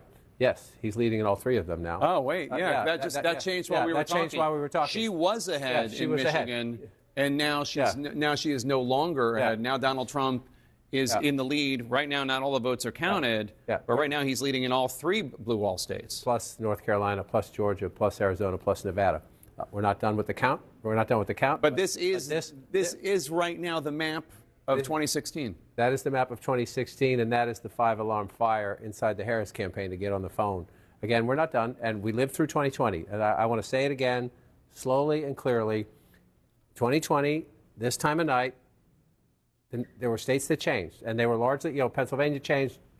Trump was ahead in Georgia. Things have changed. There's not as many mail ballots out there as in 2020, so I would not expect as dramatic a swing. The question then becomes, go state by state, county by county, is the math there? And, I'm trying to be fair and trying to be, it's possible, it's possible. When you're leading in all of them and you're Trump, that's what you're sitting in the headquarters. So maybe they're not going to win them all, right? Maybe they're not going to win them all, but they're leading in all of them right now. And so let's just look at what happened here and come on in. Number one, it's the smaller rural counties. When they fill in, again, it's, you say, that's not a lot of votes. Well, that's a lot of votes when you have it there, and then you have it here, and then you have it again here. You're getting 500, 1,000, 2,000, 3,000 in all these little counties. 120 votes there. That's only 5% reporting. You say, that's not much. It's a lot when you think you're going through a state and you have all these counties. And then the question is, so what are the Democratic margins, right? You've got 83 counties in the state of Michigan. So 56%, we're about halfway through in Kent County. It's the Grand Rapids suburbs, and she's running a little bit ahead of the president there. But, Jake, the big question in Michigan is, when do those Wayne County votes come in, and what do they do to the statewide total? All right, John. Well, CNN has a major projection. CNN projects that Donald Trump will win the state of North Carolina. This is the first of 7 battleground states that we're keeping an eye on, and we are calling it for Donald Trump. What does that mean for the electoral count? Donald Trump now has 227 electoral votes. Kamala Harris has 153. 270 are needed to the win. Let's go to Trump HQ in West Palm Beach, Florida, where we find Caitlin Collins. And Caitlin, CNN is now calling North Carolina for Donald Trump. This is the first of 7 battleground states that the campaign is watching with eagle eyes. Yeah, Jake, remember when I told you a few hours ago that it was going to be seen as a gut check for the Trump campaign? Listen here, it's a bit of a delay, but your call is playing right now over the loudspeakers in the room, Jake. You can hear the party here, the partygoers gathered at the convention center here in West Palm Beach cheering as your call is coming on the screen. They have been glued to CNN for the last several moments, watching John King at the map, going over each of these numbers. But North Carolina is an important benchmark for the Trump campaign because they were watching it to get a gut check for how they believed the rest of the evening could go. And I can tell you that what I'm hearing from Trump campaign sources is they are increasingly confident as the night is going on. Still not certain, of course, watching those very important blue wall states and to see what they look like. And so that is going to be the big question here as they continue to keep an eye on Pennsylvania, on Michigan, on Wisconsin, and as this is moving forward. Jake, I will tell you that we're seeing more people from the Mar-a-Lago party come over here to the Trump headquarters where this party is going to be held. But also, some Republicans are flying into Palm Beach. We just heard from House Speaker Mike Johnson, who was watching the results come in with his constituents back in Shreveport. He is now headed here tonight because he is predicting a bigger Republican margin in the House, a Republican takeover of the Senate, and he says he believes a Republican is going to win the White House, therefore Donald Trump, Jake. Obviously, still waiting to see, but a noticeable shift here in the mood at the Trump headquarters. All right, Caitlin Collins in West Palm Beach at Trump HQ. Thank you so much. So, the first of the 7 battleground states to fall, CNN projecting North Carolina for Donald Trump. This was the most probable pickup for Kamala Harris, if that was the world in which we were living. That is why Donald Trump went down there multiple times in the last 24, 48 hours of the campaign. And it clearly did not happen for Kamala Harris. And Trump, he's telling his people, I'm told, and just like we heard from Caitlin, that this is something that portends well for the future. We don't know what it means for the other states, but what we do know is it's even more evidence that that blue wall is the path for Kamala Harris. And that path is just more and more narrow, I think we're seeing as the night goes on. But also, so many people thought that perhaps this would be an election that in tenor and tone would be closer to the midterms, a big conversation about abortion. That is not where it's going. It seems like you're seeing that male turnout is starting to produce what the campaign wanted. You know, I think a lot of us came into tonight wondering, was it going to feel more like 2016 or 2020? And 4 years ago, I was at Fox, and at almost exactly this moment, at 11:20 p.m., we made the very controversial call. They made the very controversial call of Arizona. And that changed the whole feeling. And that's one of the reasons the Trump campaign was so furious about that call, because it was the first flip and the first indication that maybe it was going to be different than 2016. Right now, and look, there's a lot of voting and states to be called, but right at this moment, this does feel more like 2016 than 2020. No question about it. It is interesting, and the fact that we're calling it at this point is also significant, because I don't think North Carolina was called last time 4 years ago until maybe a week after the election, or it was certainly after Pennsylvania. Pennsylvania came on Saturday. I think North Carolina was Sunday or Monday. The fact that we are making this call now suggests that there's a bigger gap than there was last time. And Donald Trump won it last time by something like 75,000 votes. Generally speaking, he is overperforming what he did in 2020, and she is underperforming what Joe Biden did in 2020. And that ends up, what was a narrow edge for Biden, is at this point, we have to condition it, a narrow defeat for Harris. And the thing about North Carolina, and John has been talking about this and will do more at the wall, is you do have kind of a sense of the country in the state of North Carolina, in that there are growing minority populations, and there is a growing sort of suburban, maybe more moderate population in and around the big cities. And so that is why the Harris campaign thought, with the dynamics of the country right now, that she would have a better shot. But look, the headwinds of the economy, the inflation that people are feeling, the difficulty in their everyday lives. Yeah, she could not outrun that Biden economy. Yeah, and the economy, Chris, that is what people are feeling every single day. I mean, we were talking earlier about whether or not the sort of women and the idea of this being the first post-Roe presidential campaign was going to supersede how people felt when they were buying eggs and milk. And certainly North Carolina and other places that we are seeing start to formulate in these other states, the answer is no. You know, we have talked about it all night, and we've disagreed to a certain degree about the right track, wrong track, and it was 27% right track, 60-something% wrong track. You know, maybe part of that is dissatisfaction with Trump. Maybe some of that is dissatisfaction with the abortion overturn. But in terms of what people live every day, it's the economy, it's the price of eggs, it's the fear of inflation, which with the spread of illegal immigrants north is now being felt as an issue, not just on the border, but in northern states as well. Yeah, and Jake, I'm going to be interested to figure out and to find out once we get all the details how much success the Trump campaign had in increasing their share of the mail vote. They worked really hard at that. Yeah, very interesting. Let's bring you a key race alert and get you up to speed on where we are in all the states that we have not called. In battleground Pennsylvania, Donald Trump with 51.3%, Kamala Harris 47.6%. Donald Trump more than 212,000 votes ahead with 82% of the estimated vote in from the great Commonwealth of Pennsylvania. In battleground Michigan, Donald Trump in the lead, 51.2%, Kamala Harris at 47%, Donald Trump at 98,014 votes ahead of Kamala Harris with 41% of the estimated vote in from Michigan. In battleground Wisconsin, Donald Trump in the lead, 50.7% to Harris's 47.7%. Donald Trump with a 68,000 plus vote lead over Harris with 71% of the estimated vote in from the Badger State. In battleground Georgia, Donald Trump up 50.8% to Harris's 48.3%. Donald Trump with 128,582 more votes than Kamala Harris, with 92% of the estimated vote counted in the state of Georgia. In the state of Arizona, another battleground, Donald Trump in the lead there, 49.8% to Harris's 49.3%. Donald Trump with a 7,588 vote lead over Kamala Harris. That's with more than half, 52% of the estimated vote in. In Nevada, Donald Trump in the lead, 73%. Kamala Harris with 26.2%. Donald Trump with a 10,985 vote lead over Harris. That's with only 2% of the vote in from from Nevada, only 2%. Boris Sanchez now has some new projections in the fight for control of the U.S. Senate.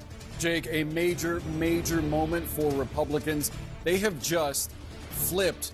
They are expected to flip their second Democratic seat of the night, this one coming in Ohio. There, Republican Bernie Moreno defeating incumbent Democrat Sherrod Brown. Moreno, the owner of some luxury car dealerships who invested early in blockchain technology, fought to attach Brown to the Biden administration more broadly, specifically on issues like immigration.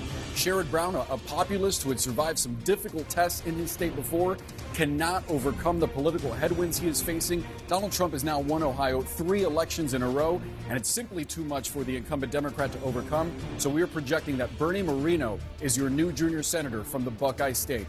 Meantime, 4 Democratic holds. The first one, a historic one in New Jersey. There, Congressman Andy Kim is set to become the first Korean American ever to serve in the U.S. Senate.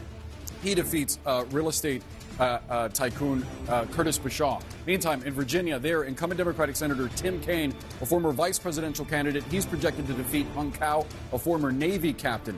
Another Democratic hold to tell you about this one, Martin Heinrich, the incumbent senator there, seeking his third term. He defeats Nella Dominici, whose father was the last Republican senator elected in New Mexico some 20 years ago. Another Democratic hold to project for you, this one coming in the state of Washington. There, Democratic incumbent Senator Maria Cantwell wins her 5th term as she defeats Raul Garcia, an ER doctor. Now, what does that pickup in Ohio mean for the magic number? We started out the night with Republicans needing to pick up 2 Democratic seats to take control of the chamber. With West Virginia and Ohio, they have hit 2, and now they're seeking to pad those numbers. Currently, as we speak, Republicans are leading in 4 seats currently held by Democrats. Let's get you an update on where those are right now with some key race alerts. These are live results coming into CNN. We start with the state of Wisconsin. There, the CEO of California-based SunWest Bank, Eric Hovde, is 29,000 votes ahead of Democratic incumbent Senator Tammy Baldwin, who's seeking her 3rd term in office, 70% of the vote. And we just got an update. The lead pretty much the same in Wisconsin for Hovde. In Pennsylvania, this has been going back and forth all night, but right now, the former CEO of one of the largest hedge funds in the world, Dave McCormick, currently leads incumbent Democratic Senator Bob Casey by about 120,000 votes. Still a very close race. This one also a very expensive one.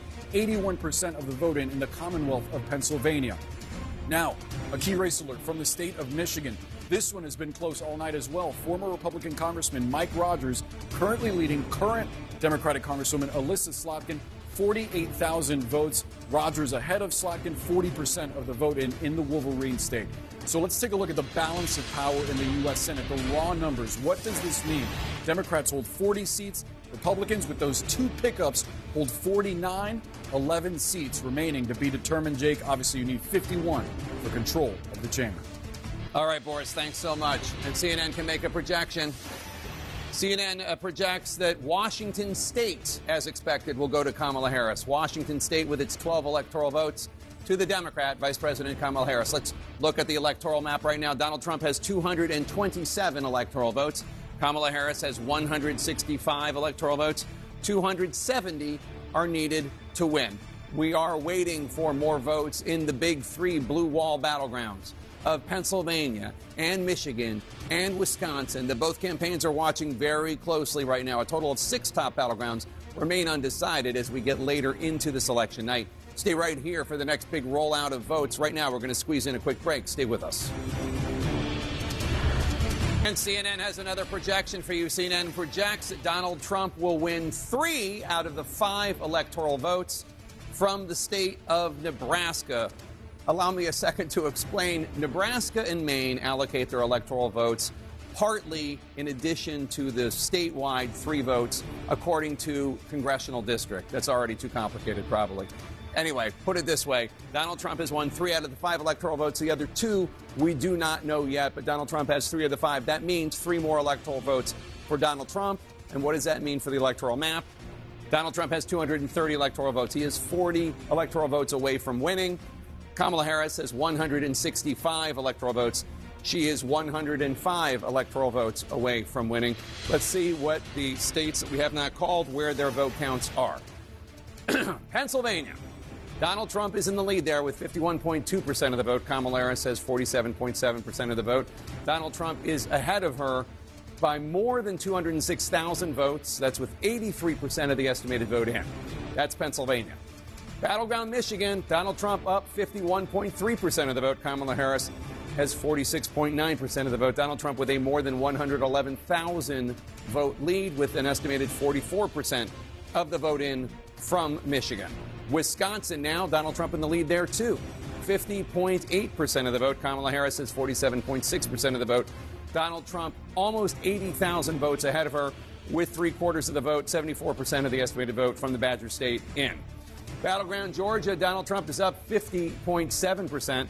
Kamala Harris is 48.4%. Donald Trump more than 118,000 votes ahead of her with an estimated 93% of the estimated vote in.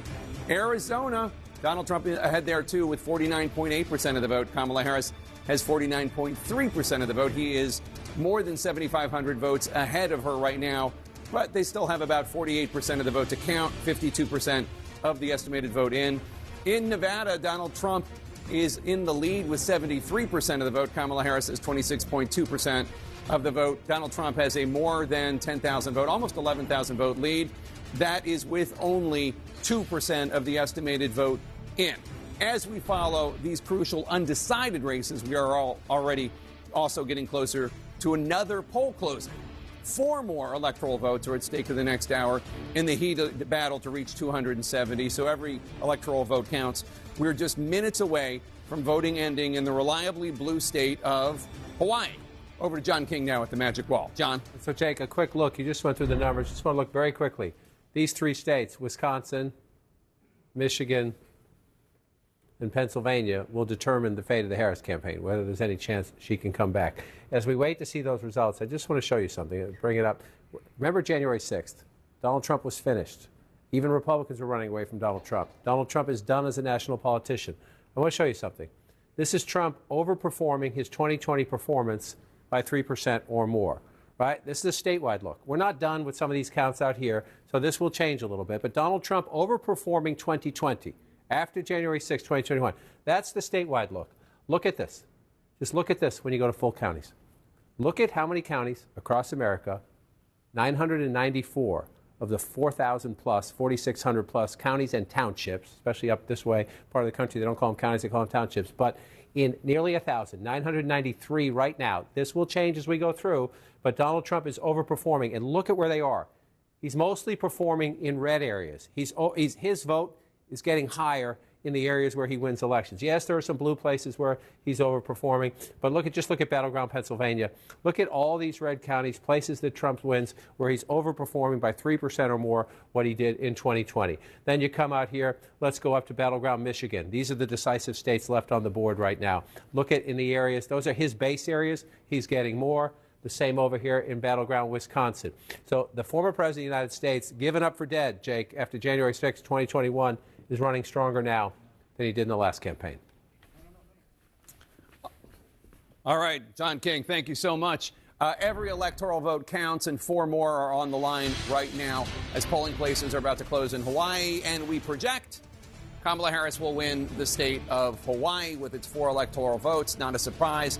Hawaii, a reliably Democratic vote. But that doesn't mean a pickup of 4 electoral votes for Kamala Harris. Donald Trump has 230. He is 40 votes away from winning. Kamala Harris has 169 electoral votes. She is 101 votes away from the 270 needed to win. John King? So, Jake, let's look at the map where we are right now, and then we'll go through some of these battleground states where we're still waiting. But just look at the map right now. You see a lot of red, right? So let's look at the 2020 map. You see the blue, right? The blue wall states, Georgia, Arizona, Nevada, right? Now watch. This is where we are now. 2024 looks a lot different than 2020. But at the moment, looks pretty similar to 2016. Donald Trump won the blue wall. Donald Trump won North Carolina. Donald Trump won Georgia. Donald Trump won Arizona. The only difference would be Hillary Clinton in 2016 did carry Nevada. Donald Trump leads there right now when you come back to 2024. But it's just, 2024. Let me come up here and do this and hit this. And you go there at 2024. So that's the one, it's just a dramatic change when you come here. And so Donald Trump is remaking the map again at the moment. And the question is there any way for Harris to come back? Again, we've given Donald Trump North Carolina. So let's see where we are in Georgia. If Donald Trump also carries Georgia, the vice president cannot afford to lose Pennsylvania. Yes, Nevada's out there, Arizona's out there, Michigan and Wisconsin are out there. 19. I'll show you what I mean in a minute. So can she come back in Georgia to stop that from happening? She's limiting her. If he wins Georgia, her path is so limited. So it's 118,000 votes right now. In a state decided 4 years ago by 11,700 votes, Donald Trump with 93%, that's an important number, of the vote counted, is ahead by nearly 120,000 votes. So you're looking, this is where they would have to be. You can pick up votes elsewhere, but that's where most of the votes are. That's close to half of the state population, right in Atlanta, in the metropolitan area around it. So what's out there? Are there live outstanding votes out there? Well, let's take a look. The answer is yes. Let me get rid of the coloring so you don't have to see that. The answer is yes, they're out there. You're at the point now where you're talking about drawing to an inside straight flush, essentially. You need these votes to come in overwhelming numbers for you. But you do see there's the mathematical possibility. This is why the Harris campaign is on the phone. This is why I assume Donald Trump has not come out yet to say anything, because he's hoping that this one comes off the board as well. You're looking at the math right there. It's possible. So we're waiting for more votes in Georgia. So then you come up, Jake, and we'll look at the blue wall states in a minute to see if any of the math is changing. But if you look at the map right now, you would so much rather be Donald Trump than the vice president. All right, and we have a projection, John. CNN can project that Kamala Harris will win the Commonwealth of Virginia. Commonwealth of Virginia, with its 13 electoral votes, will go to the Democrat Vice President Kamala Harris. What does that mean for the electoral math? Let's take a look. With 270 electoral votes needed to win, Donald Trump is only 40 behind that with 230. Kamala Harris has 182 electoral votes. Let's bring you a key race alert. Where are we with all the states that we have not projected yet? Pennsylvania, Donald Trump in the lead. 51.3% of the vote. Kamala Harris, 47.6% of the vote. Donald Trump has a more than 213,000 vote lead over her with 84% of the estimated vote in from Pennsylvania. In battleground Michigan, Donald Trump up there, 51.2% of the vote. Kamala Harris has 47% of the vote. Donald Trump with a 107,294 vote lead over Harris.